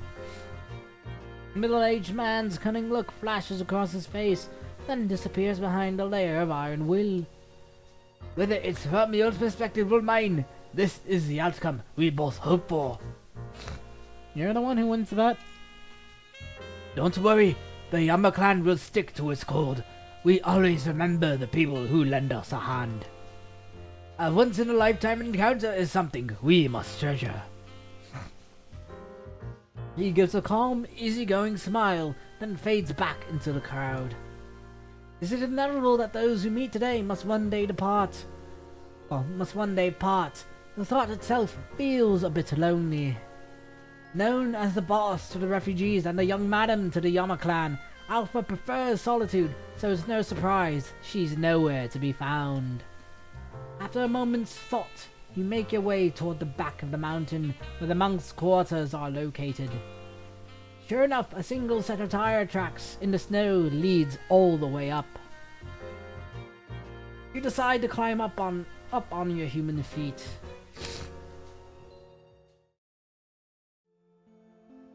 Though the weather is always unpredictable, the summit suddenly opens up into a grand, breathtaking vista that stirs your heart. Amid jagged outcrops of stone stands a simple memorial mound. There is no name or inscription on its marker, only snow carefully cleared away. You stand solemnly before it, honoring the abbot who had single-handedly protected the monastery for so many years. Alpha doesn't have much on her. She easily secures a sword on her prized ride, then steps up to the cliff's edge and looks down. Her face stays calm as usual, giving no sign that she just went through a grueling battle, nor does she seem to mind being used like a pawn by someone. After all, if she can't be controlled, how could she ever be a pawn? Like snow that inevitably melts under the sunlight, she refuses to let anything stop her. You almost say, you've done well, but you stop yourself in the end. You stand beside her, taking in the same sweeping vista. Alpha doesn't look back. Don't watch for too long or you'll end up snowblind. Why do I always bump into you into the snow? Thank you. I happen to know someone who can't resist a snowy adventure. An adventure in which no one ever loses a thing, so pure it feels like a fairy tale. If that's how it goes, then anyone would be more than happy to retell it any number of times. But no matter the story, it always comes to an end. Right on cue, a burst of static crackles over the comm channel. Maybe the backup team is almost here. How to explain everything that went down during the blackout later? Never mind, your future self can handle that. Just standing here doesn't help either of us. Aren't you going to say anything before goodbye? Forget it. I'm not the type for this. Between you and me, there's no need to sugarcoat anything. Besides, you're going to press on no matter what, aren't you? She stands against the light, wearing a faint smile in that dazzling glow. At least this period of time doesn't go to waste. It looks like you're choosing to overlook something. Now you and your old enemy are accomplices. The list of offenses is endless. Contacted an ascendant without permission, worked with that ascendant, and you even stayed in the same room until dawn. I'd call it a win-win. Alpha glances over with a faint, detached look. You're improving quickly in some areas. Maybe I should take action now to prepare for the next time we face off. For instance, not let you go this time. No, you won't. Heh. Alpha suddenly lifts her hand, aiming for the neck of Cain in a provocative gesture, then stops just shy of touching. How can you be sure I won't change my mind? Her eyes are earnest, like she's already given some thought about it, so you need to answer with matching determination. Hold her hand in return. Do not push it. For a moment she wavers, not quite herself, but in some way that feels right. She probably doesn't expect a response like that. Alpha stays quiet for a beat, then gets onto her bike and turns the ignition, offering a final farewell. If there ever comes a day when everything you trust turns against you, come find me. Pale blue arcs of electricity circle around the vehicle and ion streams dart back and forth, colliding with faint crackles. The air around it grows warmer with each passing second. Besides, you're still mistaken about one thing. People do change. I can bear it for now, but I've been waiting far too long. Master says that if there's something you want, you go and take it. Wearing a rarely used faint smile, Alpha leaves you bewildered, standing alone in the sunlight. Under the midday sun, the world stretches boundlessly. She pictures that moment again, fleeting as morning dew, quick as lightning. She stops questioning what's real and refuses to hold back her emotions. Wherever they come from, they speak her truth right now. Under the midday sun, the world stretches boundlessly. She pictures that moment again, fleeting as morning dew, quick as lightning. Cutting down every obstacle in her path and heading toward the future until her journey's end. Far off, everything is hushed under a clear dawn sky. Suddenly, thunder rips through the silence and all things spring to life.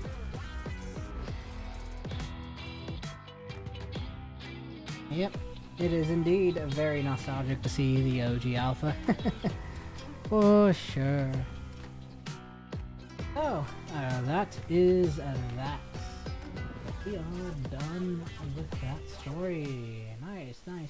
Very nice and quick little story got there. Now we got the rest of the coding stuff.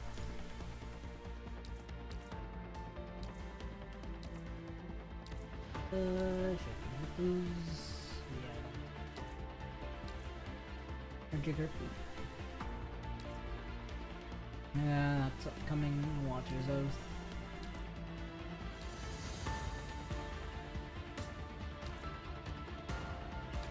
Okay.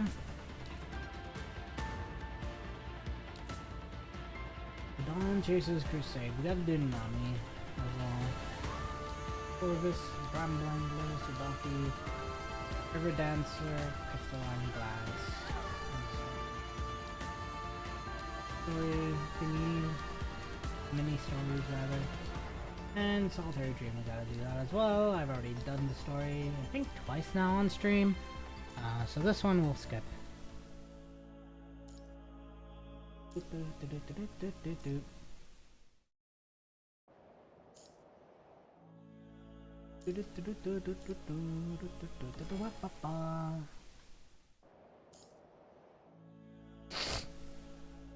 I wonder what gacha story haven't I done?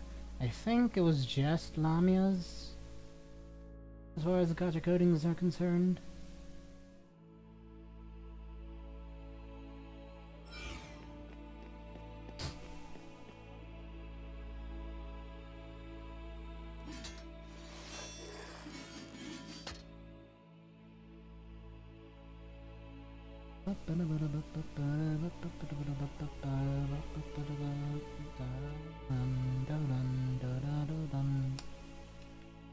Okay, yes, we know, I get it. I've done this twice, we get betrayed, blah blah blah, defectors, etc, etc. Good old chapter 7, not 17, 21? Yeah, 21. 21 vibing and timings.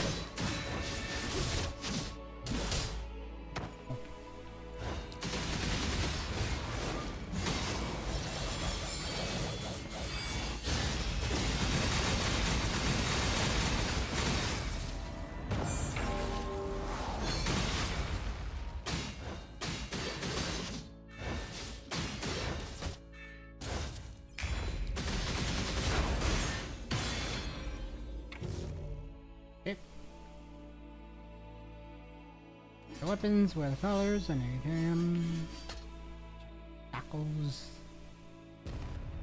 and kablooey.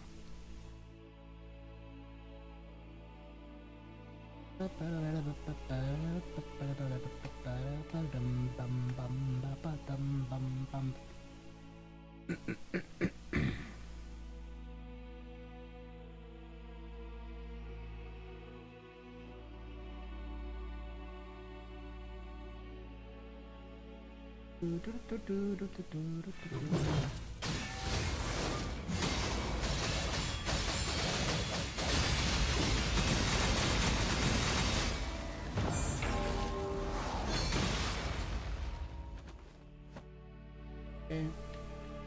Next is Caparinos.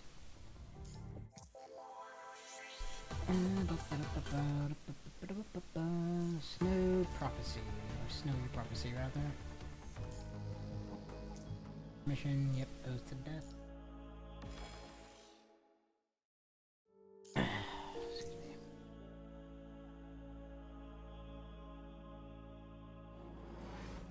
Proceed with caution.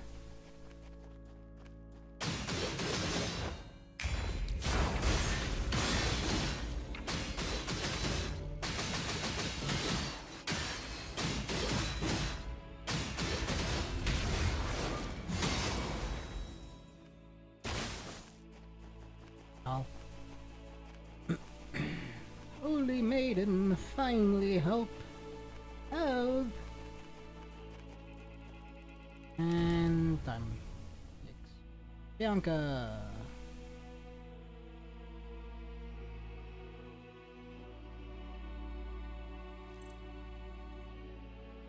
I guess that doesn't have a direct injury with the first aid. Emergency treatment started. Blah blah blah. Feeling Halo. Okay.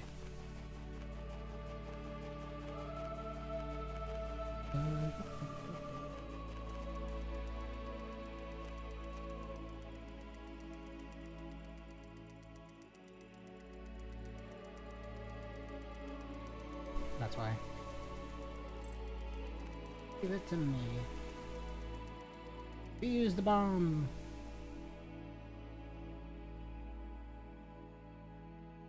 EMP rather, I guess. No.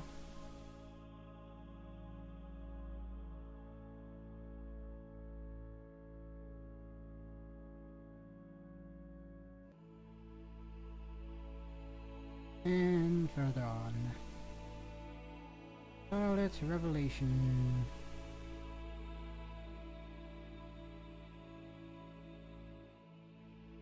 Ah, the good old times. I forgot what even happened to that group. I remember like they were supposed to have been brought into like a camp or something. I remember the leader, if I don't know if he was still alive.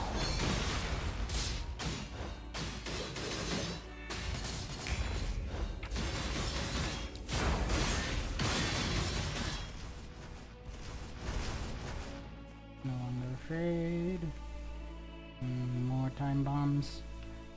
EMP bombs, rather.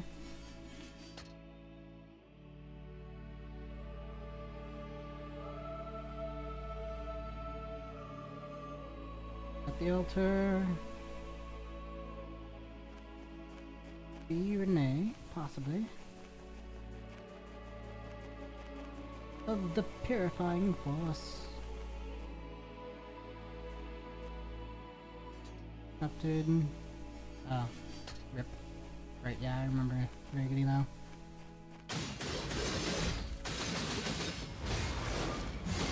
Got betrayed, abandoned, and eventually Nico.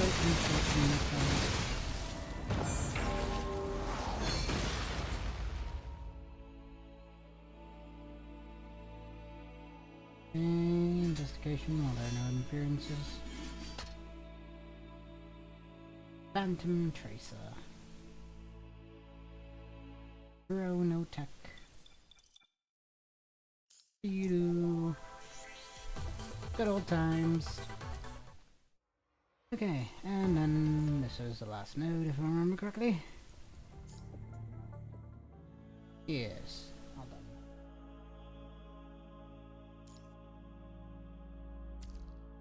done. Dandy. So now we could actually do the stories that I haven't done from the summer anecdotes, coding stories. Summer warms breeze. Beachside.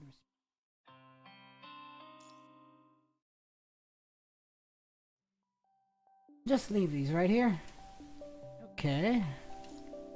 Have a drink. We can go and take a break. We really appreciate it, even as commanding the Babylonians, you're still taking time to help out with our bonfire party. You grab the chilled drink and take a big gulp, letting its sweet chill momentarily drive away the summer heat. I'm just lending a hand, that's all. The city is buzzing with excitement right now. After the huge success of last year's Paradise Festival, everyone's ready to take a break and have a good time once more. Just look at the smiles on their faces. People are happy these days. It hasn't been easy for anyone setting aside some time to unwind feels like a must. There are a lot more street vendors down the road now. It's a nice spot to check out. I won't bother you anymore. Take care and have fun. Goodbye. You watch him walk away, then sit quietly on a bench. All of a sudden, an unexpected voice calls out from behind. Commandant! You turn around to find Bianca, whom you haven't seen in quite a while. Oh, Bianca. Yes. Bianca casually takes a seat beside you and starts talking about her daily life. It's not very busy these days, and a lot of people from the Purifying Force are taking leave to vacation here. For the next couple of nights, there will be a bonfire party on the beach, and I heard it's hosted by Pulau from Kowloon. I'm surprised Pula organized something like this.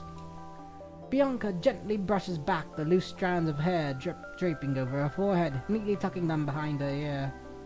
Since there's a concert nearby, folks are referring to it as the bonfire concert. I guess they're just carrying on what they did last year. Tomorrow night, there's also an outdoor moving showing, but that's set up a bit farther away from the bonfire area. It looks like a guy named Beardy is running the show, and he's going to show off a few of his own movies. I think I've come across that name somewhere else before. I've heard Cerberus has crossed paths with him on a past mission. Oh, sorry, I'm over here rambling about my own business and totally forgot to ask, how's everything going for you these days, Commandant? Oh, very well. Commandant, you're not heading back to the Star of Life these days, right? Yeah, sure. That's a relief. I always hope you pay more attention to your well-being. Right, I will. What about the other members of Grey Raven? Lucia and Liv have a few things to take care of, so they're catching the next transport craft down. They mentioned some new urban legends floating around Constellia, and he wanted to look into them.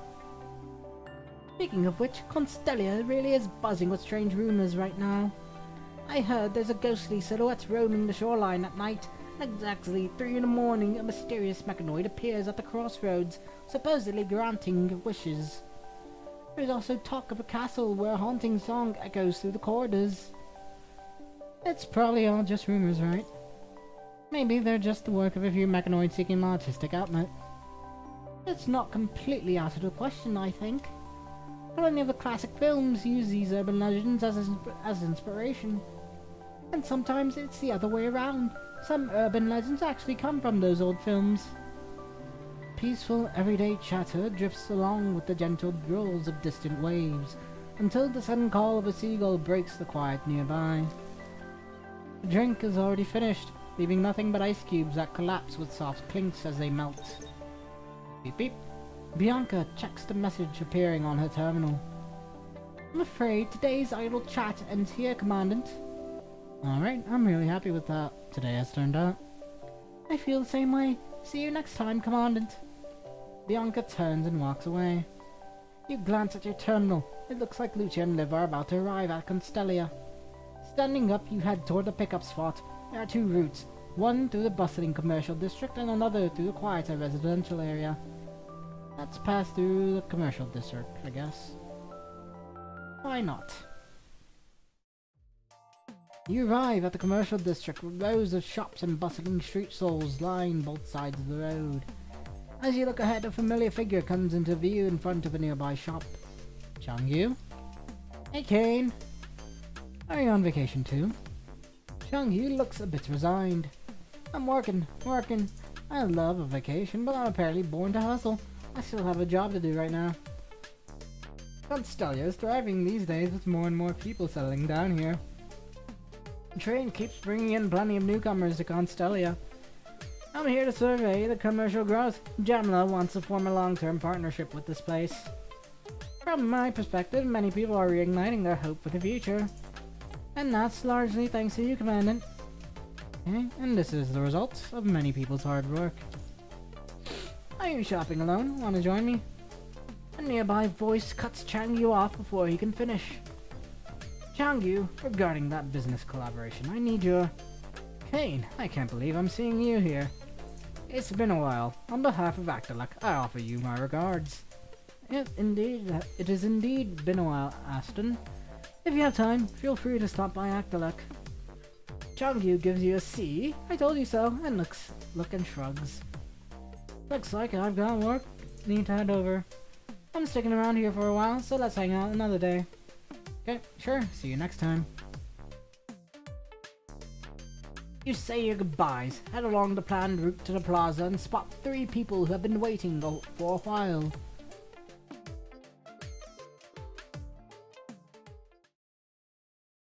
Okay. Hey! That's the 3 of them. Lucio with Plume. So, those urban legends are real. Yes and no. Yes and no?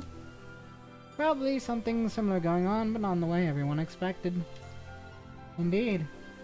The 4 of you walk side by side along the shore, letting the evening tide blow a hint of briny summer air against the skin. You occasionally break into laughter, like a close-knit family taking a leisurely stroll after dinner.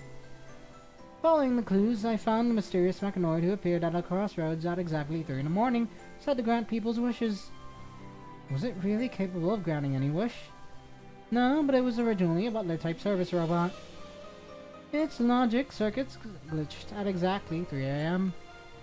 Every time that happened, it would automatically make its way to a crossroads. Hence those rumors. So, you went to help it this afternoon, right? Yeah, I fixed it up as best as I could. But it's an awakened machine, so I can't completely restore it. With your 3 teammates beside you, you hear a With your 3 teammates beside you, you hear a distant seagull cries from the sea on your right and faint cheers on the beach to your left, as if people are celebrating around the newly lit bonfire. For a moment, you feel the word summer come to life. Summer, what a wonderful season. Trio stops talking, looks over at you and exchanges a knowing smile. From now on, we will share many more summers just like this.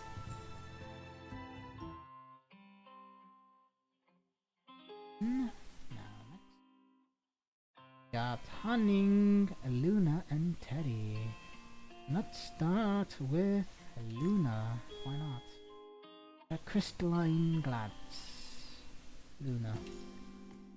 Fated One, awaken the moon. Moonlight shimmers on the ocean, sending ripples of silver dancing across the waves. Though summer has long since slipped beneath the sea, the 17-year cicadas keep chanting through the night, determined to leave a trace of their existence in every echo. By the window, a young girl turns the pages of a book under the soft glow of the moon. At this moment, she senses something. Wearing a slightly dazed expression, the white-haired girl tilts her head and looks outside the window. A soft whisper forms on her lips, emerging between the moonlight and the sea before it disappears again. Why am I here? Luna! A few days ago. She opens her eyes and finds herself in this unfamiliar room. Such a cute skin. Her mind feels jumbled, everything's a blank. There's something she can't quite remember. There are faint traces of someone living here, though not many. It looks like they only stayed for a short time, maybe just a day. A few books sit on the table and they look oddly familiar. Fundamentals of Civil Engineering. Start from zero, build your own home. Yes, you can have a garden. And From Beginner to Master, a newcomer's guide to gardening. They seem old, not from heavy use, but as though they've been dug up after being buried for years. She picks up the book called Beginner to Master, a newcomer's guide to gardening, and gives it a quick once-over. On the first few dozen pages, she sees a bunch of notes. Some points are underlined, and there are small comments scribbled in the margins. The handwriting isn't fancy, but it's neat and organized, showing how seriously the writer took these notes. As she flips further through the pages, a slip of paper drops out. She stoops down and picks up the note. It seems to be a poem, or maybe lyrics. When she reads it closely, flashes of images flicker in her mind. There's a sense of familiarity she can't pin down, but she knows it's something important. It's like trying to see flowers through a thick fog, with only a vague melody drifting through her thoughts. She thinks to herself that she'd better sort out all the facts she has right now. Her memory is hazy, but she is sure these books are hers, and that note might be the key to regaining what she has lost. She glances out the window. The moon hangs there, lonely in the night sky, and she can see a beach and the ocean not too far away. Something inside her insists she stays put. She's waiting for someone who truly matters. Has she known all along that this would happen? If so, can the one she has been waiting for help her get her memories back? You look at the message on the terminal and fall silent. The message only shows a set of coordinates and the sender's name appears as random gibberish. However, the terminal does come with a basic reverse decryption tracking feature. Still, if anyone manages to bypass the reinforced safeguards Lee designed, it's almost certain that this tracking program won't be of much help. Something about this way of communicating reminds you of someone you know. Check coordinates. You enter the coordinates into the terminal and the cursor hovers over a building by the sea. The spot. That haunted castle. You only heard rumors about this ancient castle not long ago. The vampire? No, a human-faced bat sounds more likely. Could it be a siren after all? You stop in your tracks at those bizarre words, and your sudden motion makes those mechanoids notice you. Hello, Kane. What are you guys talking about? It's that seaside castle. Lately every night in the area singing echoes from inside, and we're wondering if there's a monster hiding in there. Kane, you should stay away from that place for the time being. It might be dangerous. Beneath the thick canopy of leaves, the distant castle remains clearly visible. You ultimately choose to come here in person to investigate. Your terminal is set to transmit your coordinates in 2 hours, and you have your weapon at the ready. Those ghostly rumors aren't exactly reliable. Since the message includes coordinates, perhaps you can see it as an invitation, and the way it's sent reminds you of someone in particular. Could it be you? A while has passed since the incident in the conservation area, and there's still no word from her. Meanwhile, the orchid in the lounge continues to thrive. Consciousness crossing time and space seem like pure fantasy under any circumstances, especially when involved running into Luna from the future. Maybe it was an unspoken feeling that stirred within you. Instead of reporting it, you decided to stash that experience away like a personal secret. Following the narrow trail by the oak, you reach a three-way fork. Left to the shore, right into deeper darkness. Under the full moon's glow, the way forward poses no real barrier. You stay on the middle path, and before long you're standing right outside the castle. According to the mechanoids in the city, this castle has been here for decades since it was built. Abandoned for years, it shows no trace of modern technology. Quiet, ancient, and mysterious. That's the first impression the castle gives. Unlike the massive medieval fortresses built for war, the castle in front of you seems more like a wizard lair, straight out of a fantasy novel. You stand at the gates of this old stronghold, ready to push them open, when you notice a strange inscription on the ground. This is... Leaning in, you can just make out the faint letters scratched into the surface. Fated one, awaken the moon. Awaken the moon? It's almost as if a drama-loving god orchestrated that haunting legend's melody to echo at exactly the right moment. Cry before my grave. The tune rides the night breeze from afar, allowing only brief snatches of it to be heard. That song. You focus on each lyric and note, feeling a surge of familiarity rise within you. The orchid from memories gently unfurls as if awakening once more. Is that you, Luna? You push the grand doors wide and stride into the castle. You follow the faint, broken melody through the castle's winding corridors, each step sharpening its tune and revealing its words. The breeze I shall become.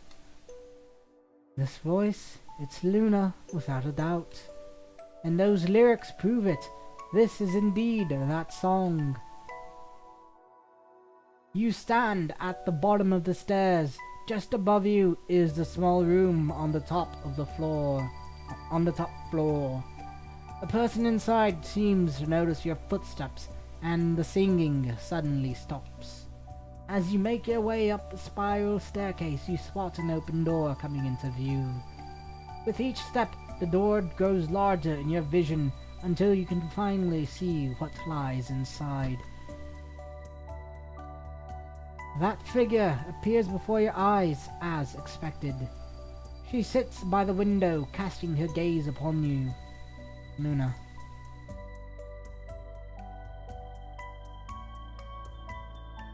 Why am I here? A girl looks out the window. The moon is almost full.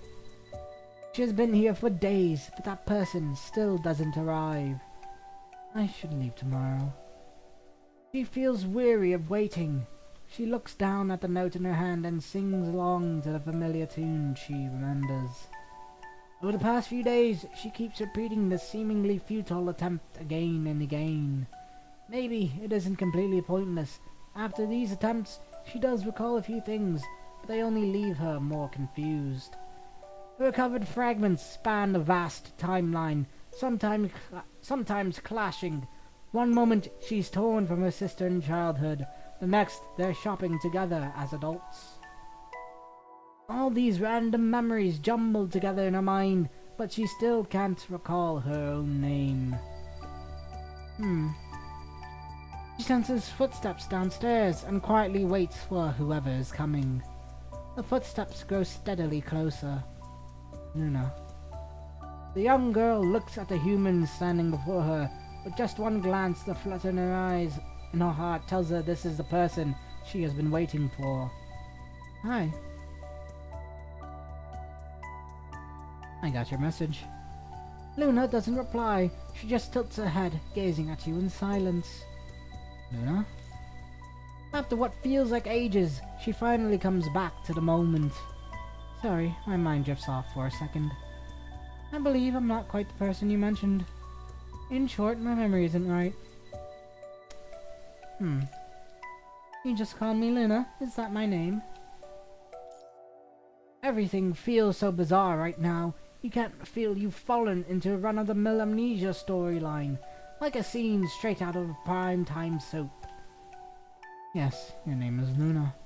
You're my friend. A friend, huh?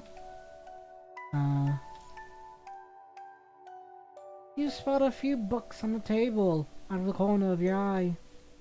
Are these books yours? I guess so, but the subject matter feels strange. I'm not sure why I used to read something like this. You move closer and check the titles. Now you think you know why Luna picks up books like these. Is this your childhood home? Yes, my sister and I rebuilt it brick by brick. We studied a lot about architecture. We learned as we went about building it. Could you tell me more about your memories? Oh, you're saying that when you look at these lyrics, a few images come to mind. Yes. According to Luna, following the melody helps recall fragments of her past. So that's why you're practicing singing here. Yes, I figure once I learn how to sing the whole song, I can remember everything. But if I rely on only my memory, it's tough to learn all by myself. This song was taught to you by the Luna you met when your consciousness traveled to the future. The one sending the message is likely Luna before she lost her memory. So, it doesn't mean you need to teach this song to Luna who doesn't remember anything. Seems this song really is the key to bringing her memories back. But Luna doesn't seem to care much about it. Well, if I can't pick it up, then that's alright. Based on my experiences these past few days, my memories are gradually falling into place anyway. In 3 to 5 years, I should be able to remember everything. Okay, whenever you cross paths with the punishing verse, strange things always happen. Or rather yet, 3 to 5 years. That feels like such a long wait. Well then, how about I teach you the song? Okay. Comic concluded. Umi, the sea. A song of the 17-year cicada. Cry not if you're before my grave. The girl's voice trails off softly. These past few nights, Kane comes here to teach Luna how to sing, and today she finally has it down. So, what do you think? Does it sound good? Lovely. How are your memories? Are they coming back yet? No.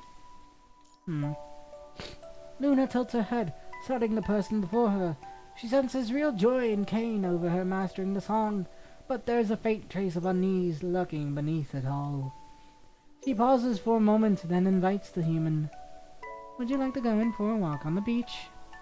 Sure.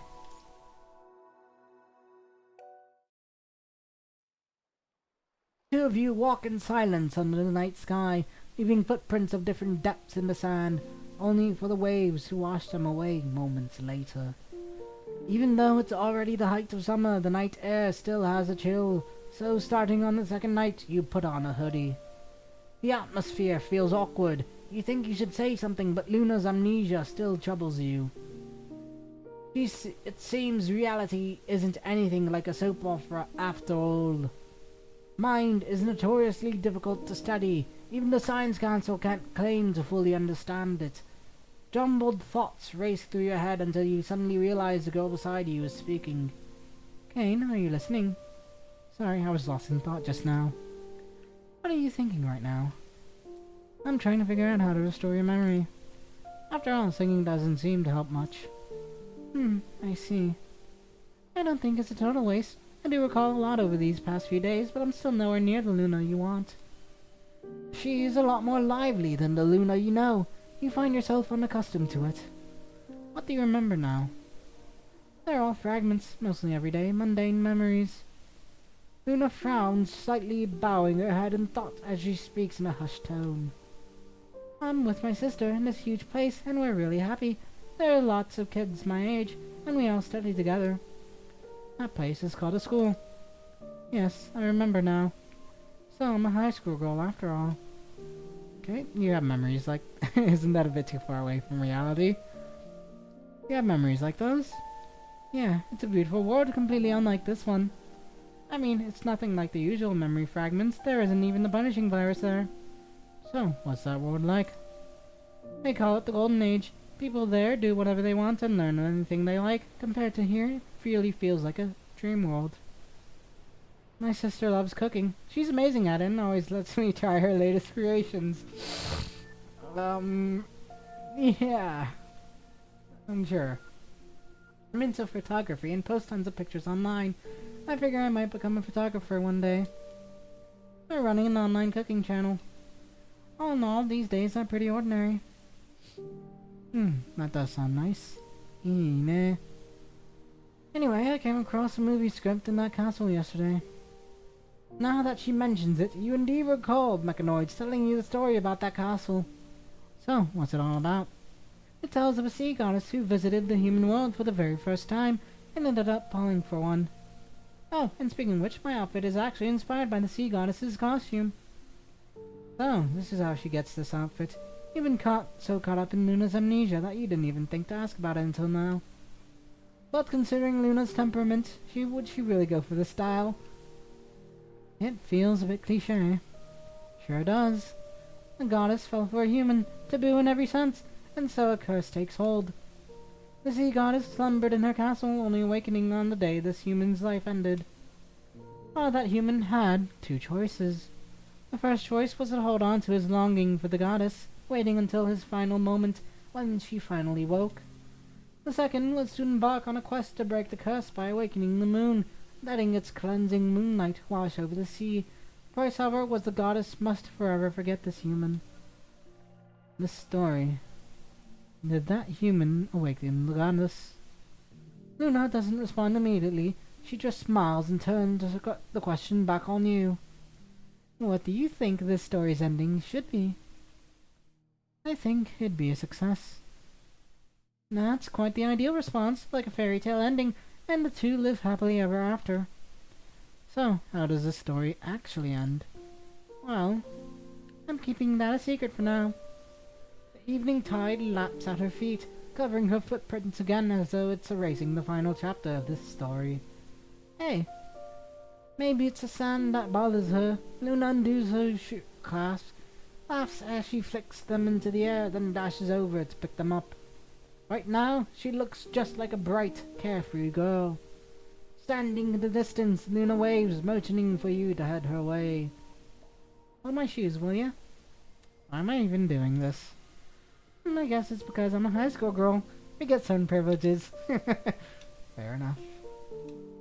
Luna stands with her back to the sea, moonlight and waves dancing behind her. Though it's night, the view seems blinding, perhaps due to her smile that shines so brightly under the moon's gentle glow. You take the shoes from Luna's hand. Luna I used to know definitely wouldn't do something like this. Alright, tell me how you see her. Let's see. I'd say she's got an unbreakable spirit. Taking a moment to ponder, you think unbreakable suits her best. You sit side by side on the beach, her shoes neatly lined up next to you. So, that's the story of our past. Are you remembering anything? Sorry, I'm still drawing a blank. What do you plan to do next? I'm not really sure. First, I'll look for my sister. I suspect she might not be the same as I remember. She lifts her right hand and a bright red glow forms in her palm before fading away. At this moment, I'm not just a high school girl. For all I know, I might actually be a magical girl. Oh, shoujo. Then again, maybe I'll wake up tomorrow and go right back to being my old self. Magic is funny like that. Her smile is filled with pure innocence and a fearless sense of wonder. Oh, this is what a high school girl is like. You're pretty impressive. What do you plan to do next? I remember you saying you want to help me recover my memories, right? As you share your past experiences with Luna, you can't help but hoping that once she hears it all, her memories will come back. But maybe letting things run their course isn't such a bad idea. If you can't bring things back to how they once were, you might as well start making new memories. The girl hears this, halts for a second, and then feels a few moments then just as quickly, those memories fade back into silence. Luna shakes her head, deciding not to overthink, and just keeps her gaze on you. She understands the weight behind those words and what they truly mean. So you're giving up, just like that? You really don't care about the memories we shared? From the moment Luna first sees you, her heart flutters. She knows how important you are to her, and she knows exactly what that feeling is. Because of that, she stares intently at you in front of her, carefully listening for what you say next. It's not that I don't care. It's just that there's only so much anyone can do. Some things won't change just because you want them to. After all, life isn't some unreal comic. We'll figure something out later. If we really can't change anything, maybe we just have to accept it. At these words, you pause and smile gently. After all, there's still the future. I believe in us. And besides, didn't you say that in a few years you'd remember everything? The future? Luna steps closer to you, your cheeks almost touching. At this distance, you can feel each other's breath. I want to hear what you're really thinking deep down. I want to have a nice hug. That's what I'm thinking. Anyways, just kidding. She notices how unsteady the breathing of Kane is. In reality, she's been lying. She recalls far more than the human can possibly imagine. She understands now that the real issue isn't here, it's with that Luna. Of course, she knows exactly how she feels inside. Naturally, any teenage girl can relate to these shy, youthful emotions. Luna is such a fool, worrying over something like this. Alright, I'll help you one more time. You just have to love boldly. In the next moment, a human hand rests gently against her cheek, radiating warmth. You're so close, locked in each other's gaze. Some feelings can't be contained. Even if you cover your mouth, then they spill out through your eyes. She sees the flicker of panic in your eyes. She recognizes that the person standing before her shares the same emotion. So speak up. Lay bare that selfish longing hidden deep inside. The very emotion people call love. Even so, I still want to say something completely woeful. You've heard all the lofty truths and the so-called right things to say, but you're still just human. A kinder, more lively Luna is lovely, but the thing is, she isn't the Luna she used to be. She doesn't remember the past you once shared. Luna, come on, wake up. These words are what bind your destinies together. The butterfly sets a storm in motion. Sunlight melts away the ice and snow. Ripples shimmer across the lake, and the girl's memories come rushing back. Luna clasps the hand against her cheek. In that story's ending, the human awakened the moon, and the goddess did indeed lose every trace of her memories of that human. But as soon as she saw that human again, she fell head over heels in love once more. No need for further words. It's obvious Luna's memory is back. Welcome back. Close your eyes and let me show you something magical. Mr. Kane will gladly oblige. You gently close your eyes.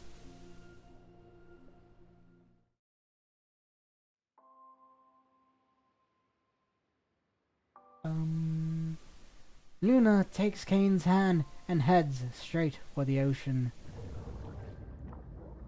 As soon as she steps onto the water, the agent's fingers shift slightly. A wave of crimson spreads beneath the surface, creating a bridge hidden below sea level. Feet. One step, then another. The two walk across the sea. The agent isn't who she used to be. She effortlessly manipulates the punishing virus, molding it into shapes that don't infect the human before her. Luna occasionally looks back at Kane, who keeps eyes shut, completely trusting her. At some point, she realizes just how special this human is to her. Beneath the Inver Hetero Tower, she once said these words: "I and the Ascendants under my command trust only Kane." Why did she say that back then? Was it truly just the most advantageous choice? With each step she takes, another vivid scene flickers through her mind. It's the futures she once envisioned during her deep dive into the Ascension Network. Before the colossal wave of machinery that darkens the sky. When the Crimson Tide devours the world. In the end of days, surrounded by desolation and storms. Amid the ruins of a city entombed in ice and snow. Inside the garden as it glimmers under the morning sun. Every time, Kane is right there by her side. 10 times, 20 times, hundreds of times. She can't recall how many simulations she has run. Yet one thing stays the same. The person standing next to her never changes. That human stands firmly by her side, always. Damn, this is making me tear up. Very adorable, wholesome. She runs endless simulations, weighed down by confusion, hoping for clarity, only to uncover even more confusion. Why are you doing this? Oh, small Luna. What is this emotion in her heart?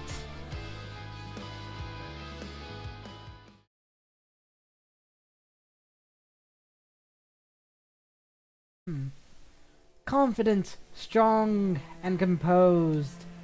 These traits form the armor that the agent wears. But what lies beneath the armor? Fate plays a perfect cruel joke on her, neither allowing her the mercy of death, nor granting her the peace of life. She just keeps struggling over and over, standing on that thin line between life and death. Tormented by hatred, dragged down by resentment, deceived by lies, shackled by expectations.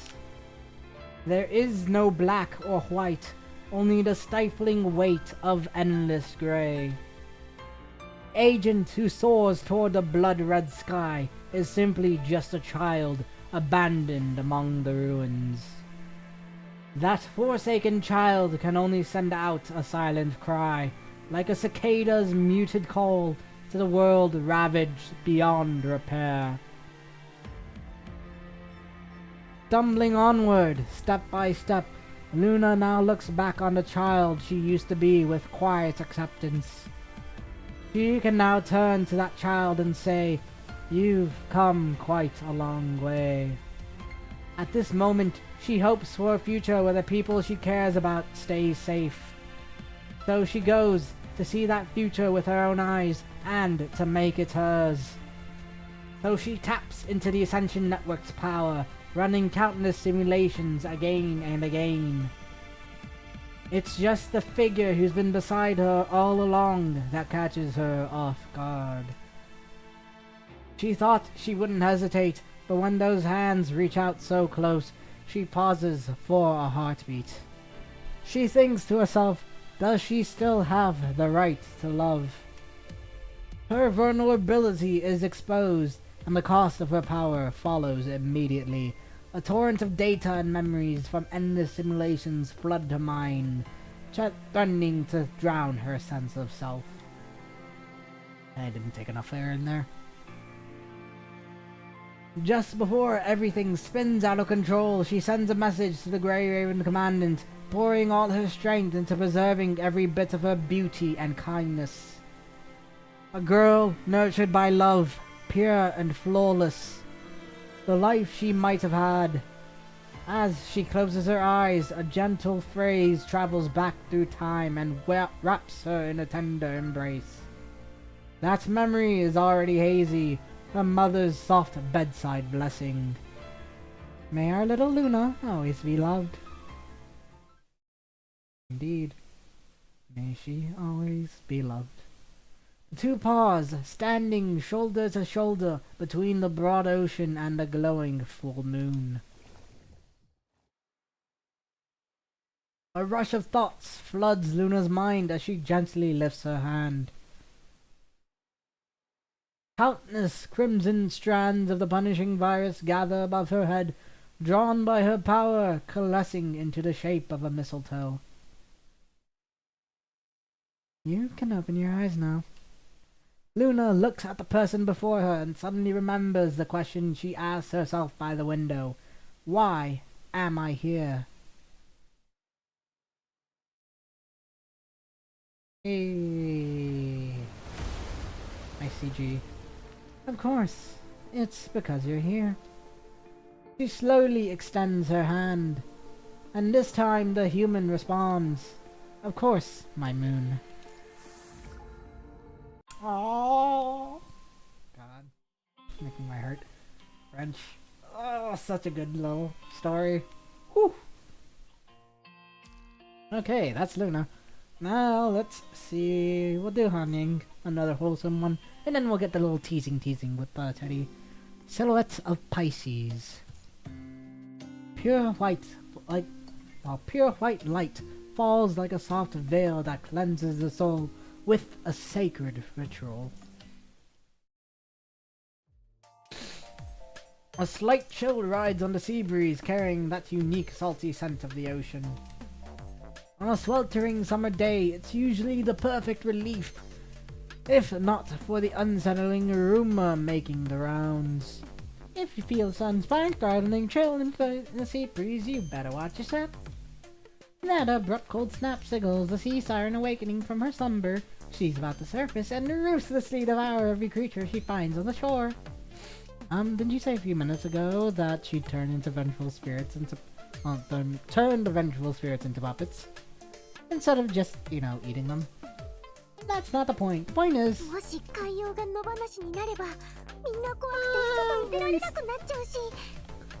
Hello, voice. Hallelujah! Cute. Right after saying that, Pulao makes a show of wiping away tears that don't actually exist, trying to look as pitiful as possible. You realize that you shouldn't have let your curiosity get the best of you by listening in on Pulao's story, now that eerie siren rumor has already morphed into its 5th version. You try to remember what the version before last said, something about a water ghost ripping out people's hearts, or maybe it was their eyes. It's all starting to blur together.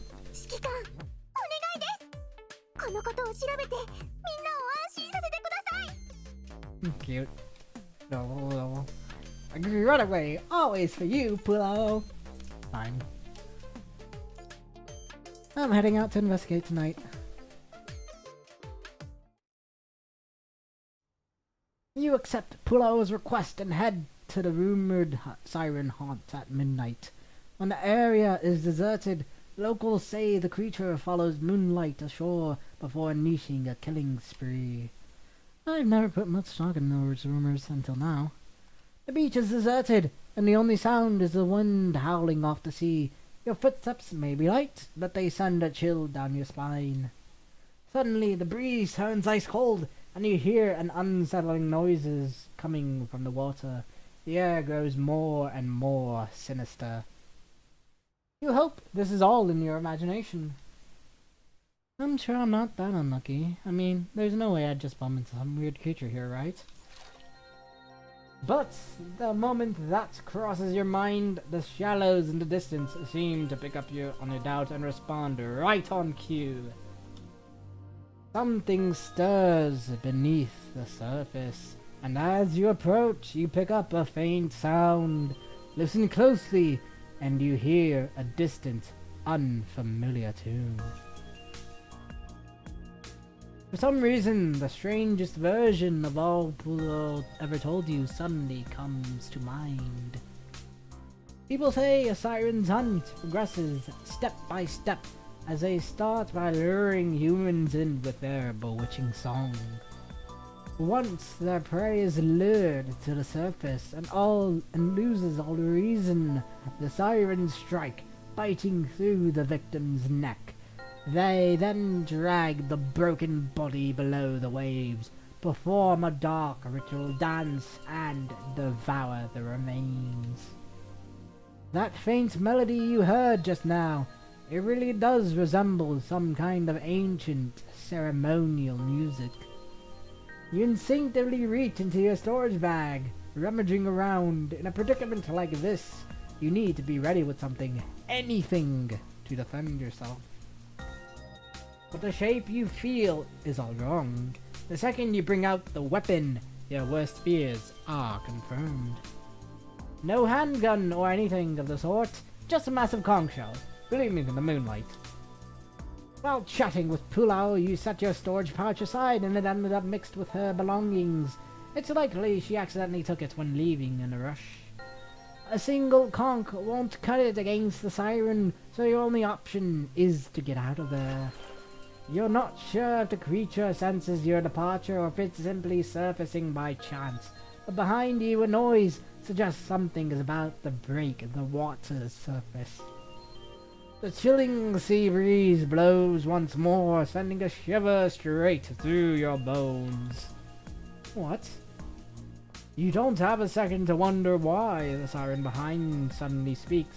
Your instincts kick in and you bolt forward. But you barely take 2 steps before a rock hidden under the sand trips you, and you're about to slam face first into the ground. Kane, watch out! Han-Ying and her Han-Yings. A Han grabs you just in time, keeping you from hitting the ground. A familiar voice and your instincts help you lower your guard, letting the panic slip away. You turn around and, instead of some fearsome siren, you see a familiar face brimming with concern. The place is so unnervingly quiet that every slight rustle or shuffle rings out with crystal clarity. She might not realize it, but her voice quivers a little when she calls out. Even though you are only on a soft, shallow shore where a slip wouldn't lead to a serious injury, it doesn't stop the person behind that voice from worrying on pure instinct. Moonlight spills across the shoreline, bright and clear. Though the sea and star-filled sky are behind her back, offering no reflection, you suddenly feel every shimmering light converge in those eyes that lock with yours, vibrant, flickering like dancing shadows. Commandant, are you okay? Any injuries? Turns out to be Han-Ying. Her voice is full of concern and the hand resting on you grips just a little too tightly. After a few tense seconds, Han-Ying realizes how stiff she is and slowly loosens her grip, her face marked by both embarrassment and urgency. Sorry, things seemed pretty intense just now, and I guess I overreacted. I didn't mean to offend you. You were just worried about me, right? It's okay, I'm not hurt. Your words lighten some of the embarrassment and guilt on Han Ying's face, though a faint blush still lingers, keeping her looking shy. You look up at Han Ying and realize she is wearing a new outfit, pure and elegant in every way. Fresh from the ocean, her water-friendly attire still holds a few droplets, and they fall onto the sea's surface with a clear, ethereal echo. Like a lotus blooming at midnight, quietly unfolding in a tranquil, deserted place. Commandant, why are you here so late? Sensing the awkward mood in the air, Han Ying speaks up to break the tension.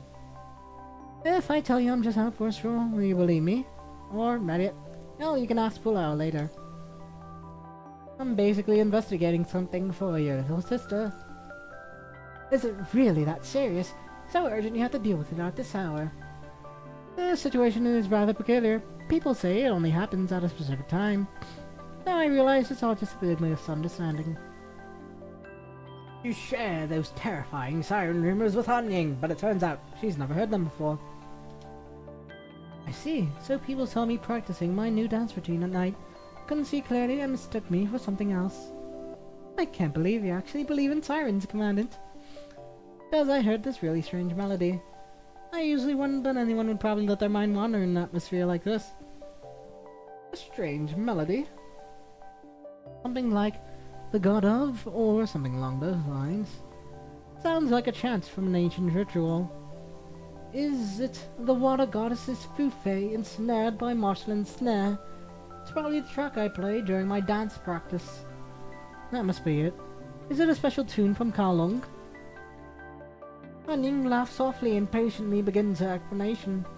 Yeah, it's a song adapted from a legendary tale tied to a goddess known as Lo in Kowloon's records. Graceful as a startled swan, elegant as a wandering dragon, a poet named Saoji wrote these lines. Saoji, once a prince, despaired after his demotion.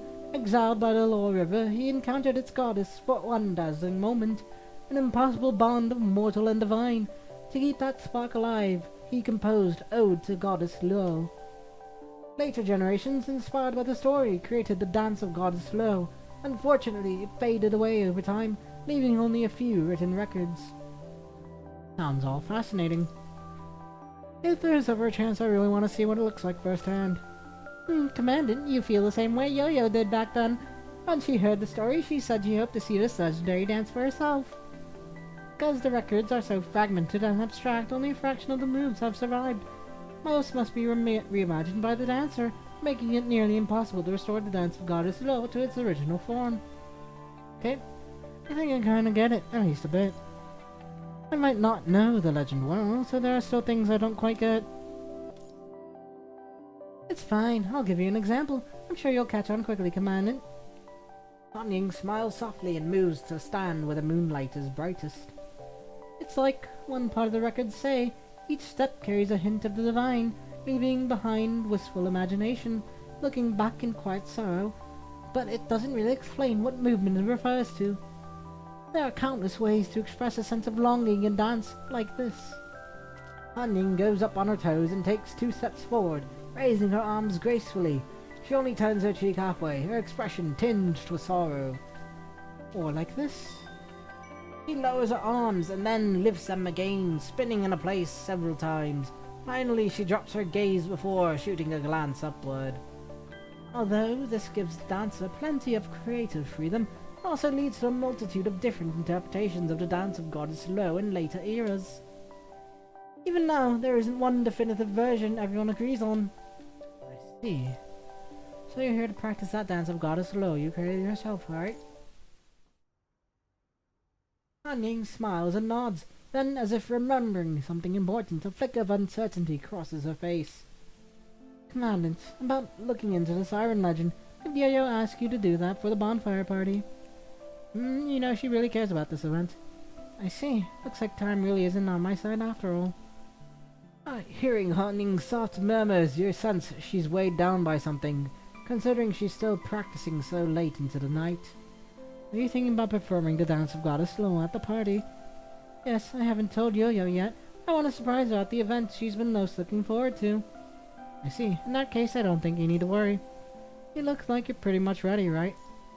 Well, I guess I got the choreography down, but I still feel like something's missing. Like the dance isn't perfect yet. Are you being too hard on yourself, honey? Is it okay if I check it out first? They say it's hard to see the big picture when you're the one in the thick of it. Maybe I can give you a fresh spark of inspiration. If it's you, Commandant, I'd be more than happy to do it. Onion glides across the shallow water, her dance movements ethereal and radiant, even in this partial routine. You have witnessed her dance before, yet this time there's a noticeable change. Her movements seem different, as if something is indeed missing. It's like listening to a piece of music and not knowing whether it's meant to be sad or joyful, or reading a poem without being sure if the writer intends to praise or protest. Hanning finishes her dance and you tell her what's on your mind. She doesn't look surprised at all. Relax, it's really not that big of a deal. It's just that your performance seems a bit off compared to before. Hanning shakes her head, looking earnest and composed. No, Commandant. Give me one. What you're feeling is definitely the key to all of this. I'm always dissatisfied with this choreography because I realize I've lost the single most important part of being a dancer. And what's that most important part? It's the motivation and emotion behind the dance. Even though I go through all the existing records and try every move I believe fits best, I still feel this isn't the ideal dance of the Goddess Lo. Ode to Goddess Lo invites countless interpretations. Some see mutual longing between Salji and Goddess Lo, and others an idealized version veiling his disappointments, or it could simply be an ordinary travel dream. Dancer's emotional motivation shapes every move, whether dancing for someone dear or a cherished ideal. Each purpose uniquely transforms the performance. Because I cannot fully comprehend Goddess Lo's feelings, I find myself unable to craft a dance that truly embodies her essence. With the bonfire party just around the corner, I don't have any time left to sit and ponder. Is there anything I can do to help? I appreciate the offer, but I'm afraid none of this makes a real difference. This isn't something that responds just because I put in more effort. Emotions are humanity's innate gift, and they're not something mechanoids can ever claim as their own. I wonder if my mechanoid nature is why I can't truly resonate with Goddess Lo. Yo-Yo must be disappointed. I can't show her the dance she's been waiting for, and to make matters worse, I lost the bracelet she gave me during last night's practice. I still haven't found it. I guess this is what people mean by missing the forest for the trees. The breeze remains unchanged, but as it brushes the reefs, it emits a strange, mournful cry that deepens the loneliness. A hushed moan drifts from the beach to the sea. After a few steps it fades away completely, and the end of the path is nowhere to be seen. If you can't find a way forward, maybe focus on something else first. Like the bracelet. I looked everywhere, but I still can't find it. Maybe the current carries it away during my practice underwater. How about you make a new bracelet instead? A new bracelet? You can send it back as a token of apology, or just keep it for yourself. Just do your best to fix things within your power. It's better than doing nothing at all. This seems to be the best solution right now, so Hanyin quickly accepts the suggestion. Happens to be low tide now, so the two of you walk along the beach, gathering fresh shells to make the bracelets. It's surprising how many different types of seashells there are. Hey, check this one out. I don't think we've ever come across anything like it before. With no answer, you turn. Hanyin stands there, brow furrowed, and only comes to her senses upon noticing you have stopped. Sorry, were you calling me just now? Is there anything I can help you with? Hanyin feels guilty about how she's behaving. You're generally trying to help, but she's so caught up in her own trouble that she ends up neglecting the person who matters most. Seeing Hanying's unease, you pick up a seashell from the sand and return to her side. I think it's just interesting and want to share it with you, that's all. You still look worried. Are you alright? Hanyin can't quite explain it, but she finds it hard to hide her true feelings around you. She never wants to burden anyone or make them worry, yet now, somehow, she fails to uphold her own principles. When she is with you, she feels vulnerable and can't keep her worries buried like she always does. I'm just a bit concerned. Do you really think this will work? Even if I offer a bracelet as an apology, it's still a different one. Once something's gone, you can't ever really get it back. Is it really okay to give Yo-Yo something like this? Well, it definitely isn't the same. But at least you can try to fix things a bit, right? You once told me about a poem. Moon dims or shines, just as a heart knows sorrow and joy. We can't escape a few regrets in our life. Now that the past is behind us, we do everything we can to make things right moving forward. See, isn't it a full moon? It isn't a full moon tonight, but the sky is still breathtaking. As you speak, both of you gaze at the radiant moon hanging in the night sky. Sometimes a little imperfection seems to be exactly what fate intends. Pure white light falls like a soft veil that cleanses the soul with a sacred ritual. Hanning reaches out to touch the moonlight, and her heart settles into a quiet calm.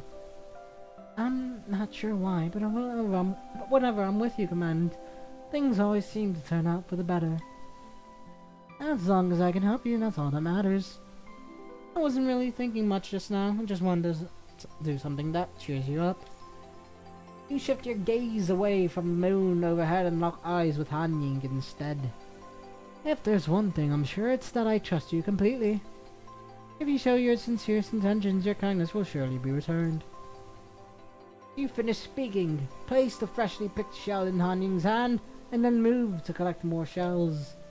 Hanning looks at the shell in her palm, gently closing her fingers around it. Faint warmth from the human contact still clings to its surface. Not exactly hot, but enticing enough to make her crave more of it. When she hears your words, a sudden inexplicable surge of delight washes over her. She never imagined that being noticed could feel so uniquely gratifying. Even now, she isn't sure if this is the best solution, but she feels a newfound sense of security and courage in her heart. She leaves the bracelet issue as is for now. Later, she plans to properly apologize to Yo-Yo, so now she does her best to make up for it, but there's still something else weighing on her mind. Hanning thinks about the unfinished dance. A buried disappointment surges within her again. What does she dance for, after all? She cares so deeply that she worries over every gain and loss, unable to decode the ancient legend's answer. Hanning fears a wrong one would strip away meaning and render her efforts futile. If she never finds her motivation to dance, then what? Will everyone be disappointed? The silent sea breeze is her only reply. No one else can make that choice for her. Hanning alone must discover the answer to that question. Okay. And the next scene, cloudless sky, comic concluded. That was her rebirth. But no matter what happens, she should focus on the task of making the bracelet first. After you collect all the shells needed, you sit down by shore, waiting for Hanning to finish making the bracelet. It doesn't take long before she completes the rest. Thank you, Commandant. Honestly, I should be the one taking care of this, but I ended up asking you for help. It's no trouble, I actually wanted to spend more time with you anyway. You seem a bit too anxious, so I don't feel right leaving you alone. Anxious, am I? I can tell you're scared of something. Commandant is right. Whether it's dance of Goddess Solo or the bracelet, she's honestly terrified. Terrified she'll let people down. It's like if she doesn't live up to those expectations, she'll be cast aside again. Is she relying too much on the Commandant? Is her vulnerability going to be a burden? If this goes on, she will end up trapped in that endless cycle of indecision all over again. The emotion and motivation for her dance, that motivation. She tries to find a quick answer that satisfies her, but the more she rushes, the more it backfires. Now that the bracelet is finished, how about we take a walk and feel that sea breeze? You notice Hanning is still feeling low and suggests the idea, hoping to distract her from her worries. Is that okay? I feel like I'm taking up too much of your time. It's already late. If you're tired, maybe you should go back and rest, Commandant. Even though that's not really what she wants, her concern for your health prompts her to confirm. Not at all. Being with you helps me unwind. It's like a break for me. Actually, I've been meaning to take you out for a breather. I'm just making it happen now. Don't stress over it. Just treat it like you're keeping me company. Hanning realizes this unspoken kindness is a quiet show concern. Feeling grateful, she stops refusing and accepts without hesitation. You continue along the routine you took earlier. The footprints you left on the shore are still there, untouched by the tide. Even though the sights along the way remain unchanged, you were so caught up in it picking up shells that you barely stopped to admire the scenery around. No dust has stained the water, blending with the skies. A lonely wheel-like moon shines brilliant, far and wide. This single verse is all that comes to Hanning's mind when she looks out at the sea and sees the moon's reflection seamlessly merge into the waves. Though the poem enchants, it can't mask the moon's lonely glow. That's the chill at the end of the summit. Oh, actually, no, I misread that. That's the chill at the summit. No matter how high you rise, you stand alone. But things are different for her now. Hanning instinctively turns to gaze at you. On this long night, someone is willing to stay with her, taking in the pale moonlight, the serene breeze together. I can't shake the feeling that something's missing. You pause for a moment, then pull out your terminal and start playing a soft, airy tune. Great, goes perfectly with the view. This feels just right. You walk in step with the music, feeling your pace slow and relaxed. As you stroll along and chat about casual things, Hanning seems to forget her troubles, at least for a little while. Time slips by until Hanning suggests a quick break. The two of you sit on the beach, facing the sea, still talking as you watch the distant waves.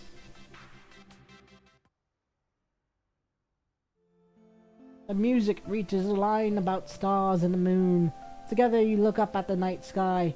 The weather is especially clear, revealing a blanket of twinkling stars at a glance. Countless stars fall into the water's mirror, weaving with moonlight into a feathered gown. Hanning quietly speaks the lyrics, her eyes on the distant stars. Memories float to the surface, but instead of sorrow, they only bring a gentle calm to her heart. The past floats away like smoke. She still honors the souls she has lost, but she refuses to sink into sorrow. Every scene carries emotion.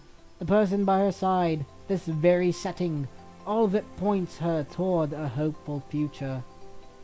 The sky and the stars tonight look breathtaking.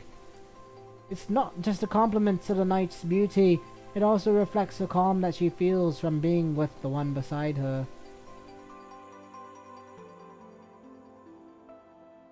So, Hanning, you're planning to perform the dance of the Laurel Goddess underwater. Hanning nods. Yeah, I want to stay as faithful to the legend as possible. I see. It's just a bit of a shame. The view right now seems pretty fitting. Dancing on the sea surface under starry sky and moonlight has its own charm, don't you think? Hearing this, Hanning gives you a poised smile. Well then, I'll give it a try right now. This is a private show meant just for you, Commandant. With those words, Hanning stands and steps forward. The water barely reaches her ankles, reflecting her image like a perfect mirror beneath her feet. Is it because the music sparks a hidden flame in her heart?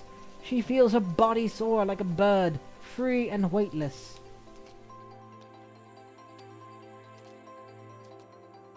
Everything before her becomes her stage. Moonlight pours across the dark curtain of the night, and the water's shimmering glow reflects on her, transforming into her dance attire. She moves like an ethereal silhouette, each step creating a gentle ripple. The music continues, and Hanning stays immersed in the joy of her dance. Even with only one person watching, she gives it her all. Every movement comes from pure instinct, with no conscious need to plan or choreograph. Before she knows it, she has completed the entire dance.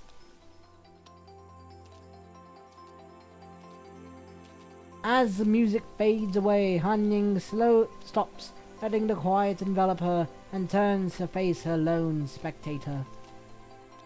It's as if a goddess glances back, calming vast seas and soaring mountains with a single look. Then a burst of clear applause, the momentary spell of immersion vanishes, and a sudden rush of nerves takes hold of Han Ying. She worries that her recent burst of excitement might have made her lose her composure.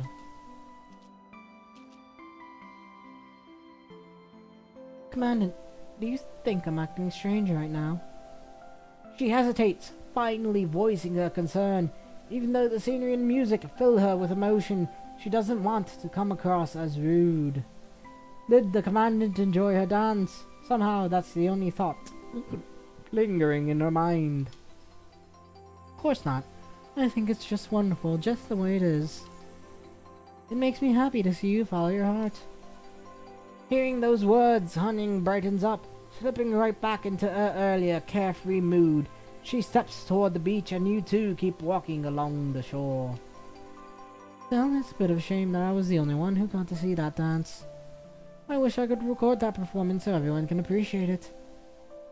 Han Ying smiles softly as though there's nothing to regret.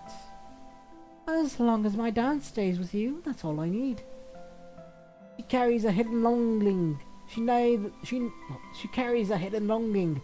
She never voices. Under the moonlight, no other scene catches her eye. The Commandant's approval alone gives her all the affirmation.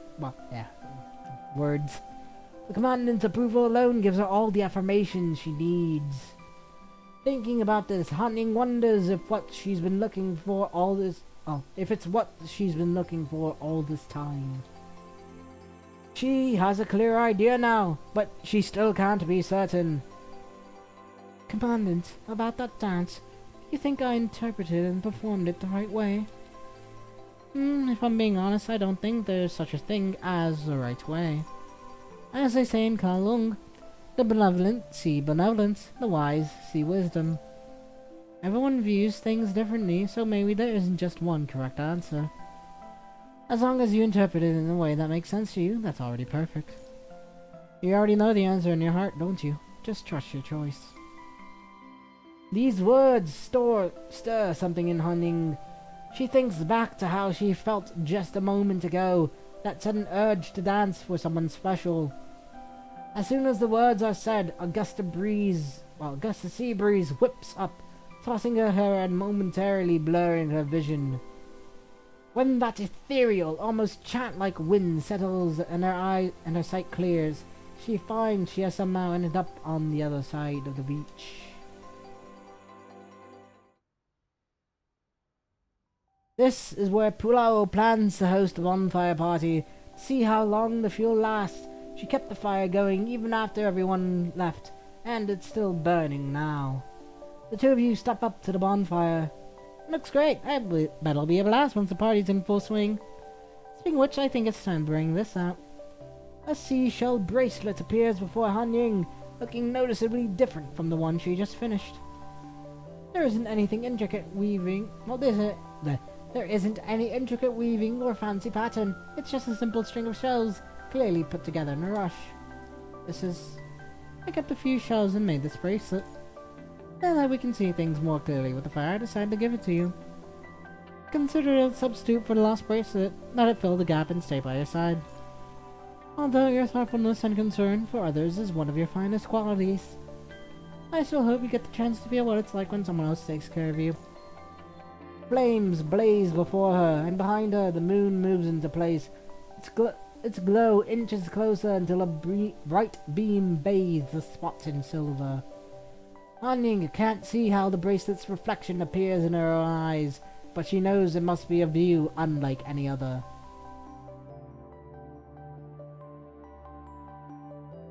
Flames flicker, shifting into a dazzling glow, sometimes bursting into fireworks against the night sky.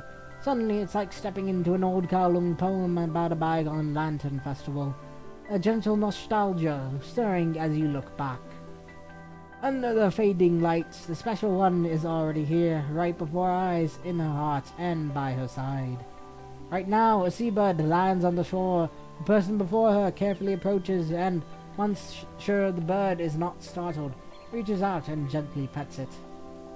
One person and one bird linger together in the calm of night, sharing a gentle, carefree sense of joy that settles over the darkness. The person eagerly shares each view and every bit of fun, and Han Ying takes it all in. Still, her heart holds only that one smile. You stand on the bridge, gazing at the scenery, while someone on the bridge gazes at you. Tonight, these verses Han Ying had once read keep drifting through her mind, and she thinks it must be a stirring of emotions, a resonance from within. Is this what counts as progress, a new step toward understanding emotion? As Han Ying takes in the scenery before her, she feels she has begun to understand a small part of Goddess Luo's emotions. She remembers asking the commandant earlier about going back to rest. Even though her logical sign warns her not to act on impulse, she can still hear a voice deep inside her heart, calling out. Not enough. Tonight's time together feels too short.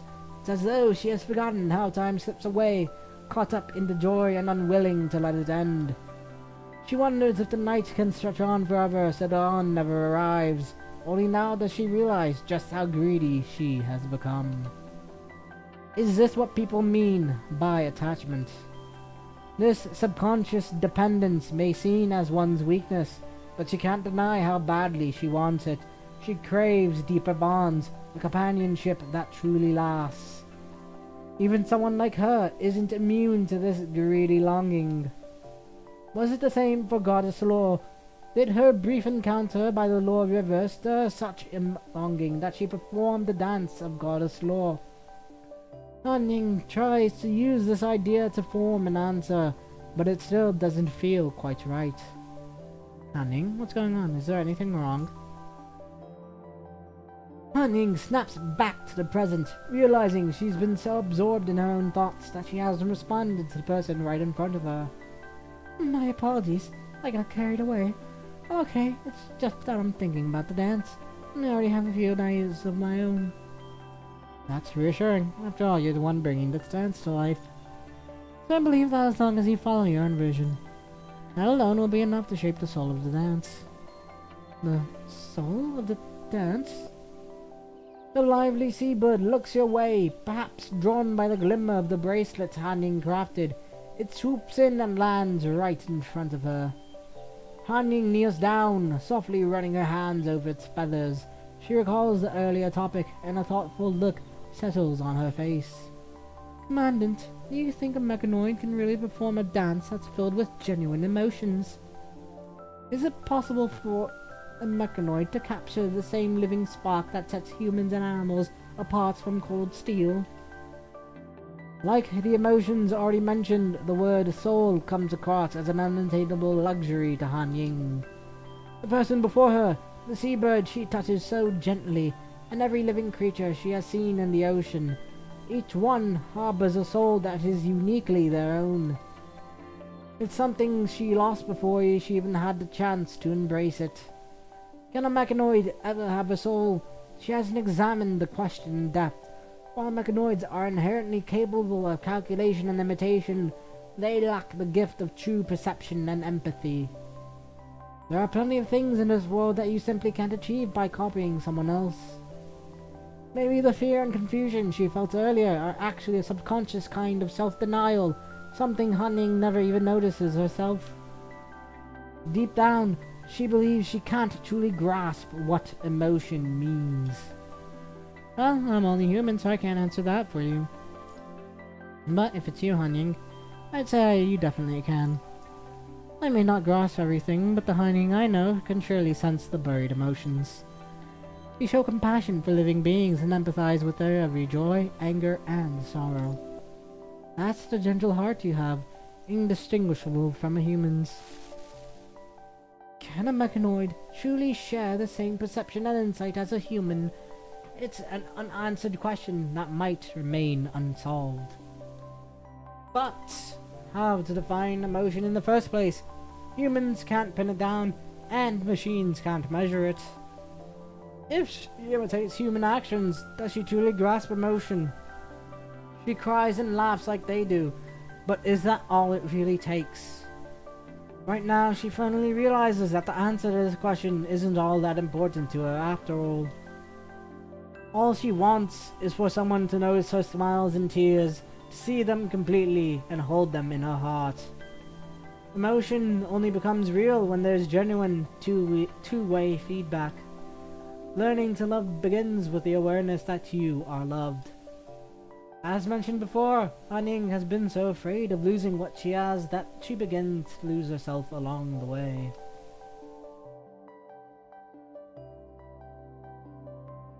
She scours that elusive legend for any signs of the bygone era, hoping to reclaim its lost glory, but the noise around her is overwhelming, and she begins to lose sight of who she really is. She's used to defining her whole existence by holding on to a specific value. When that value can't be achieved, she instinctively worries that she no longer has any reason to stay. From the moment she comes into being, she follows strict, function-oriented principles, an unbending logic she can't easily escape. It's both her comfortable habit and her binding shackle. If I can't fulfill expectations, I'll be discarded. This fear drives her unease. Then someone tells her she doesn't need a useful purpose to justify herself. Her mere existence is all the proof she needs for others to stand by her side. Just like in the legend from 1,000 years ago, a passing nobleman gave the lost goddess Lore a mesmerizing encounter. This time too, someone reaches out to take Han Ying's hand, leading her away from that swirling current. At its core, creation is about understanding and expression. Every version of the dance is really just the goddess lore people want to believe in. Hopeless romantics see a love story, while the ambitious see their grand ideal. The dance is like a mirror in which each observer sees a unique reflection. Each person who looks upon goddess lore only sees the version of themselves that they imagine. As for Han Ying, what does she see when she peers into the water's reflection? I think I finally found my own motivation and emotion for dancing. In other people's eyes, Soji might have be the goddess Lore's beloved and her fated soulmate, but to me, that was her rebirth.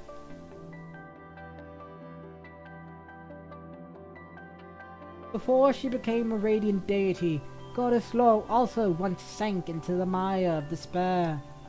She died unjustly, endured captivity, and trudged through a path strewn with mud and thorns. By the time her flesh was torn and bloodied, she finally reached the moment of divine worship. What did it matter to be revered as a goddess? In all the years since her confinement, she had still never once stepped beyond these boundaries. Until the day that person appeared. Maybe this encounter was just too short, its breathtaking spark gone in a heartbeat. He didn't know her past, and he couldn't share the future with her. But at last, she got to be someone's most important person, even if it was only this once. The encounter between Soji and Goddess Lore, that was the world he showed her. His presence and the poem he left behind let her rediscover her own purpose. That is an emotion Han Ying knows all too well, something that evokes a vague sense of deja vu. She offers her own response to the dance, revealing the emotion she associates with Goddess Lore. No need to overthink it. Perhaps it's the simplest thing in the world. She understands that goddess's intention because it resonates with her own feelings. All because she meets someone, she wants to dance with that person, never worrying about where this journey will lead. She only wants that one person to witness her dance, nothing more. Thank you, Commandant. I'm certain I won't feel lost anymore after this. With you here, I have all I need to grasp every emotion and sensation. By the banks of the Low River, Goddess Laurel found her own rebirth. At this very moment, on this shore, Anning too encounters the hope she's been yearning for. She has found the person she wants to dance for. As this realization dawns on her, Anning loosens her hair and looks toward the nearby moonlight, her signal to wade in the water and begin her performance. I already know how I want to interpret the dance of Goddess Laurel. Commandant, can I invite you to be the very first to witness it? Of course, do you need me to do anything? The dance of Goddess Laurel will be performed underwater, so I've set a projector on the seafloor. Just relax and watch, Commandant. There is one part, though. It feels like a ritual, in a way. I'd like your help with it, Commandant. It's just a small favor I'm asking for myself. Oh? And that is...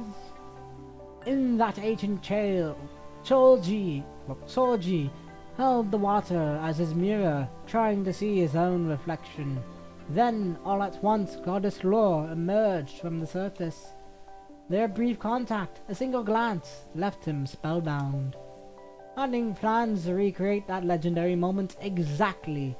As she finishes her emergence from the water, she wants you to come closer and watch at the water's edge.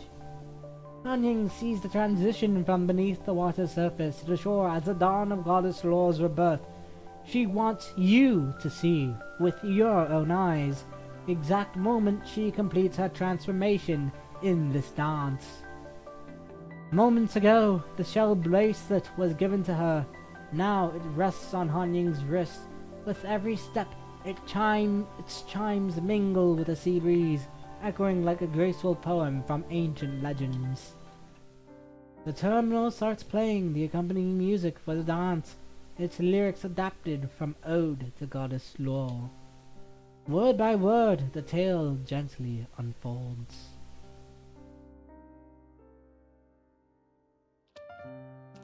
Feet. More feet. Gotta love them feet. It's the third year of Hongchu. I return to the lower river's shore, where rocky banks unveil a beauty I cannot ignore. As a startled swan, she glides away from my sight. I reach for the far shore, but it fades into the night.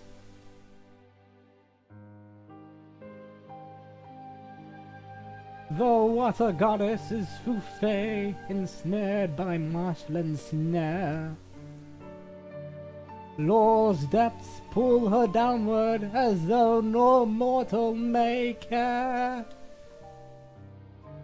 The abyss yawns around her, a vast uncharted sea. Alone, even the goddess stands, with no soul to set her free.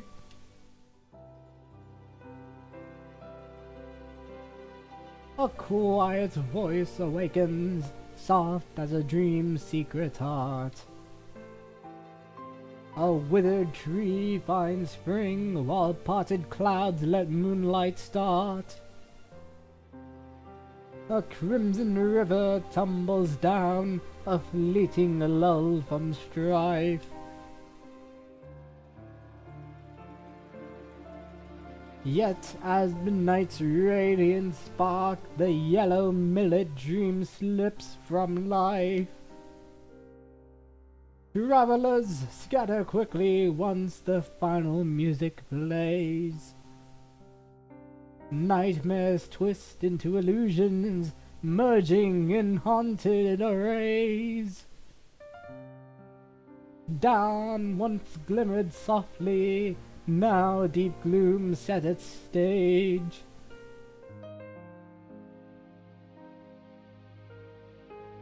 Life foams and ebbs in moments where love and hate both rage. I reclaim what was lost in every greeting and adieu, a silent wish in each goodbye, for what I hope is true.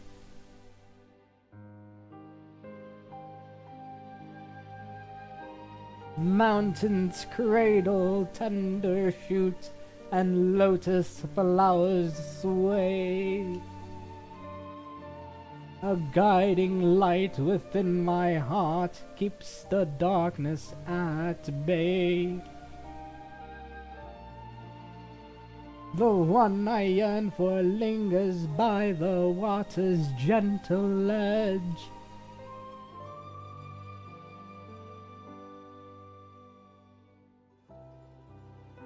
A galaxy in her gaze, revealed with every pledge.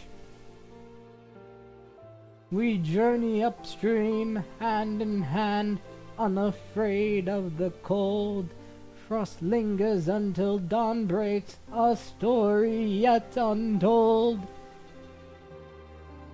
I set my heart adrift upon this endless longing tide, drawn so fiercely to the far shore, all else is cast aside. I chase the wind and moon, no barrier in my way to see you. Graceful as a startled swan, elegant as a wandering dragon. The song reaches its final verse, its echoes resonating deep in the heart. Moonlight dances on the water's surface, perfectly aligned to catch her gaze. Had the once imprisoned goddess found a reborn sense of self? The answer is obvious. Ocean currents distort a vision, but once one breaks free, everything becomes crystal clear. So the moment Hanning surfaces, her entire field of vision snaps into sharp focus. She sees it now, her own reflection, mirrored in the eyes that look straight into hers. Though others as a mirror, one knows what one comes to know life's warmth and chill, like savoring a sip only one can taste, like a floating in a sea that carries all. At first glance, a closeness so true, we hold this bond as though we always oh wait, no, that's another song line. At first glance, a closeness so true, we hold this bond as though we always knew. If she can turn back time, she wants to deliver a single message to her past self. She would say, the road is treacherous, but tomorrow still shines with hope. One day, someone will be there, waiting for you at the end. The sea is crystal clear, and they are so close that she can see her own reflection mirrored in the other's eyes. It's like a spotless mirror, guiding her to see who she truly is. At a glance, the sky becomes a galaxy pouring down, converging in the emerald water at its center. And so that's done. That was a nice little scene. Now, for our Masugaki time. Teddy! Nighttime chat. So, are you looking forward to our next adventure? Christina! Norman. You make your way through the maze of intersecting corridors, slowing down at the next junction. Glancing around, you confirm that no one is on your tail before taking a left into a little used side passage. The hallway is lined with tightly closed doors, each numbered and otherwise indistinguishable. Continuing onward, you finally come to a stop at the last door at the end, the one with the highest number. Knock on the door. Knock knock. The moment you knock, the air seems to tighten. For a while, there is only silence, then at last a cautious reply comes from inside. Who is it? Kane. Even through the door, you can still catch what sounds like a relieved sigh on the other side. 1 second, the door is shut tight, the next it swings open. You don't even have time to see what's happening before you're pulled inside. Damn, aggressive girl. Inside the warehouse-like room, a pink-haired construct crouches by the slightly open door, carefully watching the space outside. No need to be so tense. I kept close watch on my way here, and I'm sure no one noticed me. It's the holiday season, so people aren't stuck at their desks like usual. Plus, you're pretty famous. You figure out which of the 2 teacups on the coffee table is yours. Grab some tea leaves from the side compartment and brew a fresh cup. Take a sip of the temperature and taste. Oh, perfect. So worried about getting caught. Why set up your secret base so close to the engineering force in the first place? The most dangerous place is the safest. Bernina would never imagine I'd be hiding in the engineering force's warehouse right under her nose. I put a lot of effort in finding this. Besides me, you're the only one who knows, so do not let anything slip. I really don't want to move again. Hey, you can count on me. Teddy checks outside to make sure no one's around, then shuts the door tight. Why are you here so early? We still got a whole hour and a half before our meeting time. You could have given me some advance notice. That sudden knock nearly scared me half to death. She heads for the sofa, casually scooping up your cup of black tea on the way. Think of this as compensation for that. I just brewed it. Don't worry, I'm not picky about your technique. Teddy settles back into the sofa. With a snap of the fingers, a giant screen materializes in midair from the terminal's projection. The screen is divided into 3 parts. The left and center are crammed with dense text, and the right one shows a sprawling bird's-eye view of Constellia. Are you working right now? No chance. I never work on my day off. No way, no how. She pats the empty seat beside her, inviting you over. Come on, take a look at the ultimate plan I put together for our trip to Constellia. You sit down next to Teddy, watching her move her finger as she matches each entry from the list on the left to the coordinates on the map on the right. The communal apartment that Babylonia set us up with last time. The rooms were unbearably tiny, and the internet was so sluggish it took ages just to load a forum. But check out this spot I found. An ocean view place with a private beach, literally just a stairway away from the water. Best of all, there's a dedicated fiber connection, so the speeds are totally solid. You are a girl after my heart. And that's not all. There's Sunset Rock, an undersea boardwalk, and a fishing village nearby. I've selected each location after careful research and run the sequence through a program to avoid backtracking. This route will let us experience them all in a single day. Now comes the most important part. She slides a finger across the screens, merging all 3 into one and revealing a grand stage right before you. Bonfire concert! You heard from Teddy that the Bonfire concert is huge, with plenty of top-tier bands in the lineup. He mentioned how crowded it gets and how hard it is to get tickets, so you still haven't decided if you're going. Here's the first prize. Check this out. Teddy pulls 2 gleaming golden tickets from her pocket. You take a closer look and see that they're concert tickets, primed seats right up front. Leonardo may not be reliable for the big stuff, but he sure comes through for these random little favors. So come in and getting excited about our upcoming adventure. About that. Words cling to your throat, sharp and unspoken, but Teddy's already moved on, bulldozing through the silence like it's yesterday's news. She gives the sleeve of your Grey Raven uniform a quick tug. Remember to change out of that uniform. Why are you still dressed for duty on vacation? Wait, don't tell me you don't have anything for the beach. There's a clothing store in Castelia run by Necnoids. They're pretty fast at making new outfits. Also, I still have a few designs made for you before. Wanna pick one? By the way, here's a little tip. There's a hidden surprise in this clothing store, and you'll discover it once you arrive. Betty is in high spirits. It's not often she gets this excited. You can see she's really looking forward to your holiday getaway. Damn. That's exactly why breaking the news is I have a last minute work assignment, so I can't get with you anymore. It's so hard to say. And tell her. Teddy. Sorry, I can't go with you anymore. Work's come up. Teddy's eyebrows slowly droop. Aww. That can't be right. She scrolls through her terminal checking for something. I've checked your schedule, son. There's nothing planned. Girl widens her eyes, her fingers stopping halfway through a swipe on the screen. On duty? Since when was that on there? Updated just now. You meet Teddy's confused gaze, trying to figure out the best way to explain. Strange rumors have been swirling through certain areas of Constellia these days. To keep everyone safe, they're putting some people on watch. And to make it fair, they held a lottery among everyone who's off duty. Damn, got the short end of the stick. Why am I just hearing about this now? I only discovered it because my name came up in the draw. So among all the people, you're the one who gets picked. So... And this entire travel plan is ruined now. You can still go. Aww. I want to give her a hug. Teddy goes quiet, a sharp turn from how excited she was a moment ago. That sudden silence really has you on edge. Even though there's a step up, you know it's ultimately your fault, and all her high hopes, along with the plans you carefully devised, are now ruined. So that's what's going on. As you listen to that heavy sigh, you feel a sense of guilt weighing on you even more. Okay, I need to figure out a way to make her feel better. Turns out it's your fault my program is throwing errors. I'm really sorry about that. What did you just say?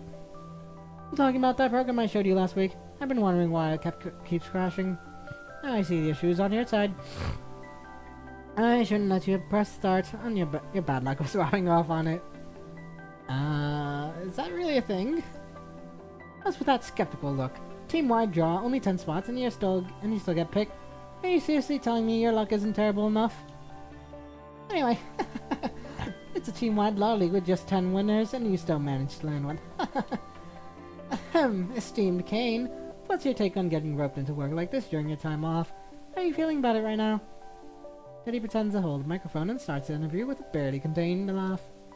There isn't any bitterness over ruined expectations or the heartbreak of a carefully plotted plan going to waste. All that remains is that unstoppable grin, his pure, unfiltered schadenfreude. Well, this twist is nothing like you'd imagined, and for a moment you don't even know how to respond.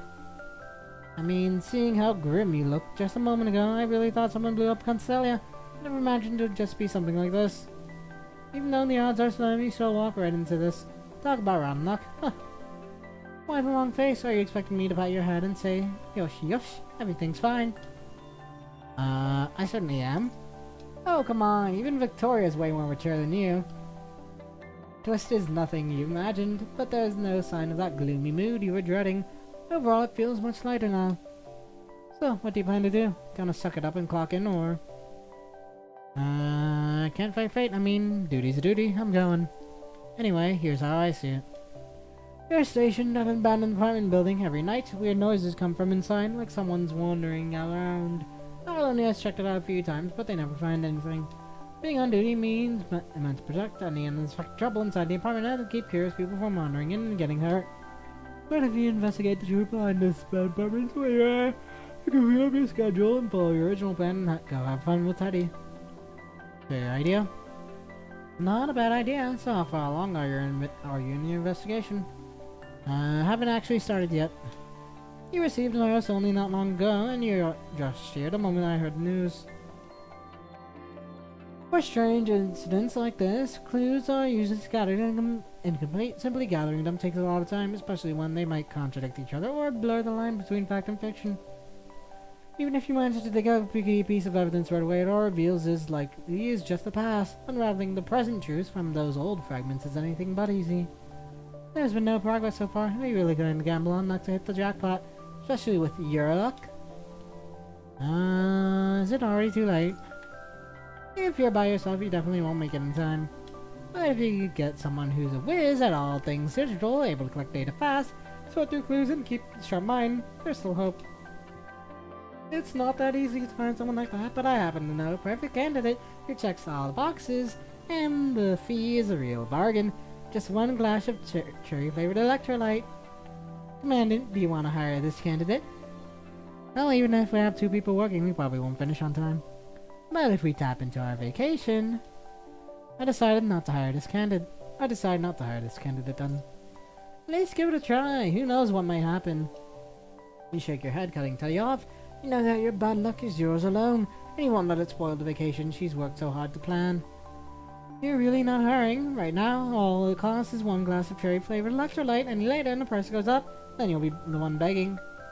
Or is it that you just don't think I'm worth it? Teddy lifts her chin, puts her hand on her hips, and glares with surprising ferocity. Pulls out the cherry-flavored electrolyte from the cooler after a moment of consideration. Now that you're grabbing the camera and recording all the fun moments at the concert... Wait a second. She stands up and sets up the glass down on the coffee table with a decisive thud. You've already had it, so don't even think about backing out now. You point at the half-empty electrolyte glass. Teddy looks ready to protest, but no words come. Her mouth opens and closes, frustration written on her face.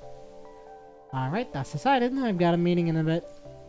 Teddy doesn't say a word. She pops out on the sofa, sulking, and pointedly turns her face away. Don't forget to send me the videos once you finish recording. Yeah, hurry up. She waves her hand outward in annoyance. The human leaves and the room falls silent. Teddy stays curled on the sofa, completely still. After a moment, she straightens her tilted head, her pink eyes shifting to the open doorway where nothing remains. Open, and nothing remains. Open? Hey! She leaps off the sofa, crosses the room, and in 3 quick strides, grabs the doorknobs, and slams the door shut with a loud thud. Close the door on your way out.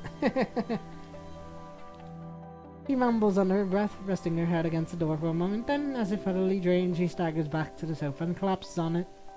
Her gaze drifts from the 2 concert tickets at the table to the glowing travel guide on the terminal, before finally settling on the Magnoid Run clothing store highlighted on Costello's bird's eye map. A single tap and a notification pops up. Dear customer, your order, KH7 blah blah, is now complete. For questions about custom coatings, please contact customer service. I was hoping you'd be the first to check it out. Teddy lounges sideways on the sofa, idly tapping the terminal screen. By the time she comes to her senses, she finds herself unconsciously looking up everything she can about Constellia and the abandoned apartment. After a moment's pause, Teddy switches off the screen and tosses the terminal aside. She flips over on the sofa and buries her face in the cushion. You're the one who said you didn't need my help. Scene holds for several seconds before the pink-haired construct suddenly pushes herself up. Reaching out to grab the terminal she threw aside. She turns it on and the screen displays the data she just looked up, details about the abandoned apartment in Costellia. There have been legends, strange noises. She seems lost in thought. And all alone. Okay, just kidding. Costellia night. Even though you try your best, you just can't uncover the truth ahead of schedule. You send this bad news to Teddy through your terminal, and you get a cheeky "told you so" brownie sticker in return. You roam your patrol zone as requested, but seriously, there isn't any single soul around.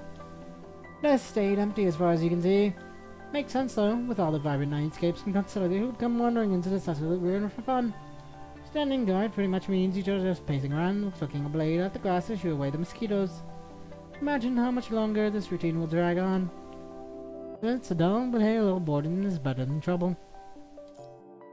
You look toward the southwest and barely catch the bright lights from a bonfire concert. It's nothing like where you are. Teddy must be having the time of her life right now. She's probably so caught up she forgot to send any updates. She hasn't sent another message since that brownie sticker. Not even the video you mentioned before heading out. Okay, should I nudge her about it later? Ha! Sudden chill hits your cheek and you shudder without thinking.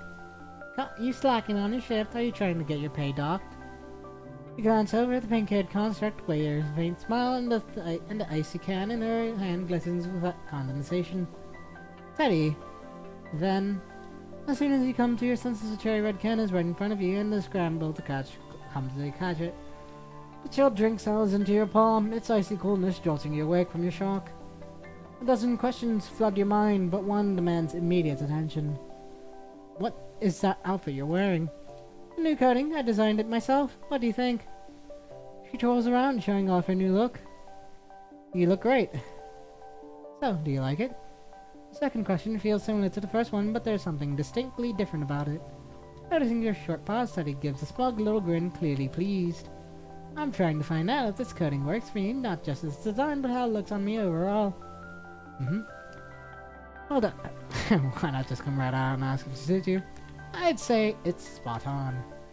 Mucho greto. You sound not exactly thrilled, but well, I'll take that. She's muttering something under her breath. You open the can and take a sip. The icy drink slides down your throat, and in the scorching heat, you feel refreshed from the inside out. You take this moment to clear your head. So, did the bonfire concert end early? No, honestly, this place feels more fun than the bonfire concert. Don't worry about the tickets, I gave them all out. I really think this place is more fun than the concert.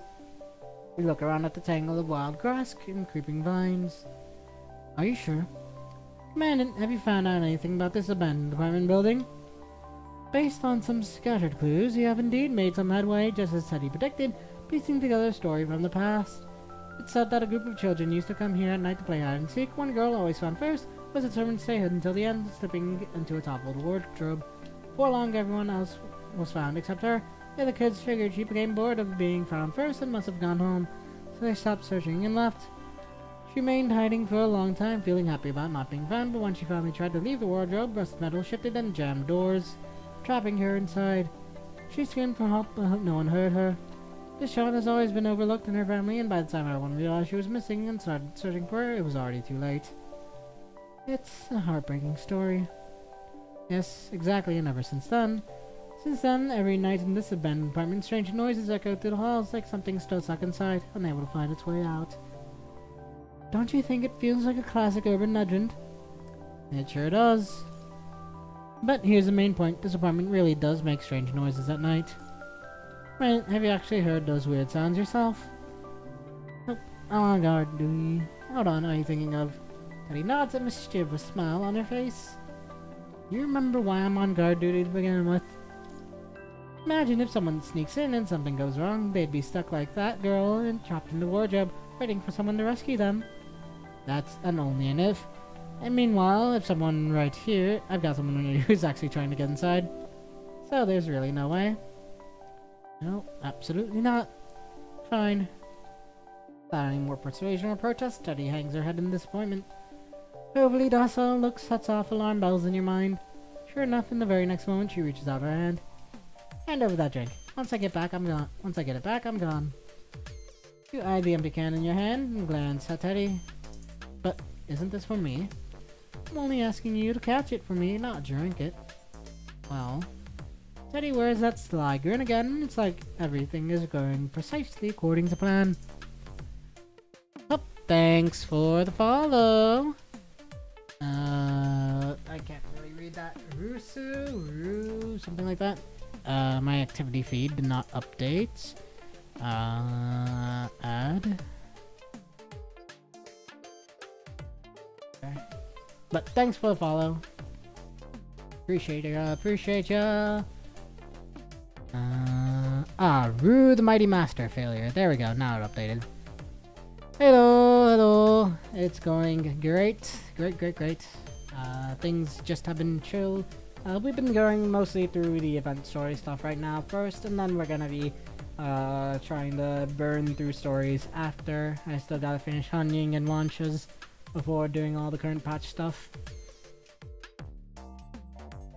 It's a scene that rings a bell, though last time the one left on the spots was Teddy instead. I can pay the original price. No, scratch that. I can pay double. Okay, that's enough talk. Teddy grips her arm and dashes toward the main entrance of the abandoned apartment. Let's toss the rules aside for now. If anyone has a problem with this later, I'll help you figure something out. Now, follow me! I love Teddy. She's adorable. Summer together. What's wrong with that? This is your special treatment. Tokubetsu gohobi. Despite its battered, crumbling exterior, the inside of the abandoned apartment is surprisingly intact. Cracks run everywhere, but none of them go all the way through. A warning sign made from concrete walls and boarded up window blocks every bit of light. Now that the interior lamps are broken, darkness is all that remains. The flashlight is the only source of light, barely pushing back the shadows in a small circle around you. Okay, survey your surroundings. Maybe it's just your survival instincts kicking in, but you can't shake the feeling that something's about to jump out from the pitch-black void at any moment. In the faint lights, you see the floor is old and worn, the chairs and stools knocked over, everything scattered, but it's surprisingly not dirty. Looks like someone's really into this. Are you talking about me? Strange, you feel that. Rather than noticing what's around it, Teddy's more wrapped up in you. A gentle cough interrupts your thoughts. Anyway, we should listen closely to see if there's anything odd going on. I really hope there isn't. Oh. Got a noise. Ooh, what might that be? Let's find out. You hear that? Sounds like it's coming from upstairs. Teddy says this and looks away. Now, even if you try to refuse, she's definitely dragging you along. Okay, let's go. You follow the sound up to the 4th floor of the apartment, coming to a halt outside room floor 4. That sounds very familiar. I think there's a game that has like horror elements tied to that room number. I don't remember exactly. I'm thinking like probably it was like a DS game or something like that. I don't know. It's been a hot minute. Those digits feel eerily appropriate for this place. Press your ear against the door to listen. You press your ear to the door and confirm that our noise is coming from within. Beyond that, everything is silent. You twist the doorknob and hear the lock click open. Sharing a quick look with Teddy, you ease the door open. Inside, there's no frantic commotion. Only a minimalist room with Constellia's light streaming in through the window. The bed and table are in full view with nothing concealed. An iron wardrobe stands flush against the wall and a faint noise hums from inside. Anyone there? There's no reply. It's just that same trembling sound pulsing away. Can we open it? According to the previous reports, it's supposed to be empty. But we'd better check just in case someone really is stuck in there. Hook your fingers around the cabinet's grove and pull, but it barely budges. Is it jammed? You push with both hands, the grating squeak making your teeth ache as you barely force open the gap that's only slightly bigger than a fist. Shine the flashlight inside. You slip the arm through the narrow gap, feeling around for an item at the bottom and finally pull it out. It's a terminal. You press the pause button and the eerie noise instantly stops. Tension in your head loosens right away. So it's just a prank, right? Teddy, what do you... Turn around and the room looks the same as ever, except there's no sign of Teddy. Quit hiding, I see you. There's nothing but silence. Okay, check the hallway outside. The corridor is empty. The door is still ajar, exactly as you left it, so nobody has passed through it since. Has she really vanished? There are no corrupted or header creatures in this abandoned apartment. No real threats at all. With Teddy's level of skill, most nothing here can pose a danger to her. Even so, you still feel uneasy not knowing where Teddy is. Remember, Teddy's standing right beside you as you open the wardrobe. It only took you about 10 seconds from turning the knob to retrieving what's inside. From that brief moment, she vanished. For sure. How did she vanish? No, what really matters is, right now, is why she vanished. Is there actually something strange going on with this building? Now, is that even possible? Looking back at the terminal in your hand, it suddenly hits you. If the answer was this simple, the previous investigators would have definitely noticed it. Which means, it's probably a trap. The door behind you, left half open, suddenly stands shut. Tap tap. That eerie sound is back. This time, it isn't coming from the device in your hand. It's coming from that metal wardrobe. The wardrobe door, which was stuck tight a moment ago, now swings outward with a sharp, creaking protest. A shadow shaped like an arm is slowly stretching out from within. The terminal lights up on its own, flickering more patterns shimmers on the screen as line after line of gibberish floods the interface. Memory overflow. Undefined sequence. Crash report. Panic overflow. Teddy? The wardrobe is swinging open, and the terminal keeps spitting out the garbled code. You glance at the wardrobe, then at the device in your hand. You're shifting your focus back and forth. Then you freeze in place. You're so absorbed in the wardrobe and terminal that you only now realize there's something right behind you, inches away. Teddy? Cold breeze grazes the back of your neck. Over here. A sudden voice echoes, making your heart lurch. You almost cry out as you leap back, arms raised in defense, ready for any surprise attack. But the sound that follows is familiar burst of laughter. The pink-haired construct doubles over, clutching her stomach as she nearly sinks to the floor. You just almost launch yourself into the air. Meanwhile, the wardrobe door opens slightly and a familiar mechanoid emerges. Success! Kiss. Success. High five. Oh, what's going on?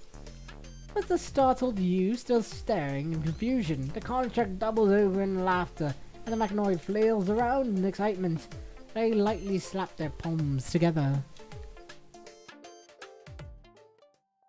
Just like music and painting, urban legends are a distinctive form of art. So I'm going to be the ultimate urban legend artist. This abandoned apartment is my masterpiece. Woohoo! Great art maestro! The free-spirited crafter of urban legends. God damn it, Kisk. Why, you should be working with Teddy. Well, I mean, not Teddy. You should be working with Karenina right now, doing band stuff, but whatever. You give up on prying anything out of Kisk, who's totally wrapped up in his own hype. And you turn your gaze to Teddy, who's finally managed to stop laughing. Even though she's holding it together now, the way her lips keep curving up tells you she's only a second away from cocking up again. Care to explain? We charge for this, you know. Okay, put it on my tab. You point at Kiss and indicate the apartment building underfoot. Is this his creation? Yeah, these awakened machines are definitely running malware again. First, they're Picasso wannabes, then vinyl holders, then GarageBand rejects. Now they're all, ooh, we're urban legend artists. Honestly, this whole urban legend artist business is just a fancy way to spook people with flashy tricks. Take this abandoned apartment, for example. They renovated it with hidden corridors and secret doors. Right here in this room, the hidden passages inside the wardrobe. Okay, sorry to interrupt, but where did you hide when you suddenly disappeared?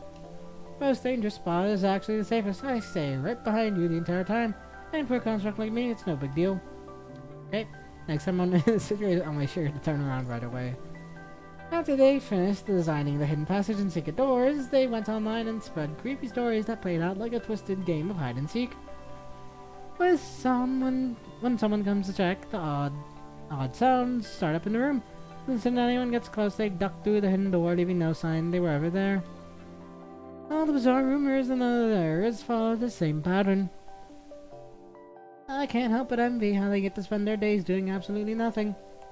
Okay, and where did you pick all this info? I had an assistant for the price of a cherry flavored electrolyte drink, and she shared everything she uncovered with me. It's totally worth it. I really don't see why anyone would pass on such a deal. Okay, sorry. That being said, you are still really curious. Adeline has arranged multiple inspections, but they never uncovered anything. How did you actually track them down?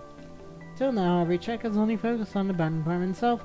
Kisk and his team covered their tracks so thoroughly that they leave no trace behind. But I took a different route. I dived into the network and tried to figure out where the rumors about the abandoned apartment appeared first. I was just giving it a shot at first, but it turned out they were so careless that I tracked down Kisk's account right away. Once I questioned him, everything came to light.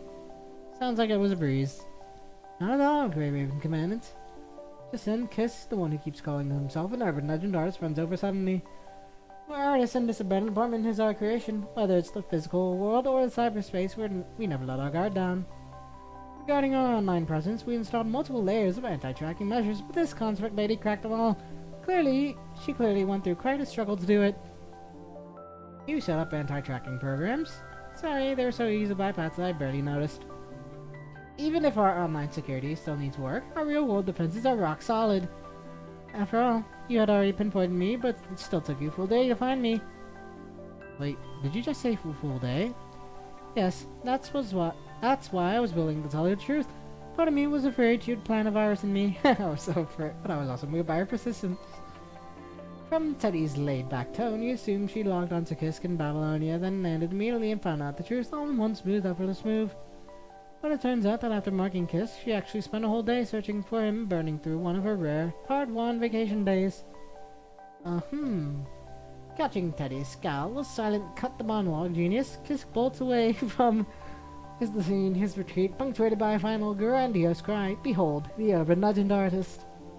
Honestly, Kisk and his crew mean no harm. They just want to spice up the vacation, never expecting to dump extra work on some unlucky person. Okay. When it comes to luck, no one really knows how things will turn out. They've reported everything, and by dusk, Babylonia sent an email to the staff on duty setting them free. Why didn't I get it? I specifically told them to skip you, otherwise everything would be out in the open, right? Thank you. Teddy blinks and mouths, "You're welcome." She hums a cheerful tune as she pushes the window open, letting the sound of the waves fill the room. It's pretty close to the beach here, and you happen to be off duty too. She turns around, giving you a soft smile. How about we step outside and catch some fresh air? You walk along the shore, your footprints forming 2 parallel trails in the sand behind. Teddy stretches contentedly in the ocean breeze, feeling utterly relaxed. Suddenly, half the distant sky lights up in a burst of color, painting dazzling scenes across the horizon. Fireworks. Must be the concert's closing ceremony. It's putting on quite a show. Teddy raises her head, looking up at the sky. The fireworks sparkle in her eyes, reflecting a rainbow of colors. Teddy. You were looking forward to the concert, weren't you? She turns to meet your eyes, then nods with a warm smile. Yeah, I was. Not just the concert, the seaside villa, the sunset rock, and the undersea boardwalk. Everything on my list was carefully chosen, and I was really excited about all of them. But I ended up missing every single one and spent the whole day racing around Constellia trying to figure out who was causing those weird noises late at night in that abandoned apartment. And it was all because of you. So I was totally going to scare the living daylights out of you. Otherwise, I'd never get a decent night's sleep. Okay. Actually, I turned you down because I didn't want to ruin your vacation. I know, and that's exactly what bothered me the most. Why? It's my vacation, so shouldn't I decide if it's ruined or not? Just look at me now. I'm missing the concert, not visiting a single attraction, and I'm basically using my vacation time to work. But I'm not saying I'm unhappy today. Although, if I didn't manage to scare you, or if you were too dull about it, I'd probably end up upset. Okay. And you're way too casual. And you still dare to talk back? You know how much you owe me this time.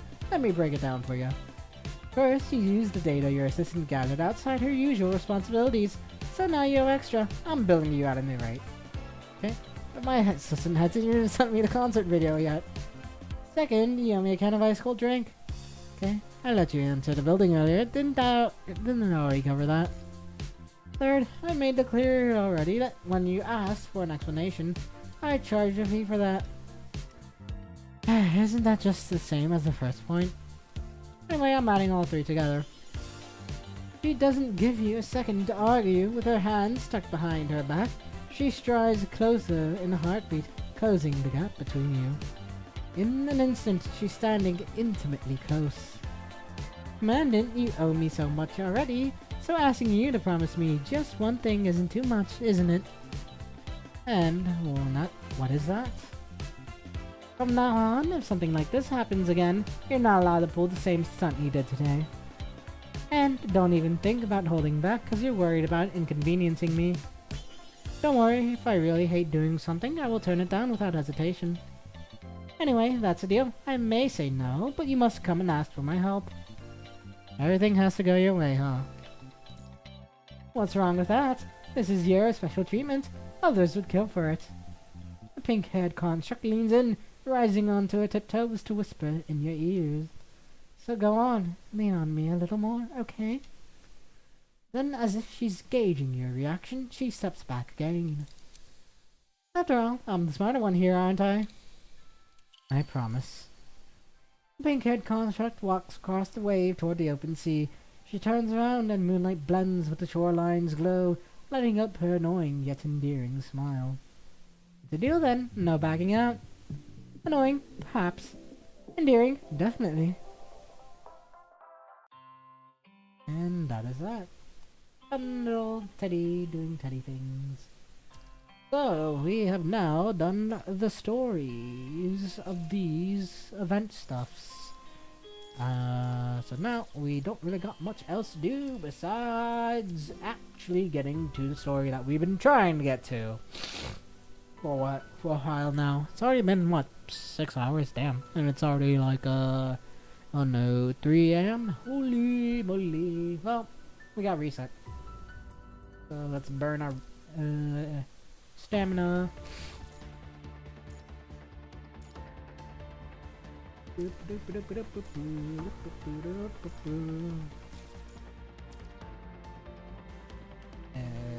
Guild.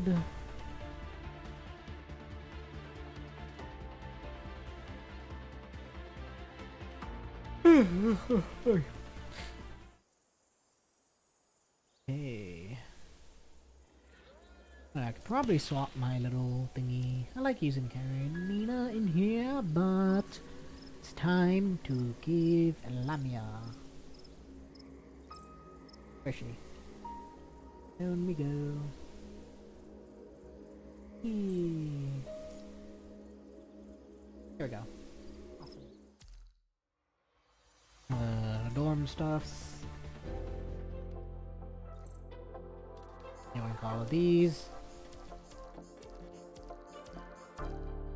New file. Else, dispatch. And complete events. Yep.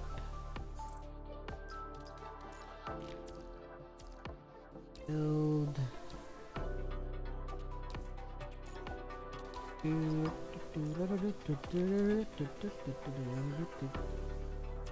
No bueno.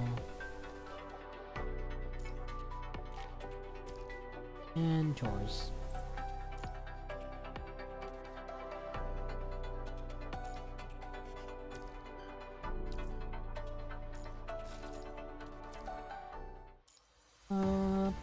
Daily thingies.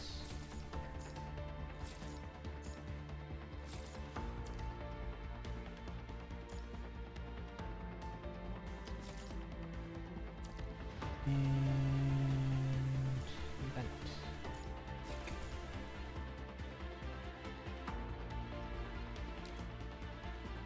What do you mean?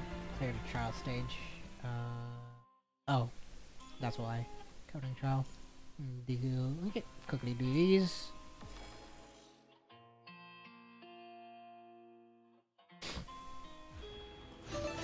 龍華を了承に捧げ、夢に酔いしれましょう。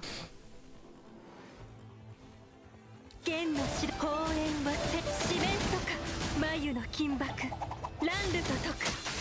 轟音に散れ、残響に乗せて、すべて滅びなさい。剣の調べは連綿、四面楚歌、眉の金箔、乱舞と解く。轟音に散れ。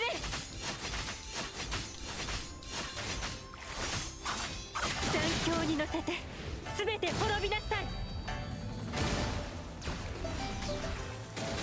剣の公園は戦慄、四面楚眉の金箔、乱舞と解く。 800 BC? Nope, my wallet is not fine, unfortunately. It's been a hot minute, and just a couple of issues have been happening with work and stuff, so I haven't really had much money to really get stuff in the game. So I've just been trying to deal with whatever I got. 残響に乗せて全て滅びなさい。 Okay, and the trial stage. 幕引きにて演目終了。こたびの演奏 Very nice cutting. いかがでしたか？ Yep, good luck indeed. I'll be able to manage. Things will be figured out when they figure it out. Luna, let's see how this coding looks. It's very cute coding for Luna. この程度の相手なら戦いとは言わないわ。溶けて消えなさい。崩壊なさい。真実を受け入れなさい。これで終わりなさい。終焉の音を聞きなさい。溶けて消えなさい。抵抗なんて崩壊なさい。真真実を受け入れなさい。抵抗なんて無意味。これで終わります。終焉の音を聞きなさい。 I see there was like a little conch there that explodes. 溶けて消えなさい。崩壊なき真実を受け入れなさい。溶けて消えなさい。これで終わります。終焉の音を聞きなさい。 Come on, 溶けて消え偽りの存在。崩壊なき真実を受け入れなさい。これで終わります。 okay.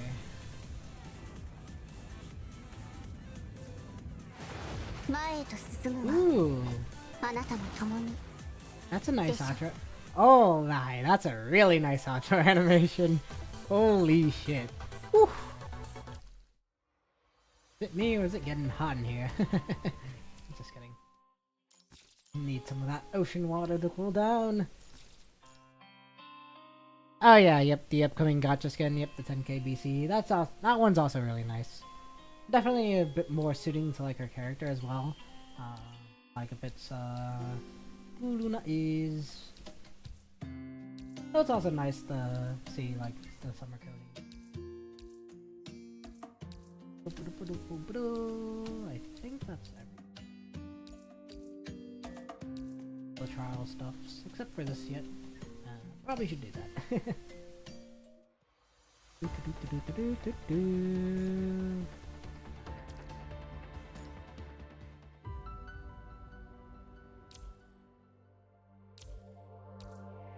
Go through these real quick.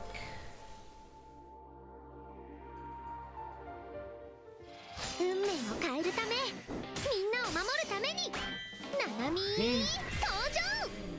Oh, indeed. Okay, ready. 当たり。 Okay, hits combo. ヤッホー。 Sword. 来たな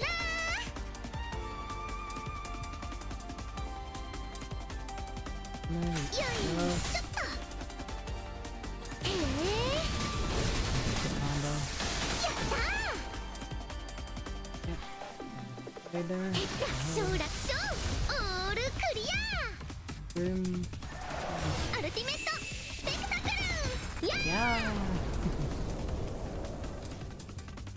Metal spectacle. Yeah. 逃げられないよ。 Oh, that's right. ナナミアルティメットスペクタクル。やー。 Orbs into charge mode, and then after ultimate, pop out of charge mode, hold yellow. 運命は全部ナナミ自身が決めるんだ。 That's probably like her basic rotation, and then her night rotation is probably a little bit different. Combat process. 運命を変えるため、みんなを守るために。 Yeah, ナナミ it 登 won't 場。 happen until, I mean, they'll come by soon enough, but yeah, Luna skin will last for a bit, and then Nanami's will come the patch after next patch.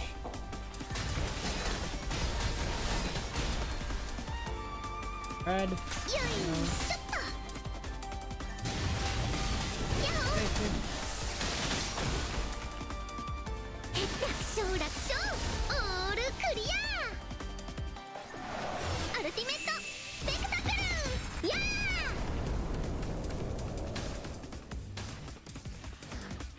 Simple enough.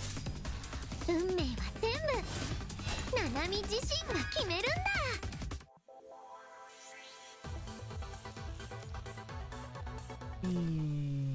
And effect practice. Night rotation. 運命を変えるため、みんなを守るためにナナミ登場。 Mojo! And output cycle. 当たり。 Red. Four for the ignition. 逃げられないよ。 There we go. ナナミアルティメットスペクタ Okay, that's actually very simple. 運命は And 全 sword and shield mode. 部ナナミ自身が決めるんだ Cool. That's actually very, very straightforward. Definitely nice to see after all the crazy stuff we've been seeing with like Pyro's combo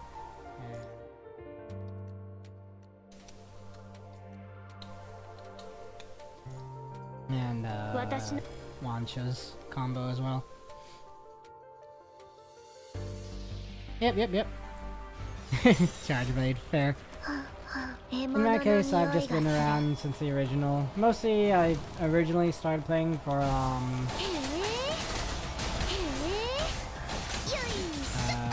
the other Nanami strength that was released.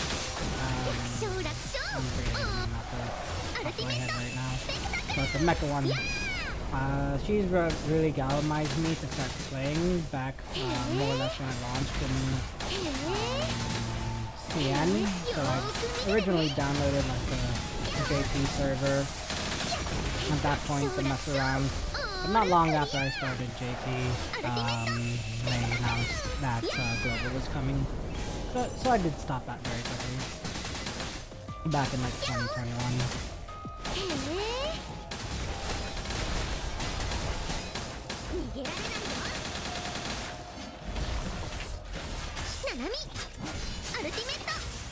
Yeah, Starfire. I like my Armored Core and other mecha type games. So that's what really galvanized me to like play the game. I knew about it though beforehand, since like at least 2020, like a couple months after CN actually launched, because it was like November 2019 they dropped. I learned about it about like maybe a month after with Narwhal, and then I actually like sort of kept up with it since like January of 2020. And then 2021 came around, and then we got Global, and it's all history at that point.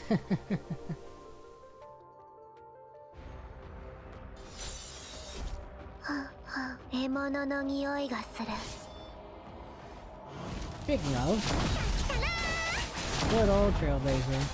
Okay, lost up the V with Starfire. Not the V, the V with Titan.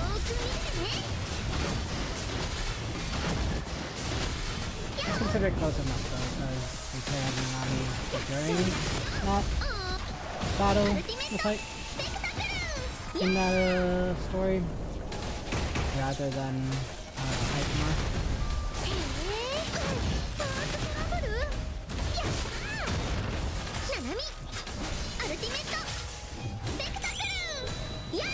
Yep, fair. Yeah, that good old buried alive.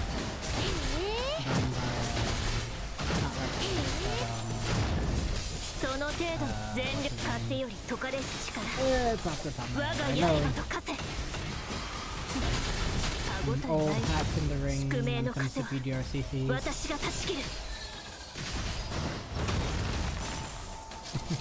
あなたは隙だらけ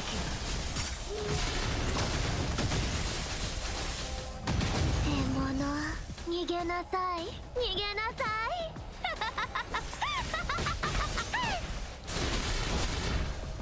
よいしょっと楽勝楽勝アルティメットスペクタクルやー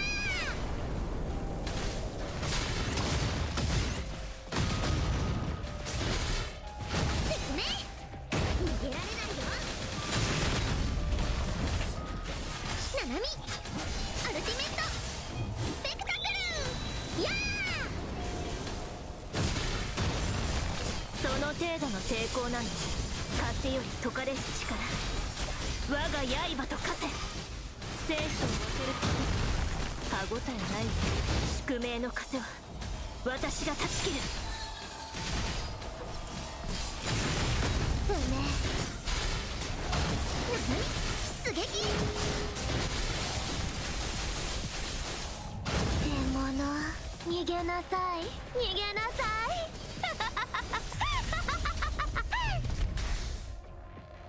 うわーわか Yep, っ fair enough, fair た enough. 生きたままにする Episode 15 boss. Fair enough. Episode 15, chapter 15, so that would put it at... Lamia? Yeah, Lamia. Lamia's 15. That's a fun fight too. Yeah, good times, good times.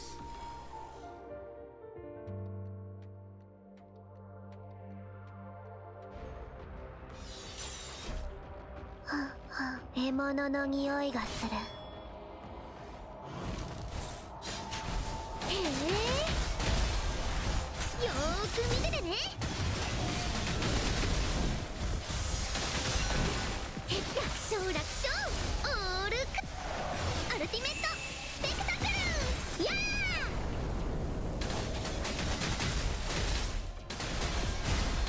逃げられないよ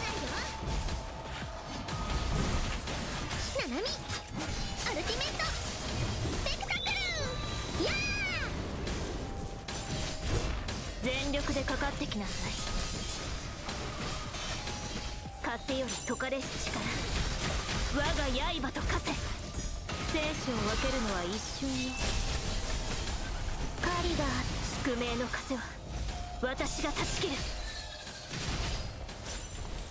すねあいつらをあなたはここへ逃げるの獲物逃げなさい逃げなさい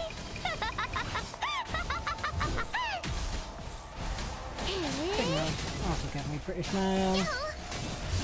え Very fun 当たり fight. ですね狩りが始まった Soon enough. Just a couple more days. 楽勝楽勝オールアルティメットスペクタクルやー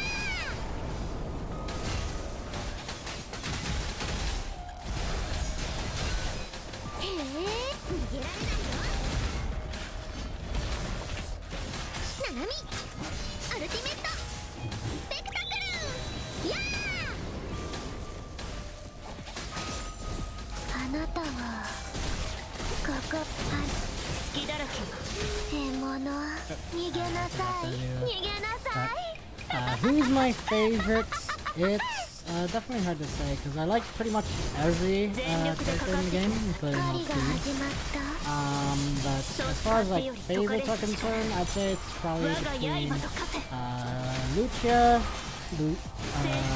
both Lucias rather. 歯ごた So えない。 Lucia and Alpha, 宿命の風は Luna, 私が断ち Lamia, 切る。 and Nanami. へ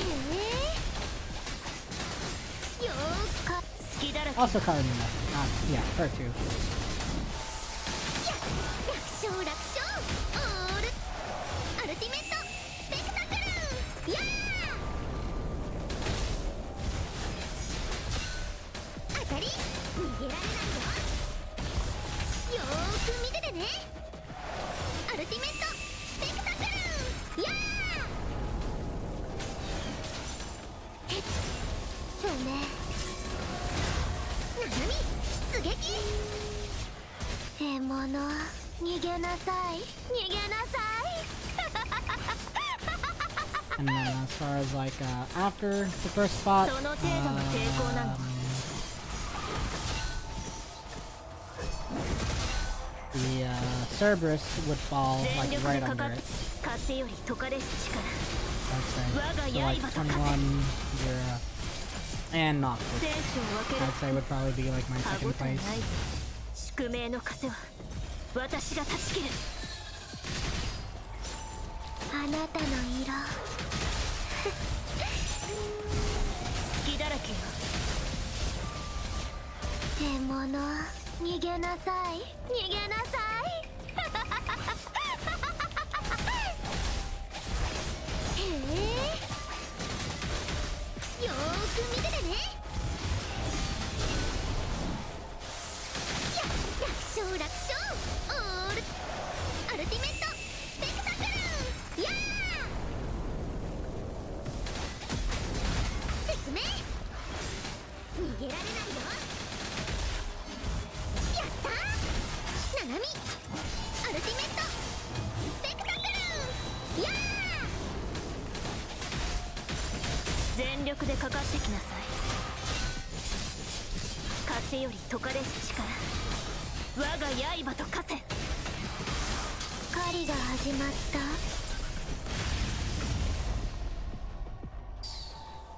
た。次に向かうわよ。この勝利が終幕ではないわ。 Simple and clean. I need to clear within 3 minutes. Yeah, I don't think that's happening. Gain 3 orbs. Press and hold yellow orbs. Could try a couple times to get that.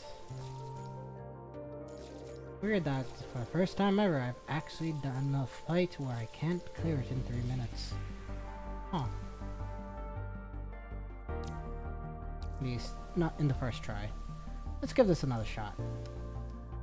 And we'll probably mostly focus on Alpha, especially since she's the leader, as my Nami still doesn't have ranks or her weapon. 獲物の匂いがする。 Oh yeah, true. あなたの色。隙だらけよ。その程度の風より解かれし力、我が刃と化せ。生死を分ける。歯応えない宿命の風は私が断ち切る。説明。アーツトラブル。よい狩りが。隙だらけよ。楽勝楽勝。アルティメットスペクタクルやその全力でかかってきな。風より解かれし力、我が刃と化せ。宿命の風は私が断ち切 I る。 think this time we're actually getting good progress.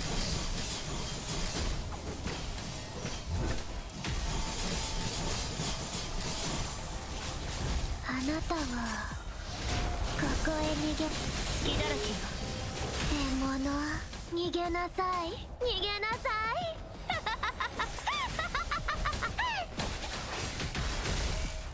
よいしょっと。狩りが始まった。楽勝楽勝。アルティメットスペクタクルや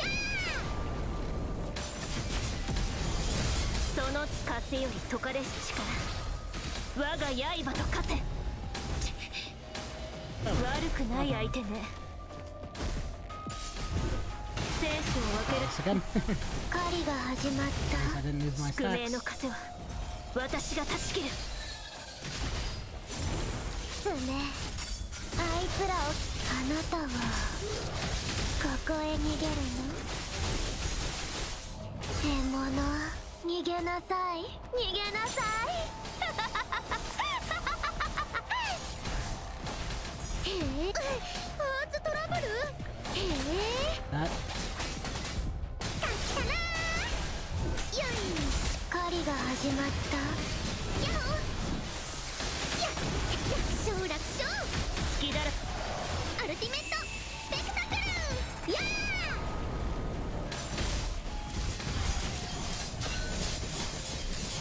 風より解かれし力、我が刃と化せ。歯応えない宿命の風は私が断ち切る。 time. Got another minute. あなたはあなたの色。隙だらけよ。獲物逃げなさい逃げなさい。 Yeah, fair. I know that feeling. I 狩 need り to が get all 始 these まった。 done. In my case, I don't get back so much. やっ I usually have to go to楽 arcade. 勝楽勝。アルティメットスペクタクルや風より解かれし力、我が刃と化せ。生死を分ける。ナナミ宿命の風は30 seconds. 私が断ち切る。なたはここへ逃げるそうね。あいつらを切り裂く。獲物、逃げなさい、逃げなさい。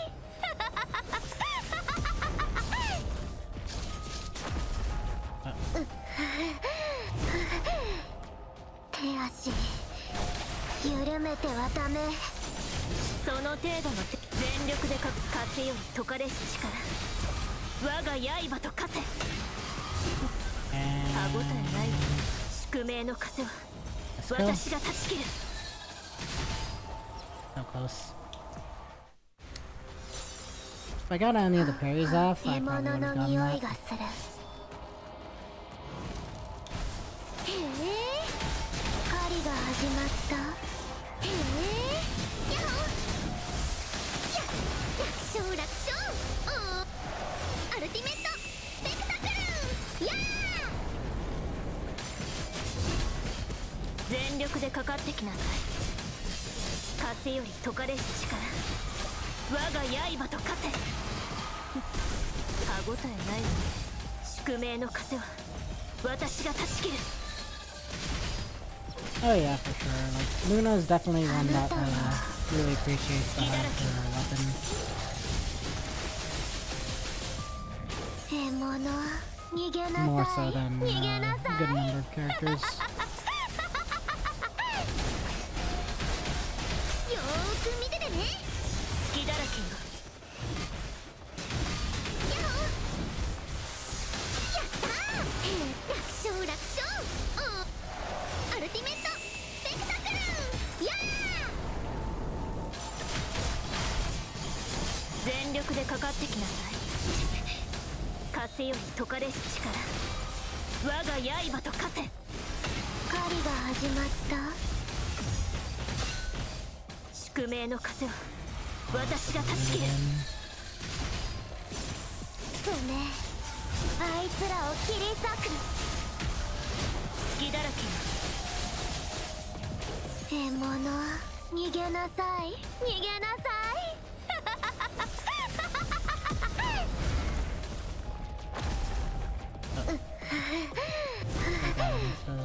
手足緩めてはダメ。よーく見ててね。狩りが始まった。楽勝楽勝。アルティメットスペクタクルや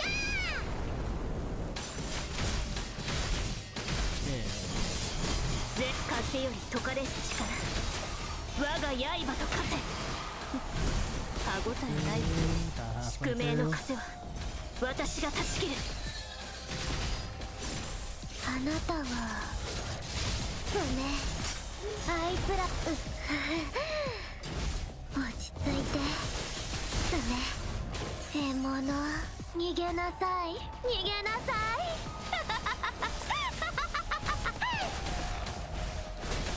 よいしょっと。やお。楽勝楽勝。アルティメットスペクタクルやその程度の抵抗なの風より解かれし力、我が刃と化せ。 2 minutes. 宿命の風は私が断ち切る。 Start getting through this faster. あいつらを切り裂く。あなたはここへ逃げるの。獲物、逃げなさい、逃げなさい。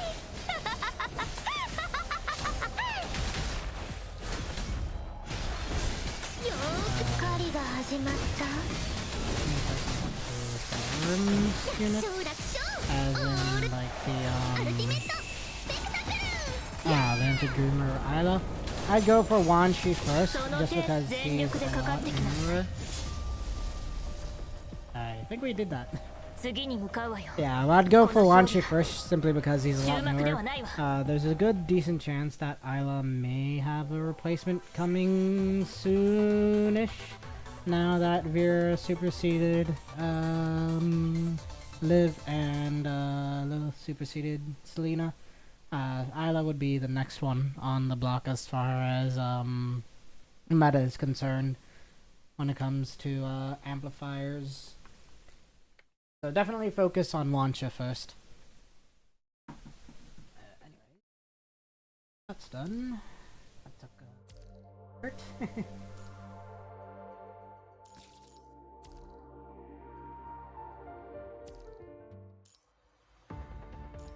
Those.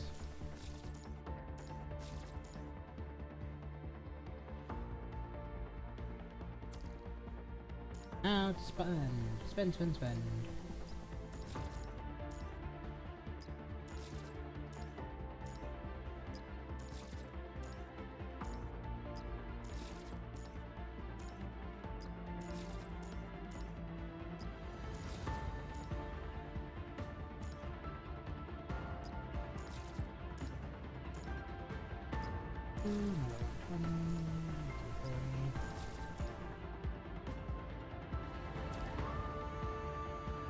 Woof.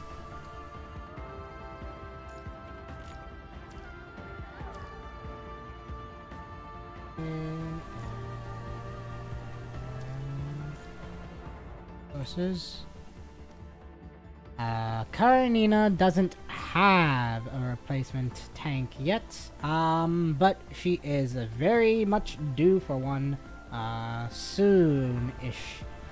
As it's already been like 3 years now in CN since her release. For us in NA, it's already been like 2 years, but 3 years, give or take, since her release. So yeah, she's definitely due for a replacement as well.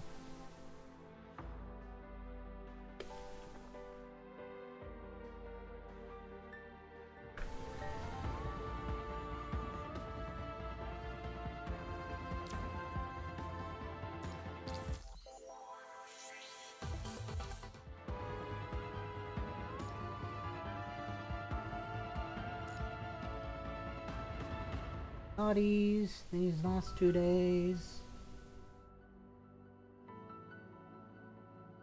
Kotti. There you go.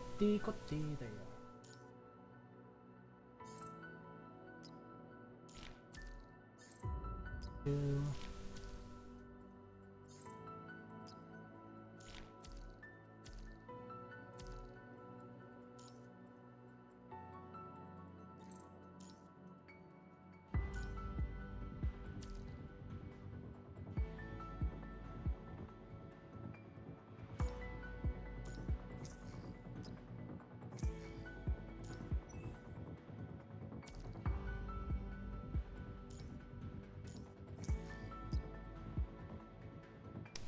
Yep, there's also a very good chance for a new live.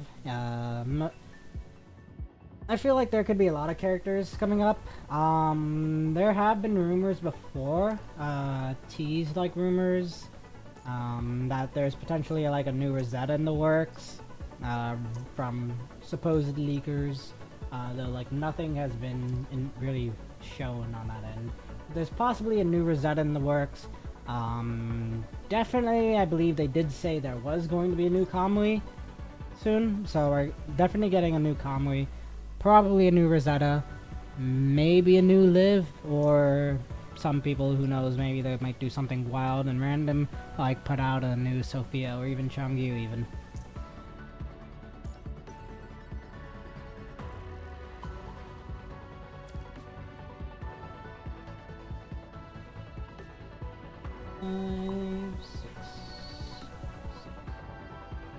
And then the rest is for resonances.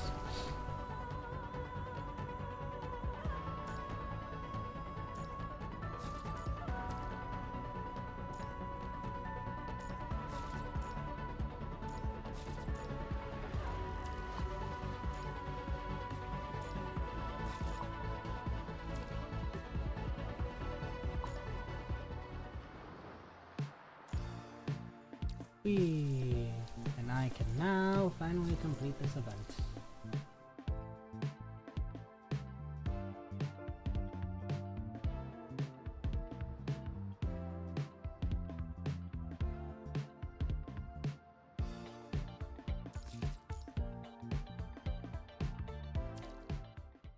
Oh, 3 polls. Which banners? Regular research.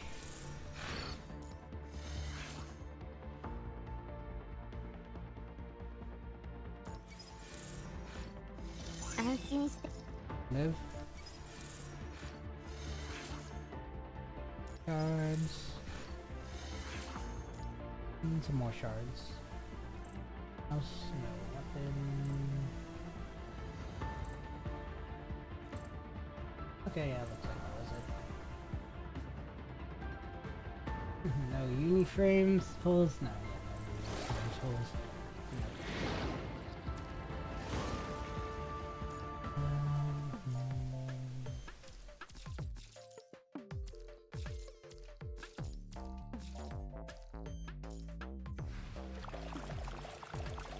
Yeah, that would be wild. Honestly, as much as Changyu's memed, I'm pretty sure there's at least a decent number of people that would appreciate a new Changyu. Like, I enjoyed Changyu as well, back when he released. He never really ever did damage though, but he was always fun to play.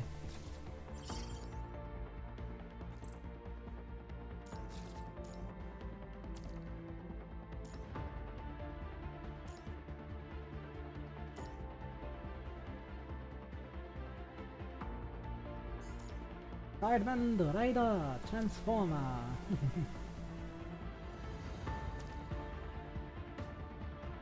Anyways, I'm gonna go to the bathroom real quick, and then what we're probably gonna do is we're gonna do a restart of the stream so that we don't go on too long on this one. Anyways, I'll be right back.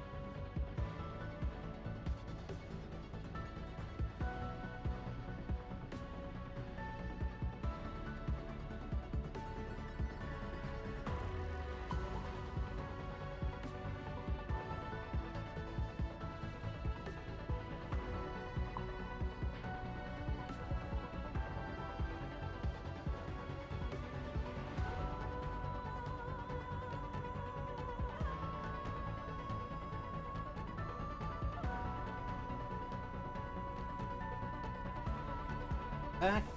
So now, what we're gonna do is we are going to temporarily stop the stream and then restart it. just so that YouTube and stuff can get all cleaned up, and this will be backed up on the thing. Because I'm trying to go and marathon the story as much as I can, so it's possible we might run this over 24 hours. So yeah.